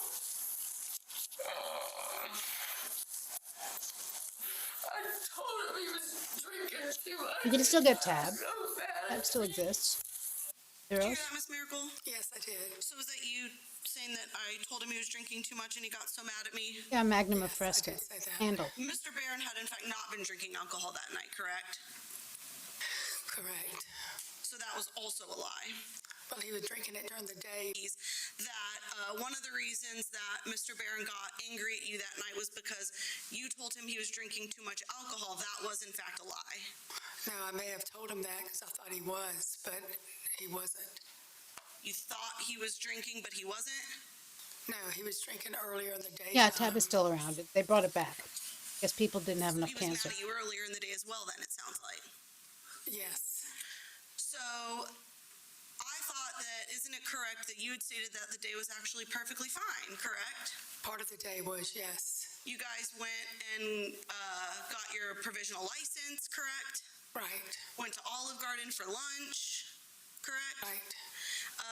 You were watching a movie Olive earlier in Garden. the night, correct? Well, I was watching the movie. No he was offense, sleeping. Barry. Sleeping. So They're going to At Olive some Garden. point, apparently, he was drinking too much and got mad at you for calling him out for it, sounds like. During the afternoon. Okay. You also talked about in this body cam, do you remember stating basically that Mr. Barron said that if you moved, Oh, it dropped in 2020. I thought I just saw wanting it. to sell the lake house, that you and Mr. Barron were fighting about wanting to sell the lake house. Do you remember talking about that? No, I do not. Okay. Like Go all to a little bit ahead. I'm going to hit play at 54:42.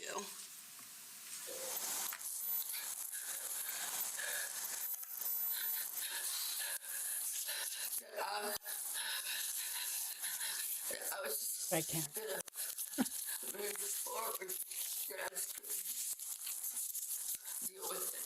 And he got so mad at me.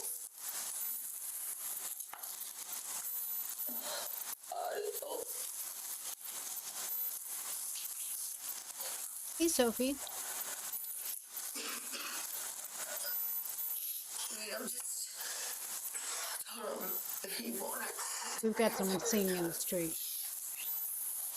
I told him I wasn't mad at him. I just didn't want to deal with it anymore. I just said if I was. Oh, my mother drank tab. I drank tab. If I started dating.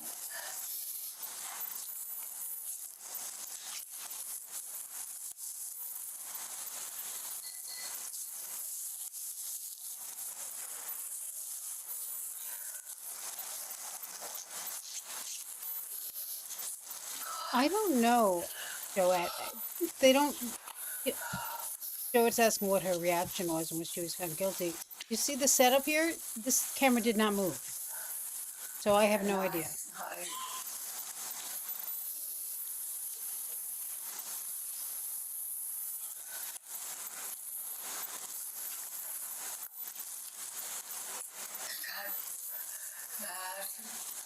I told him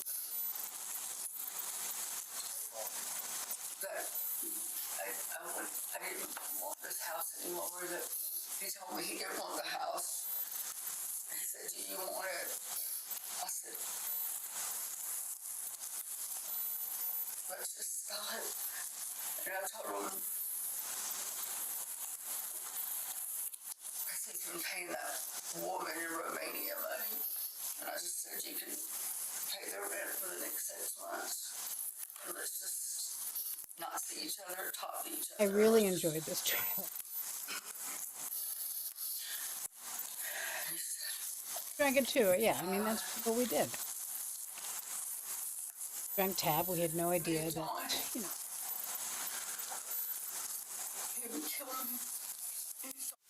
So you told deputies that The nectar Mr. of Barron death. told you that basically you I mean, wanted to sell Fresca's the not house, and he any basically better. said, if you move on, that he's going to kill you, correct? Yes, it is.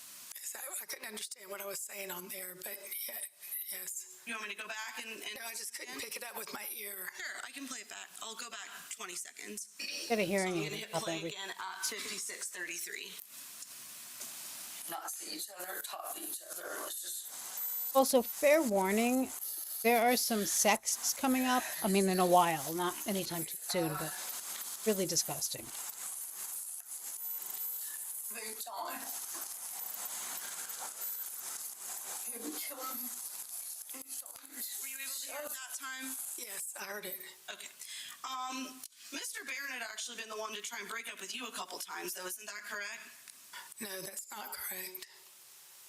Do you remember when Investigator Mefford was testifying on direct last week? Do you remember that?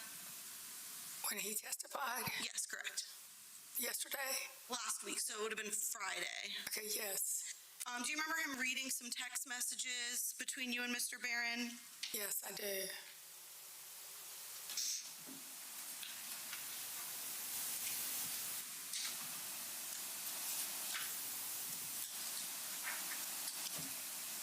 Yeah, Fresca is a great mixer. I'm gonna show you, oh goodness, I guess I need to figure out what exhibit number this is. Yeah, even the attorney has vocal fry. Let's see if I can figure this out. This is text from January 13th.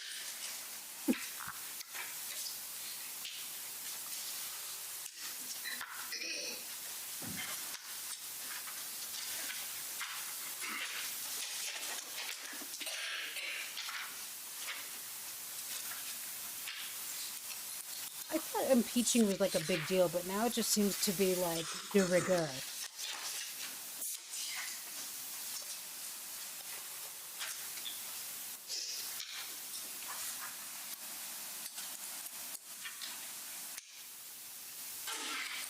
True.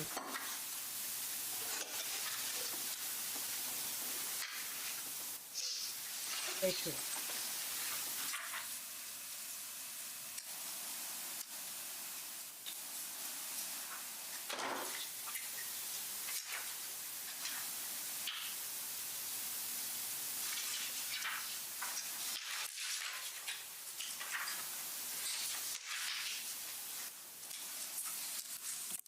So I believe I'm gonna.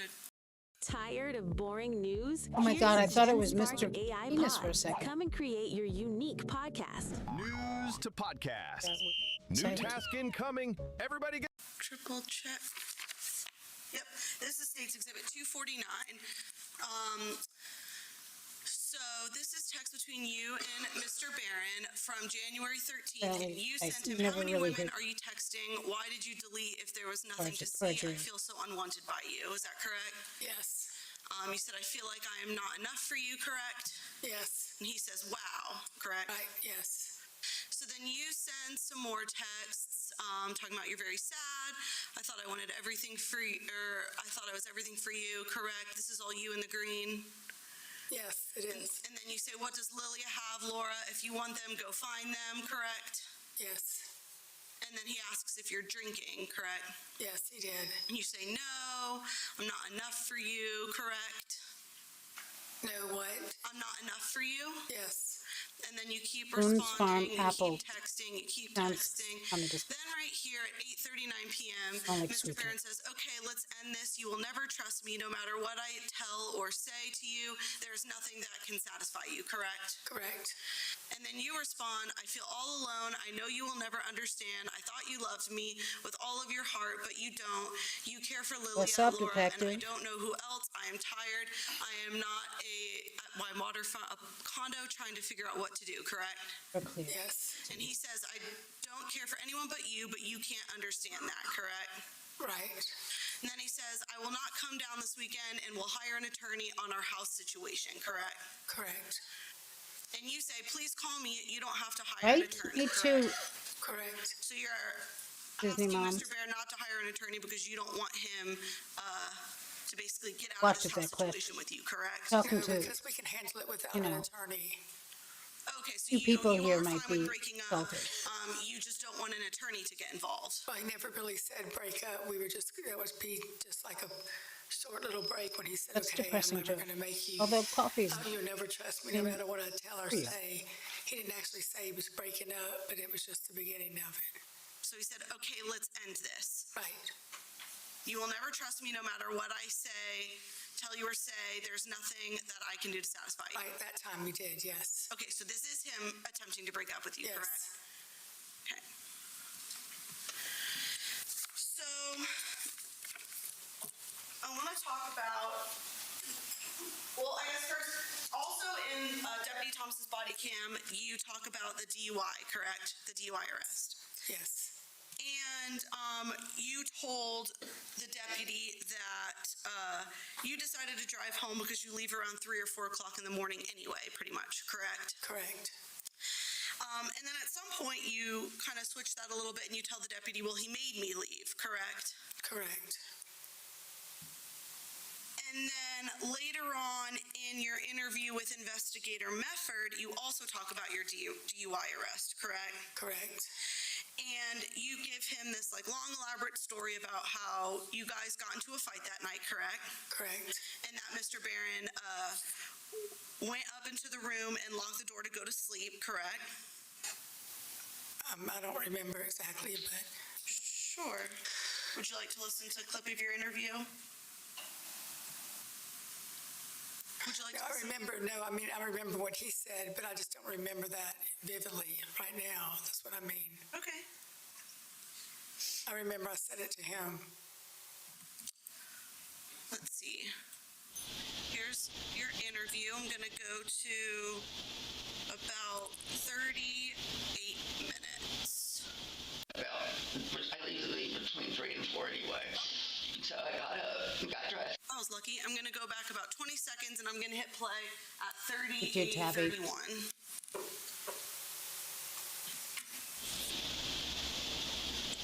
Hey, Noni. I went upstairs. Watching the cross of Suzanne Mericle. I was going to go on Started it. because I usually get up I usually leave between 3 and 4 anyway. I think so, but I don't have any. There are no details yet. Stuff and put it in my car. About Lauren. And then I went upstairs and knocked. He had the door locked. I knocked the door and I said I was leaving. And then I got the rest of my stuff and picked the car. So I walked back in and I was going to tell him goodbye. And he was sitting on the steps, on the second flight of steps. And he said, "Good, get out of here," or whatever. Thanks for joining, Peter. Good to see you. And so I left. And I had 3 major surgeries. So, that's a story you told Investigator Mefford about the DUI, correct? Yes. And it's your testimony that, in fact, none of that is true, correct? Correct. I wasn't going to tell him anything that happened, that David did to me that night. And you testified that what actually happened that night was he woke you up tapping your foot with his gun? Yes. And that he held your arms above your head, correct? Yes. And that he lifted up your shirt, correct? Yes. And he started, you said, slapping or beating your breasts? Yes. No, it's not beat Did you Peter. have any bruising from that event? Yes, I did. Persona non grata here. Kind of explain to me what did the bruising look like? Just big bruises over my breast. Like big visible ones? The pictures of my arm, but put those on my breast. So those bruises we saw on your arm looks just like that, but on your breast? No, similar to that. Similar to that, okay. They were black and blue. There's not one thing. Visible bruising, yes. Okay. There's not one thing that this attorney does not go back Bruising and wouldn't have prove been wrong. noted in your jail intake form from that night? They didn't even undress me. All they did was bring me in there and push me in a cell, and they took off my shoes. That's it. They never questioned me about anything, or looked at my clothes, or did anything. So the jail intake form went through a detailed list of how your body looked that night and said that there was no marks, scratches, or bruising on your body. That'd be lying. That would be because they didn't look at your body? They didn't look at my body. I don't remember going back to that. So, moving on. Coffee's not bad. You repeatedly told Investigator Mefford that you did not shoot Mr. Barron's gun, correct? Correct. But then your testimony was that you did shoot Mr. Barron's gun. Correct. I want to ask you about what you told Investigator Mefford about this whole kitchen interaction when these live shell casings came out. Do you remember talking about that with Investigator Mefford? Did you say kitchen? Mm-hmm. She claims that he was slapping. And he was having And she also claims that she didn't ask him to. Yes, I do remember that. Was that whole entire story a complete lie? It was not true. The story was not true because I didn't want to let him know that I was ashamed to admit that I tried to take my life. Otherwise known as a complete lie. You were worried that your fingerprints might be found on his gun, correct? No, that's not correct because I was afraid my children would see that I tried to commit suicide. So walk me through how making up that story about you playing with Mr. Barron's gun in the kitchen would be a cover for you attempting to commit suicide. What do you mean? Say that again?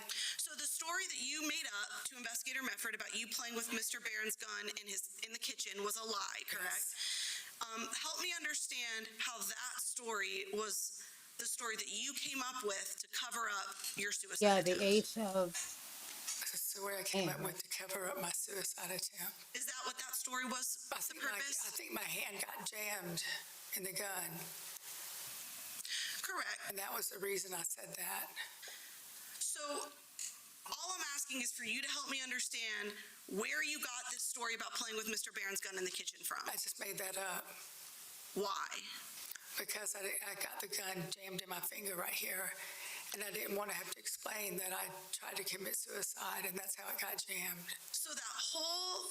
Yeah, it's getting more weird, of course, because she has to try to explain her lies, which were weird to begin with. I'm going to go to 44...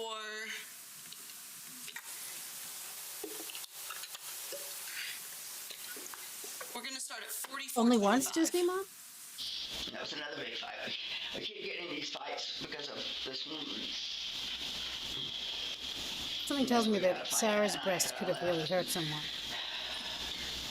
Bringing those things in. And then tonight, so we had a fight about, and he went into the bedroom and got some stuff because he's going to sleep upstairs. And he got his gun out. And I said, why are you getting your gun out? And we went to the kitchen and he said, I just want it for protection. And I said, okay. And so he said, take the strap off the gun. So Why did you specifically say that Mr. Barron told you to take the strap off the gun? Why did you add that part to your story? I don't know. It wasn't possibly because you were worried that your fingerprints might be on the strap or the button of the gun holster? I said, I don't know why. Just decided it would be important to throw in there that you unhooked the holster from the gun. Well, I unhooked it when I tried to commit suicide. Okay, we'll talk about that then. You unhooked the gun from the holster when you tried to commit suicide. That's what you're saying? Right. 1/8 plus 1/8 equals 1/4. 1/2 is bigger than 1/3, and 1/3 is bigger than 1/4. 1/2 is the same as 2 1/4.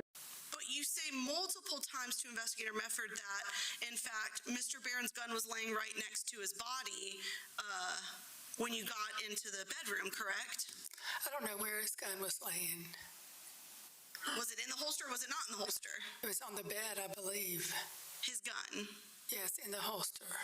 So his gun, so now your testimony is that his gun was in the holster. I don't know about unfulfilled. I can't really remember where his gun was. I was We're hysterical talking when I about got up there. Mericle. Well, you would agree, you told Investigator Mefford numerous times that his gun was laying right next to his body when you got in the room, correct? Correct. And that you remember even pushing the Definitely. gun to the See. side when you got into the room to check on no Mr. dose. Barron, correct?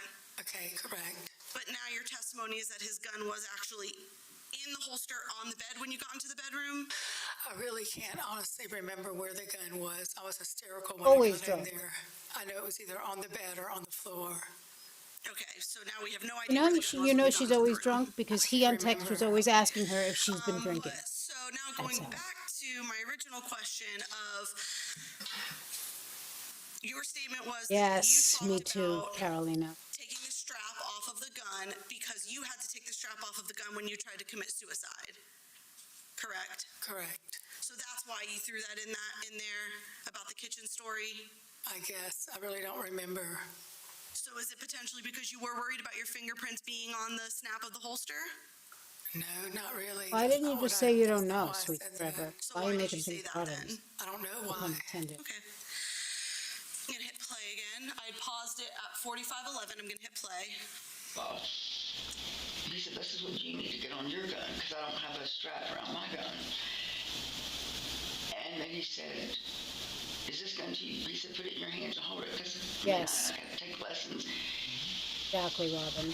That's He saying told me something. that gun fits my hand. I don't know. I think Sarah Boone is worse, And then actually. he took the So gun in his so hands and unlikable, but took his brief and took it on very his shoulder. close second.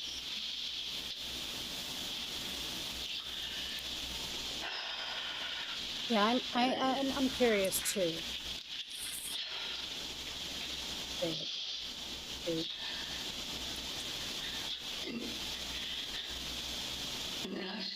And I asked him to come, don't go upstairs, just talk about it. And try to and just talk about it normal. So, Cross-examnesia. why did you add in the part in that story about how the gun fit just nicely in your hand? What was the point in throwing that false detail into that I story? don't have control over the ads or I don't remember why the grant your reason wish. was. I'm going to skip ahead to 158.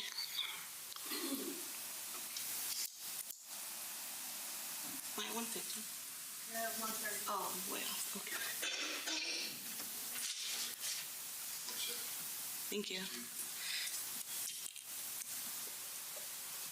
Hello, Michelle Ford. I'm going to hit play at 158.01. Understand this one more time. We should explain this again, okay? So. Was consistent. He's up. Let's start with going up the stairs. Okay, start there. So we're downstairs on the by the kitchen. Okay, he has his gun. That's when he takes it out. I will say this, the Miranda situation, I thought was not done well. I'm surprised y'all knew. His gun. Take his cover off the gun. Actually, it might be over. So I did that. There was no gun, nothing got fired or anything. Okay, I pulled that thing back. He told me to pull it back. Yes. Okay, that's when 2 or 3 of them fell out on the floor. Stop pulling back. So again, you specifically mentioned that you took the gun out of the holster, correct? You're right. And that he told you to hold the gun, and then you explicitly talk about pulling the slide back to the gun, correct? Yes. Okay. And just to be clear, you could hear him talking to you through the door that night, correct? I heard him say yes to me.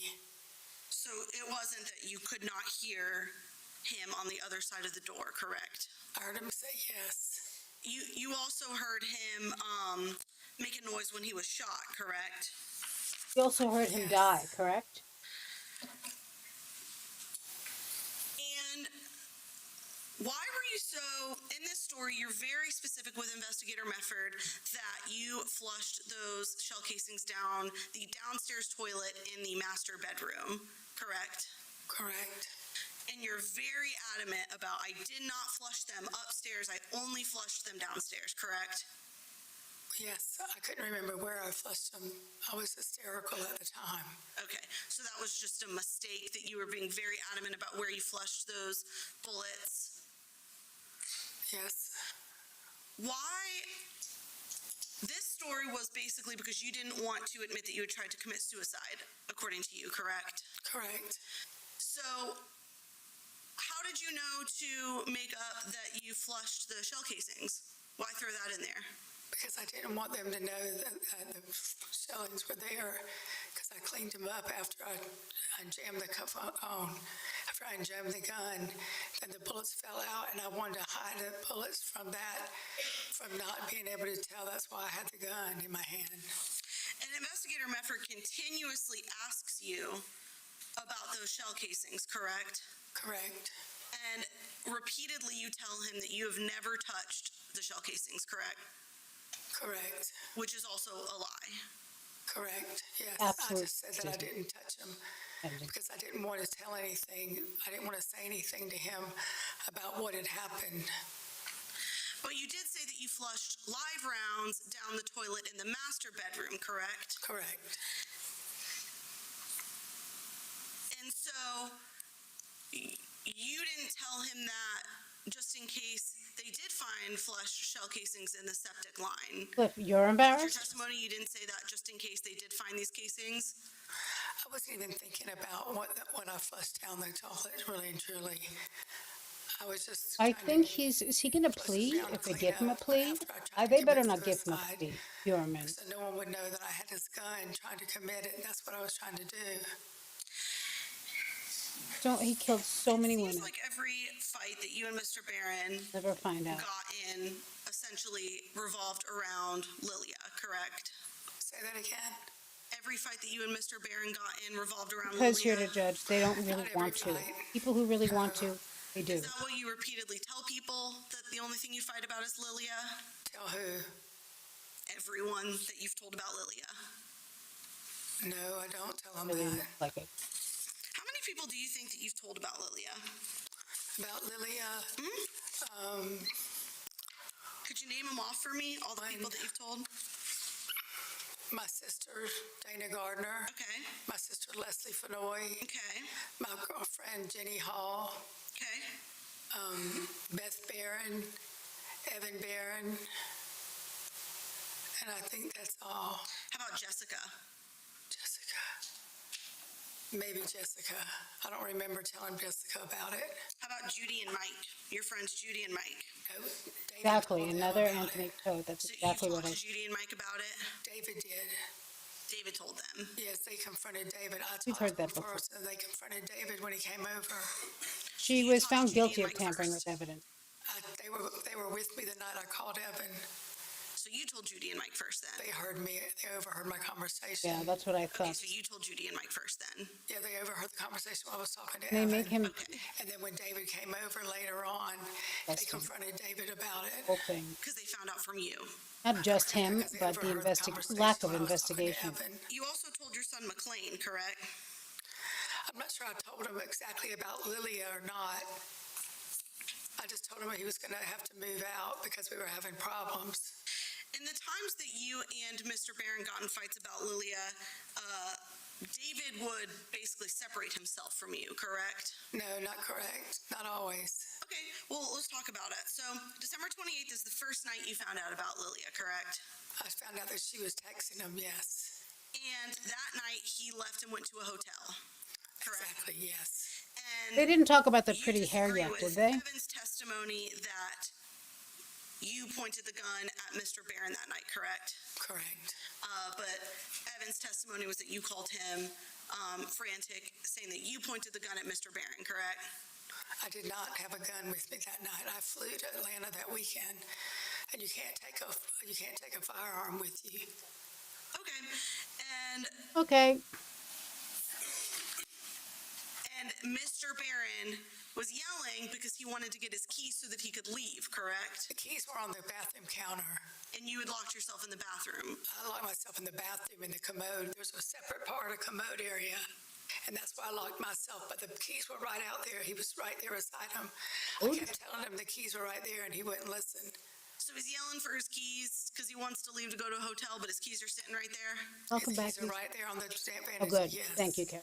I don't think so either. January 4th, you get into I would another have fight noticed about that. Lilia, correct? Yes.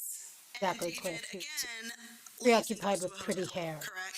Well, no, that's the night. He didn't know I found out about her that night. That's the night he threw my purse Wait till you out hear the window story. of my car, and then I had his stuff, and he didn't come. No, pick it up. I that left she his they stuff get at they get CK into for the him to pick up, and he they didn't pick it up. they get into the pretty So I hair. took it with me in my car, and then I found out that I read through his briefcase. I was looking through a satchel bag, and I saw where he was sending family. It said family support on the letters to the money for Lilia. Hey, Scan I Hunter. found out that night. So Good to that's see the you. night, January 4th is the night where you went through his briefcase, correct? I went through his, the satchel bag. Yes, I got it out. But he was already at a hotel. And Got in a fight earlier. so he was already at the hotel. Right, because I told him he couldn't stay with me that night. So he left and went to a hotel. That was my original question. I told him he couldn't stay with me, so that he had no choice but to leave. Okay, so he left that time too.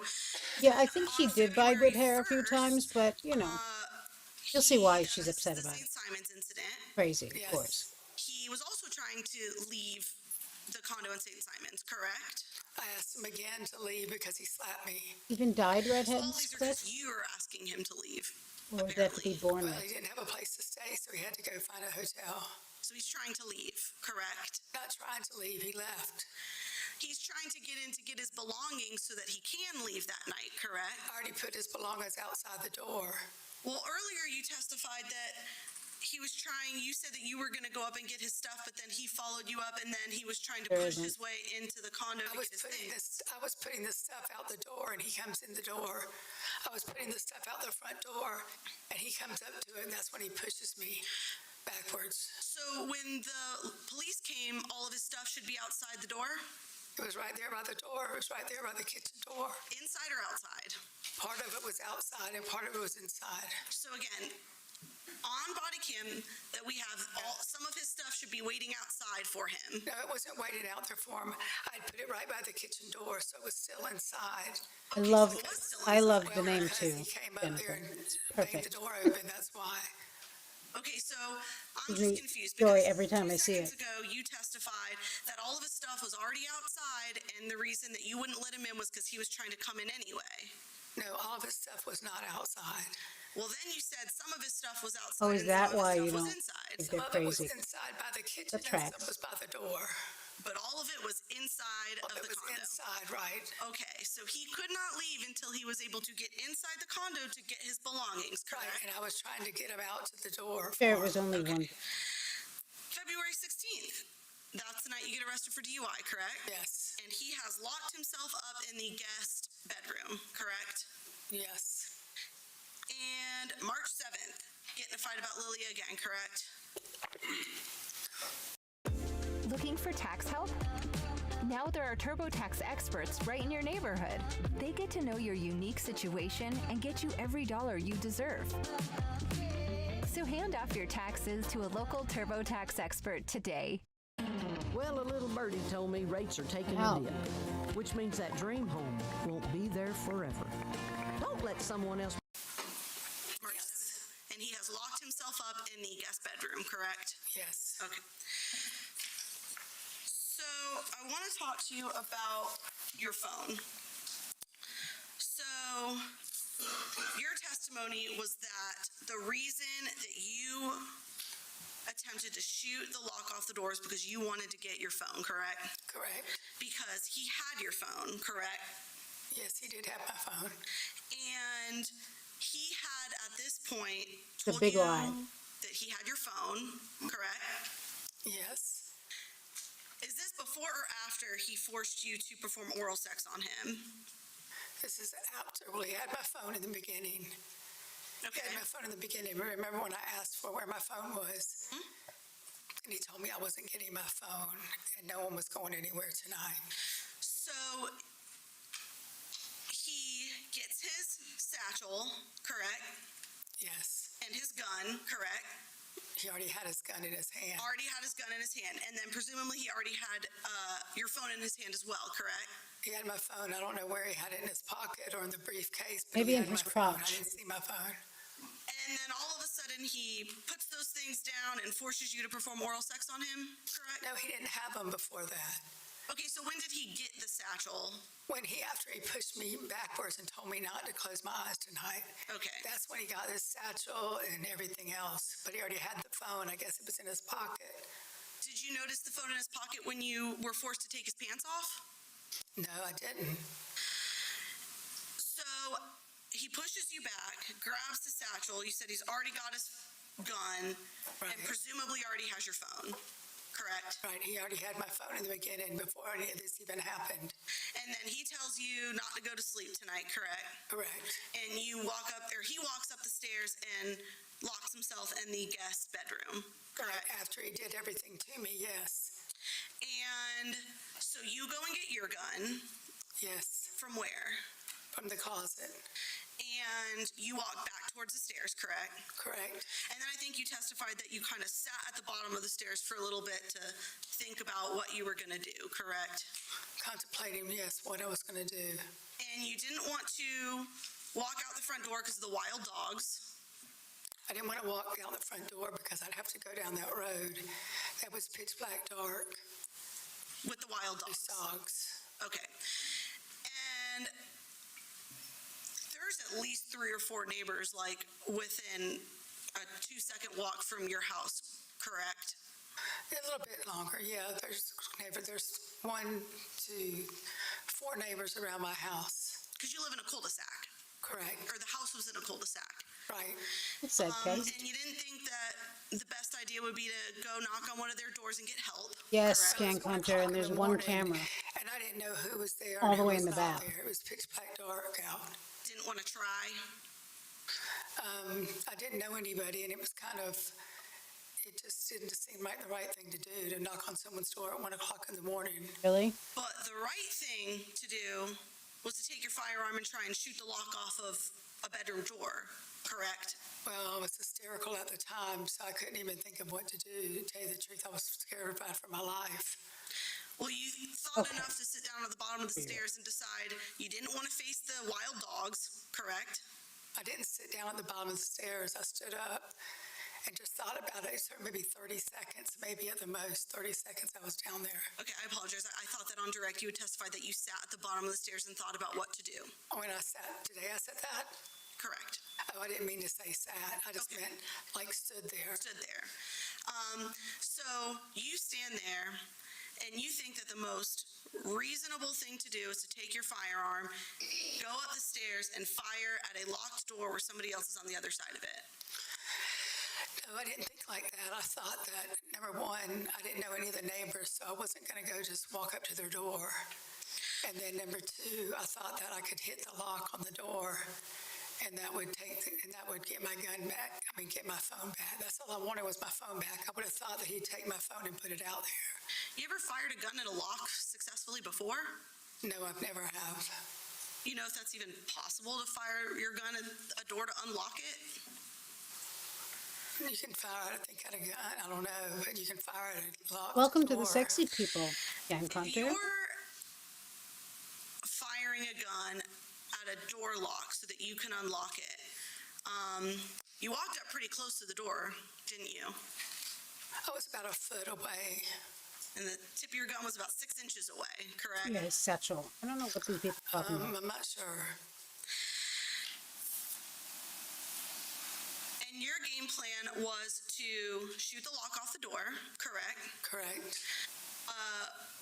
Presumably, standing behind that door is Mr. Barron with his gun, correct?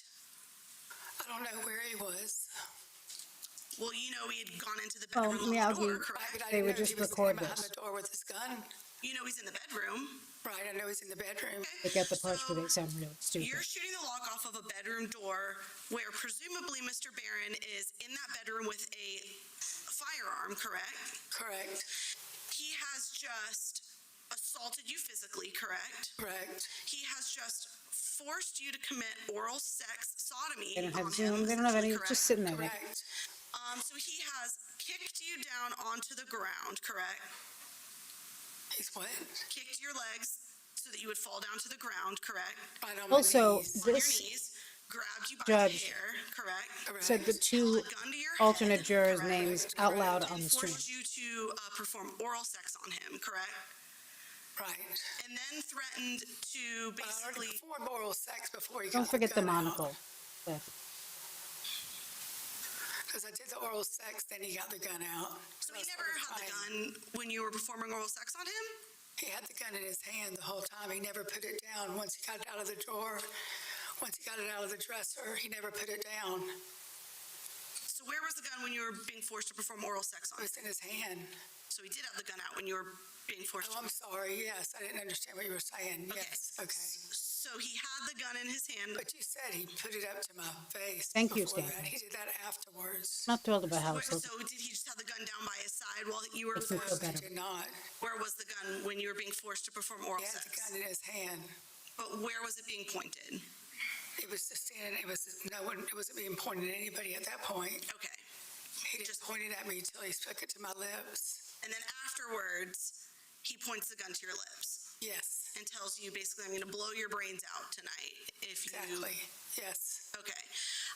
And then he's essentially threatened to kill you.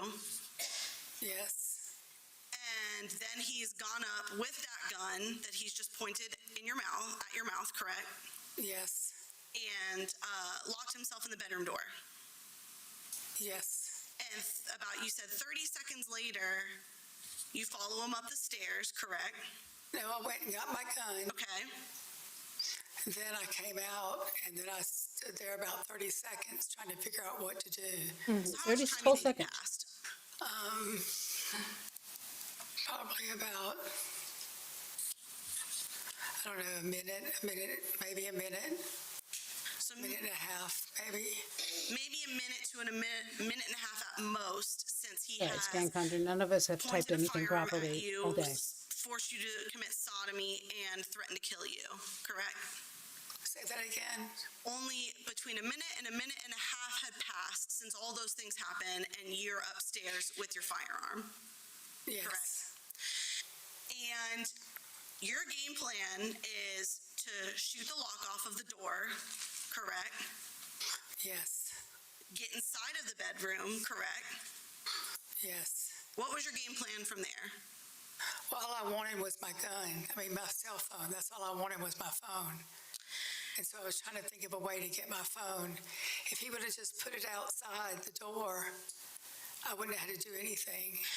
And you testified that before you went up the stairs, you were terrified for your life, correct? Correct.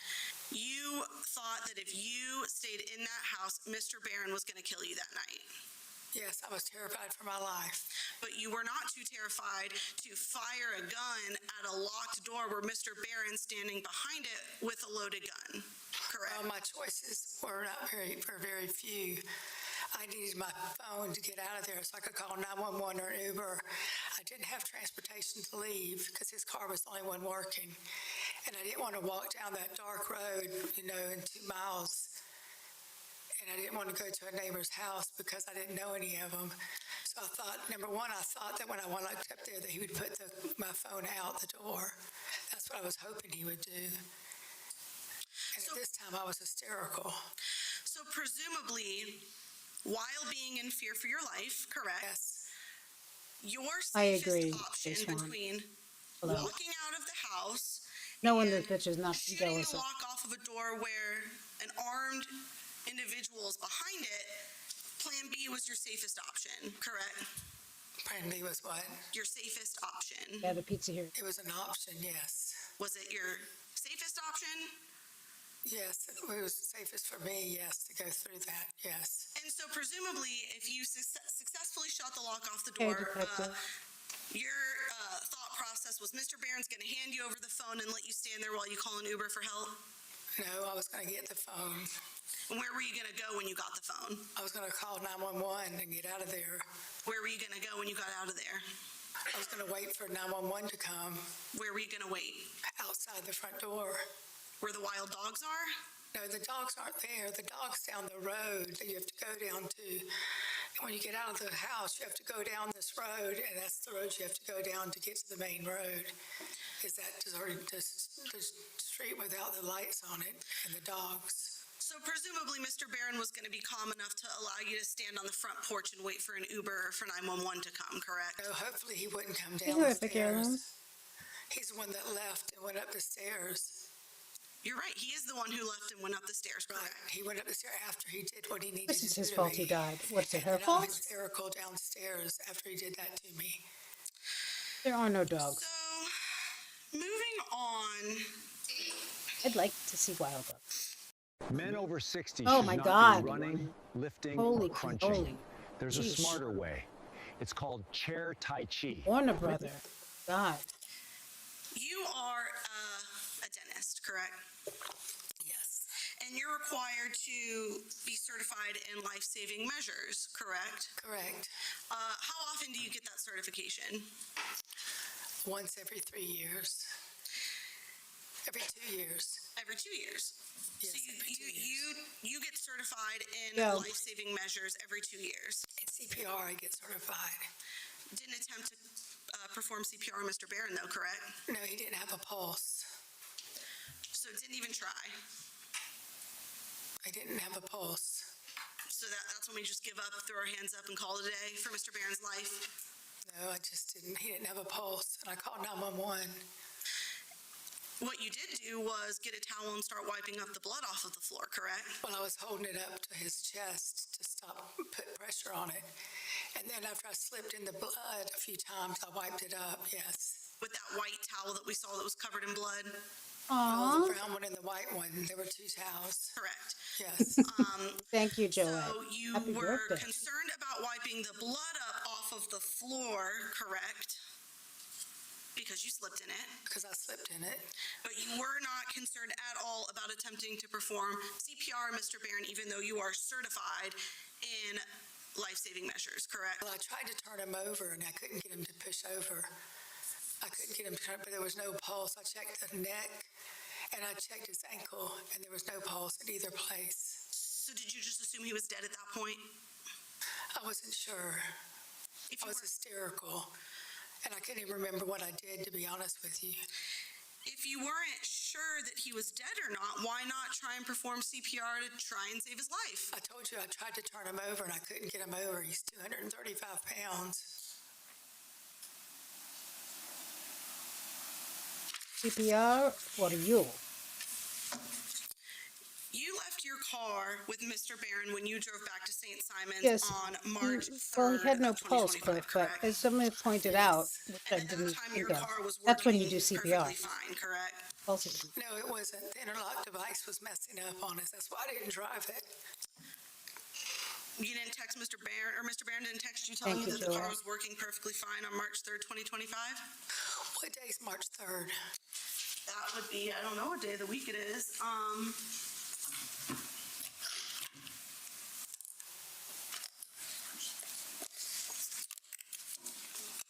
Monday? It's a Monday. Okay, on Monday, the car was working fine. And then Tuesday, it wasn't working fine when I left. That's why I didn't drive the car home. Because we were having trouble with it blowing in the machine. So he told me he'd keep the car for me. And Monday, he used it and went to work. But then Tuesday, I think it was Tuesday morning, it could have been Monday morning, he got up and the car wouldn't start. So the car wouldn't start when you were going to leave, but then it magically started before you had gotten home? No, I didn't say it wouldn't start then. When I left the weekend, when I left on Sunday, the car wouldn't start. This is 270. This is 270. No. That's good. No. I think they're this one. You put, you did, I want to put this in. Just a double. Yeah, 270. What number was yours? It's easier because I have it right here. Okay, that's fine.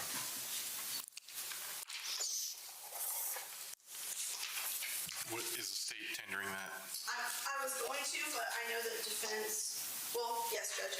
I'm going to show you what's been marked as states 270. Do you recognize who's texting in that? Yes. Is that you and Mr. Barron? Yeah, that's the day I was leaving. Okay. And at first it wouldn't start, but then he got it running. Okay. Judge, I move to tender states 270 into evidence. No objection, 270. Admitted. So, Mr. Willis is correct that he had admitted, I can't remember what exhibit number his was, but he had admitted text from this day as well yesterday. And I just wanted to pull it up again. So this is states 270.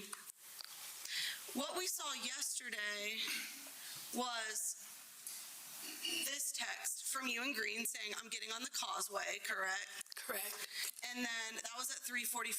Mr. Barron replies first with a photo, and then at 3:51 says the car is running fine, correct? Yes. So you hadn't even made it home yet, but Mr. Barron's telling you the car's running fine. Yeah, he was blowing in it, and he could blow in it better than I could. I could not make the car. When I would blow in it, it would not start. But when he blew in it, that's why he kept it. That's why I drove home in his Yeah, car. because you were drunk, Because lady. you actually respond We're to drunk. Mr. Barron, you say, I gave you the card that with the guy's name on it. Can you call him or send me the number? And I'll call him. It's like a violation was made. I wonder if they know that is you breathing, correct? Right. So Mr. Barron is breathing into the intoxilizer that you're supposed to be breathing into to drive your vehicle, correct? Well, I haven't got my provisional license yet, so I went in and got the interlock device early. So I didn't have the provisional license, so my attorney said that he could drive the car. until I get my license. But you were driving Mr. Barron's car. Right, that I could drive it with, because I didn't have my provisional license yet. Okay. Why don't we break now? It's now 12:35. We'll continue with testimony at 1:45. 1:45, please. Thank you. Please do not discuss the case with anyone. Do not perform any research. Thank you.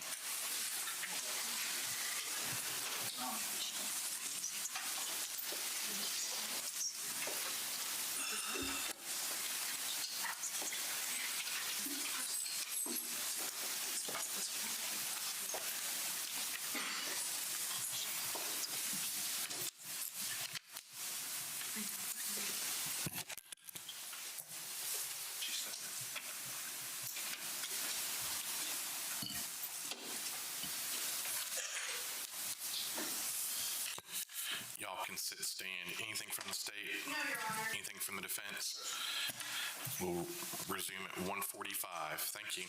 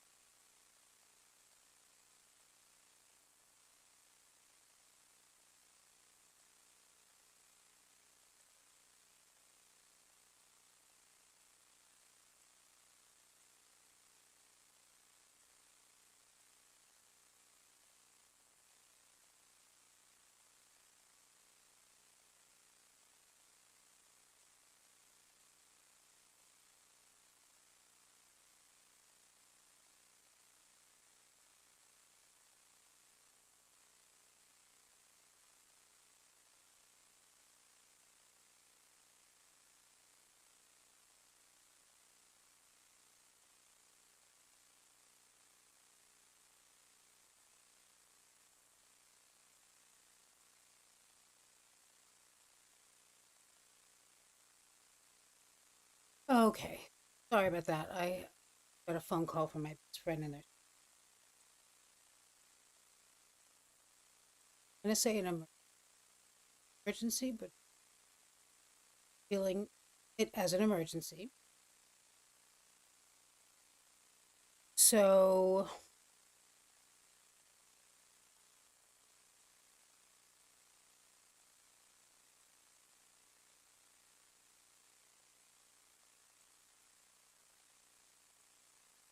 um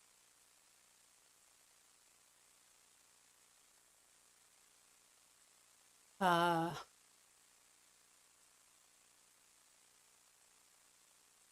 yeah. So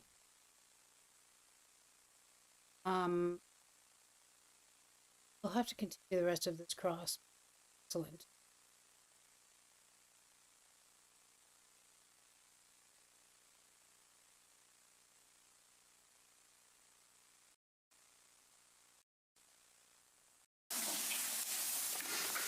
To the end of it. Keep going. This is the end of that one. A little That's more. the note. I wasn't talking about that note. So, talking about this note, I'm a little confused. So you're saying that you wrote this note because know Mr. why. Barron told you, I don't want anything about us to be written down in writing, so you go to Yeah, your my notes best friend and has an write issue down an that I have to untrue help her with. statement about Mr. Barron and your interactions with law enforcement. For what reason? What statement did I write about him in there? That you guys got into a fight and that you went in bed or you're watching a movie and that you got into an argument and that you decided you couldn't sleep and so you would just get up and leave to go back I to will. your office to do some work. No, that's some of it's right. So which part of that is correct? Got into a fight. You got into a fight. That's the only true part. No, and I took my medicine. Okay. And I got up to leave when I'll leave this on for a while. I didn't have that much alcohol. All that's the truth. So why write all the rest of this stuff about your interactions with law enforcement if the only reason you wrote this note was apparently to not document physical abuse between you and Mr. Barron? It was to document what happened the night of the DUI. Okay, so the purpose of this note is to document what happened the night of the DUI? Between me and the officers. Okay. For what reason? So I could have it just to make sure I knew what was going on that day. But you just, the beginning part, lied about? Correct? Let me see the beginning again. Starting at, I remember, ending at leave around 3. Oh, that's true. The first part's true. The medicine's true. And when I first went to bed, I thought about getting up early. I was going to leave early. I saw that was right. I was going to leave. I said to go home, but then he came in the bedroom. He came back from downstairs and came in the bedroom. So you just left that part out of the note then? Yes, I did. Okay. There's another note that you write about the night of the DUI. You write, add, in all caps, nap in times of event, first drink, last drink medicine, Saturday. Do you remember making this note? Yes. Was this note not so that you could help remember what happened that day when you spoke with your DUI attorney? Yeah, that was to help me too. To help you remember what happened the night of the DUI? Correct. But the most important part about having been, only reason you were in the car was because you were brutally beaten, he attempted to sodomize you, and then you fled with nothing but a t-shirt on. That part you decided would not be an important fact to share or remember for your DUI case, correct? I could remember that without writing it down. So instead you chose to write down just that you went to bed, or you couldn't go to sleep, so you got up and left? Yes. Okay. So I want to show you some exhibits.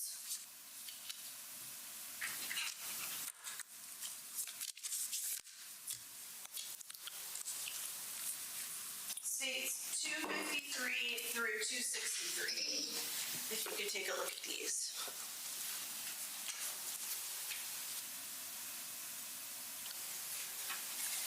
Is 253 text messages between you and David? Yes, they are. Okay, what about 254?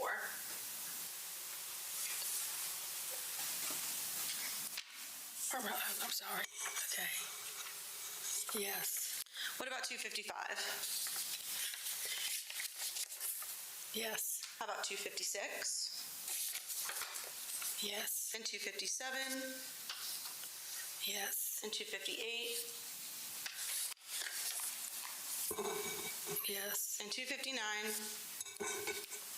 Yes. 260? Yes. 261? Yes. And 262? Yes. And 263? Yes. Judge, at this time I move to admit states 253 through 263 into evidence. Can I see those? These are the ones you have copies of. Are those the ones you handed me at the beginning? Yes. Yes. Okay. All right. No objection to 253 to 263. Admitted.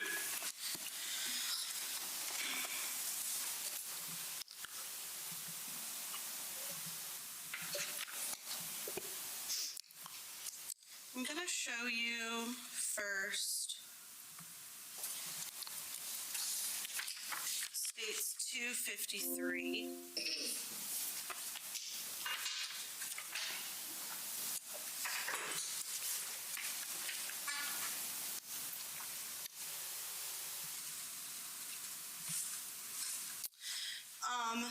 You write to David, do you know how happy you make me, right?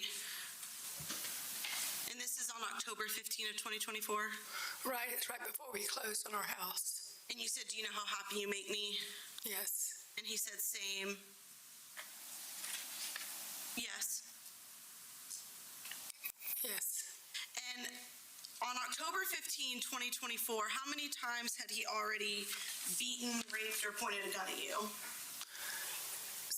Repeat that again. As of October 15th of 2024, how many times had he beaten, raped, or attempted to rape or pointed a gun at you? I think twice. Okay. States 254. I'm sorry, this is actually states 255. This is on October 27th. I wish I had my butt snuggled up to you, you said, right? Right. And then he said, I know, same. Right. And then you said, this weekend was fantastic, but it went by so very fast, correct? Correct. Did he beat, rape, strangle you, choke you, anything like that? In between states, between the 15th and the 27th that you can remember? No, he did not. That's why it was such a good weekend. We had a good time together. No fighting or no nothing. And then on states 254, this is also on the 27th, you wrote, I already miss your sweet smile. Where's my mouse? There we go. You wrote, I already miss your sweet smile, and you sent that text twice, correct? Correct. And then states 256 is going to be from October 29th, so a couple days later. He wrote, I'm so in love with you on 10/26 on the 29th, correct? Yes. And then you wrote, you make me feel like the most important woman on this earth. You are everything I could want in a man. You are my heart, right? Right. And then he wrote, you are most important, correct? Correct. And again, how many times had he beaten, raped, strangled you, or physically abused you at this point? I think twice. Okay. But I was in love with him. And then on November 7th, this is going to be states 257, he wrote, I found my woman, correct? Correct. You wrote, I love being your woman. I found my man. Your smile, your voice, and your touch all make me melt, right? Correct. And then I could get my mouse back over there. He wrote, love it, right? Right. So you mentioned that the physical abuse really escalated in December, right? Yes. So I'm going to show you states 258. This is from December 2nd, 2024. You wrote, miss you too. Hope you have a great day. I love you so very much. And then you wrote, you are the man of my dreams and now my life, correct? Correct. Had he been brutally, physically abusive to you at this point? No. No? At what point? At this point? Yeah, because now we're in December, so you said still only twice? Yes. I thought you said that the physical abuse really escalated in December. Yeah, December. This is December 2nd. This is December 4th. Okay, it was at the end of December. Okay. One more from December 4th. You wrote, I wish I could love on you right now, correct? This is states 259, I apologize. Correct. And then he wrote, I agree. And then you wrote, baby, you work so hard. You are the best man in the world, correct? Correct. And then states 260 is, states 260 is from December 9th. He wrote, I love also, and you wrote, I wish I was snuggled next to you. You make me feel safe and loved. Correct. How many times had he been physically, verbally, or emotionally abusive to you at this point? Probably about 2. But he makes you feel so safe and loved? Yes, I was in love with him. But he makes you feel safe? At that point, I did. So now we're in January, so we've gone completely through December. We're in January, this is January 8th, this is states 261. You wrote, we deal, communicate differently. I need to talk issues through. I see you as one who wishes for all to go away. Good to both compromise. I unfortunately need constant assurance of your respect, love, and caring for me. That probably drives you crazy, correct? Correct. And then he wrote,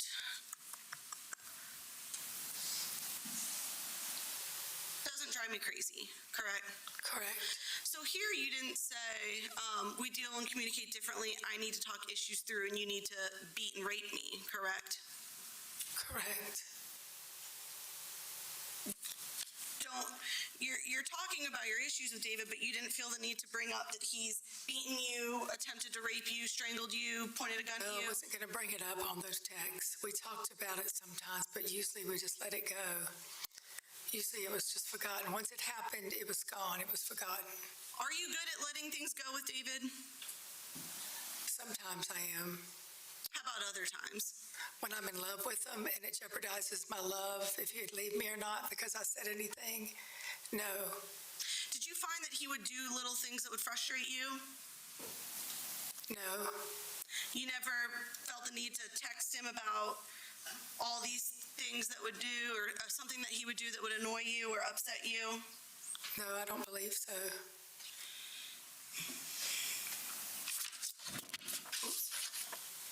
We text so many times. And then lastly, I want to show you States 263, which is February 16th. So February 15th is the night that David woke you up by tapping your foot with a gun, correct? Yes. And then attempted to anally sodomize you, correct? Correct. And then slapped your breast to the point of pretty extensive bruising, correct? Correct. And then on the afternoon of the 17th, you wrote, "Thank you for keeping me calm and wanting to help me. I feel safe and loved by you." Correct. Did all those things that he did to you make you feel safe and loved?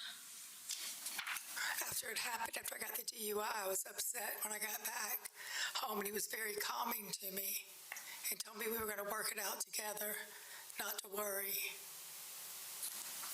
Okay.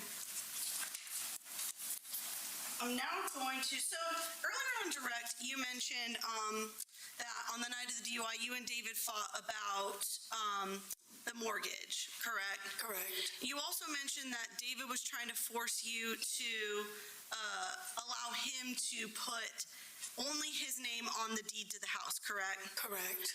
And that he was basically trying to force you to put down a lot more money than him in the house, correct? Correct. So I'm going to show you, it's been marked States 271 through 275. If you could take a look at these. Is States 271 text between you and David? Yes. How about 272? Yes. How about 273? Yes. How about 274?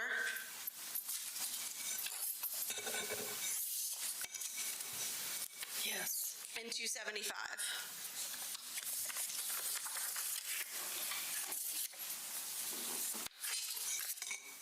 Yes. Judge, at this time I move to admit States 271 to 275 into evidence. No objection to 271 through 275. Admitted. And I gotta use this for these because I don't have these on my computer.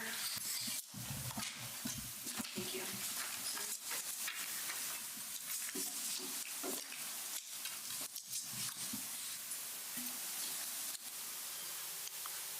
Oh, sorry, it's off. Okay. Ooh. Sorry about that. So this is States 271. I'm going to zoom in just a bit. At the top, this is you. It says, Would you use the table microphone? oh, yes, I'm sorry. Or I'll use this one. Is this okay? Can you hear me? Much better, thank you. This is you, and it says, let's seriously look at a house on the lake. Are you supposed to buy with Evan, or would it be just you and me, correct? Correct. And then he wrote, let me zoom out. Just me and you, he was just helping, correct? Correct. And then you say both of your sons are awesome. Correct. And then in 272, you ask David, this is on July 28th of 2024, would we buy together, both of our names on it, or do you want to have another thought, correct? Let me see. Sorry. Or do you have another thought? Yes. And then David replies and says, we can buy together. I want us to share everything, correct? Correct. And then in States 273, you ask him, you say, you make me so happy. When you speak to Chris, your banker, please ask him if it's easier for him to put only your name on the loan. Correct? Correct. And then in states 274, now we're in August, you write, where will we live? Correct? Correct. And David says house there and or lake house here, correct? Correct. And you say, understand, we will buy together, both, correct? Correct. And then David replies, I'm open either way, if you buy there and I buy here, correct? Correct. And you say, I would prefer we buy together. I want to live at the lake and retire there, correct? Correct. And he says, certainly can do. Or can certainly do, sorry. Can certainly do. Yes. And then lastly, states 275, David texts you, Chris said to move forward with the wire. Total for Suzanne is $142,500. David, $100,000. Correct? Correct. So you only put down basically $42,500 more than David, correct? Correct. So when you said that you put down $200,000, he put down $100,000, that was also incorrect. I thought I did put down 200,000. So you again put down less than $50,000 more than David. Correct. And in none of those texts, you would agree, David is trying to force you to allow him to only have his name on the house, correct? Not in the text. That was in July when we talked about the name on the loan, not the house. That's the loan. And we're talking about the deed to the house. Really going through it, right? Okay, I have to call it a night, unfortunately, because I have to. Hang out. See you all very soon. We'll continue this tomorrow or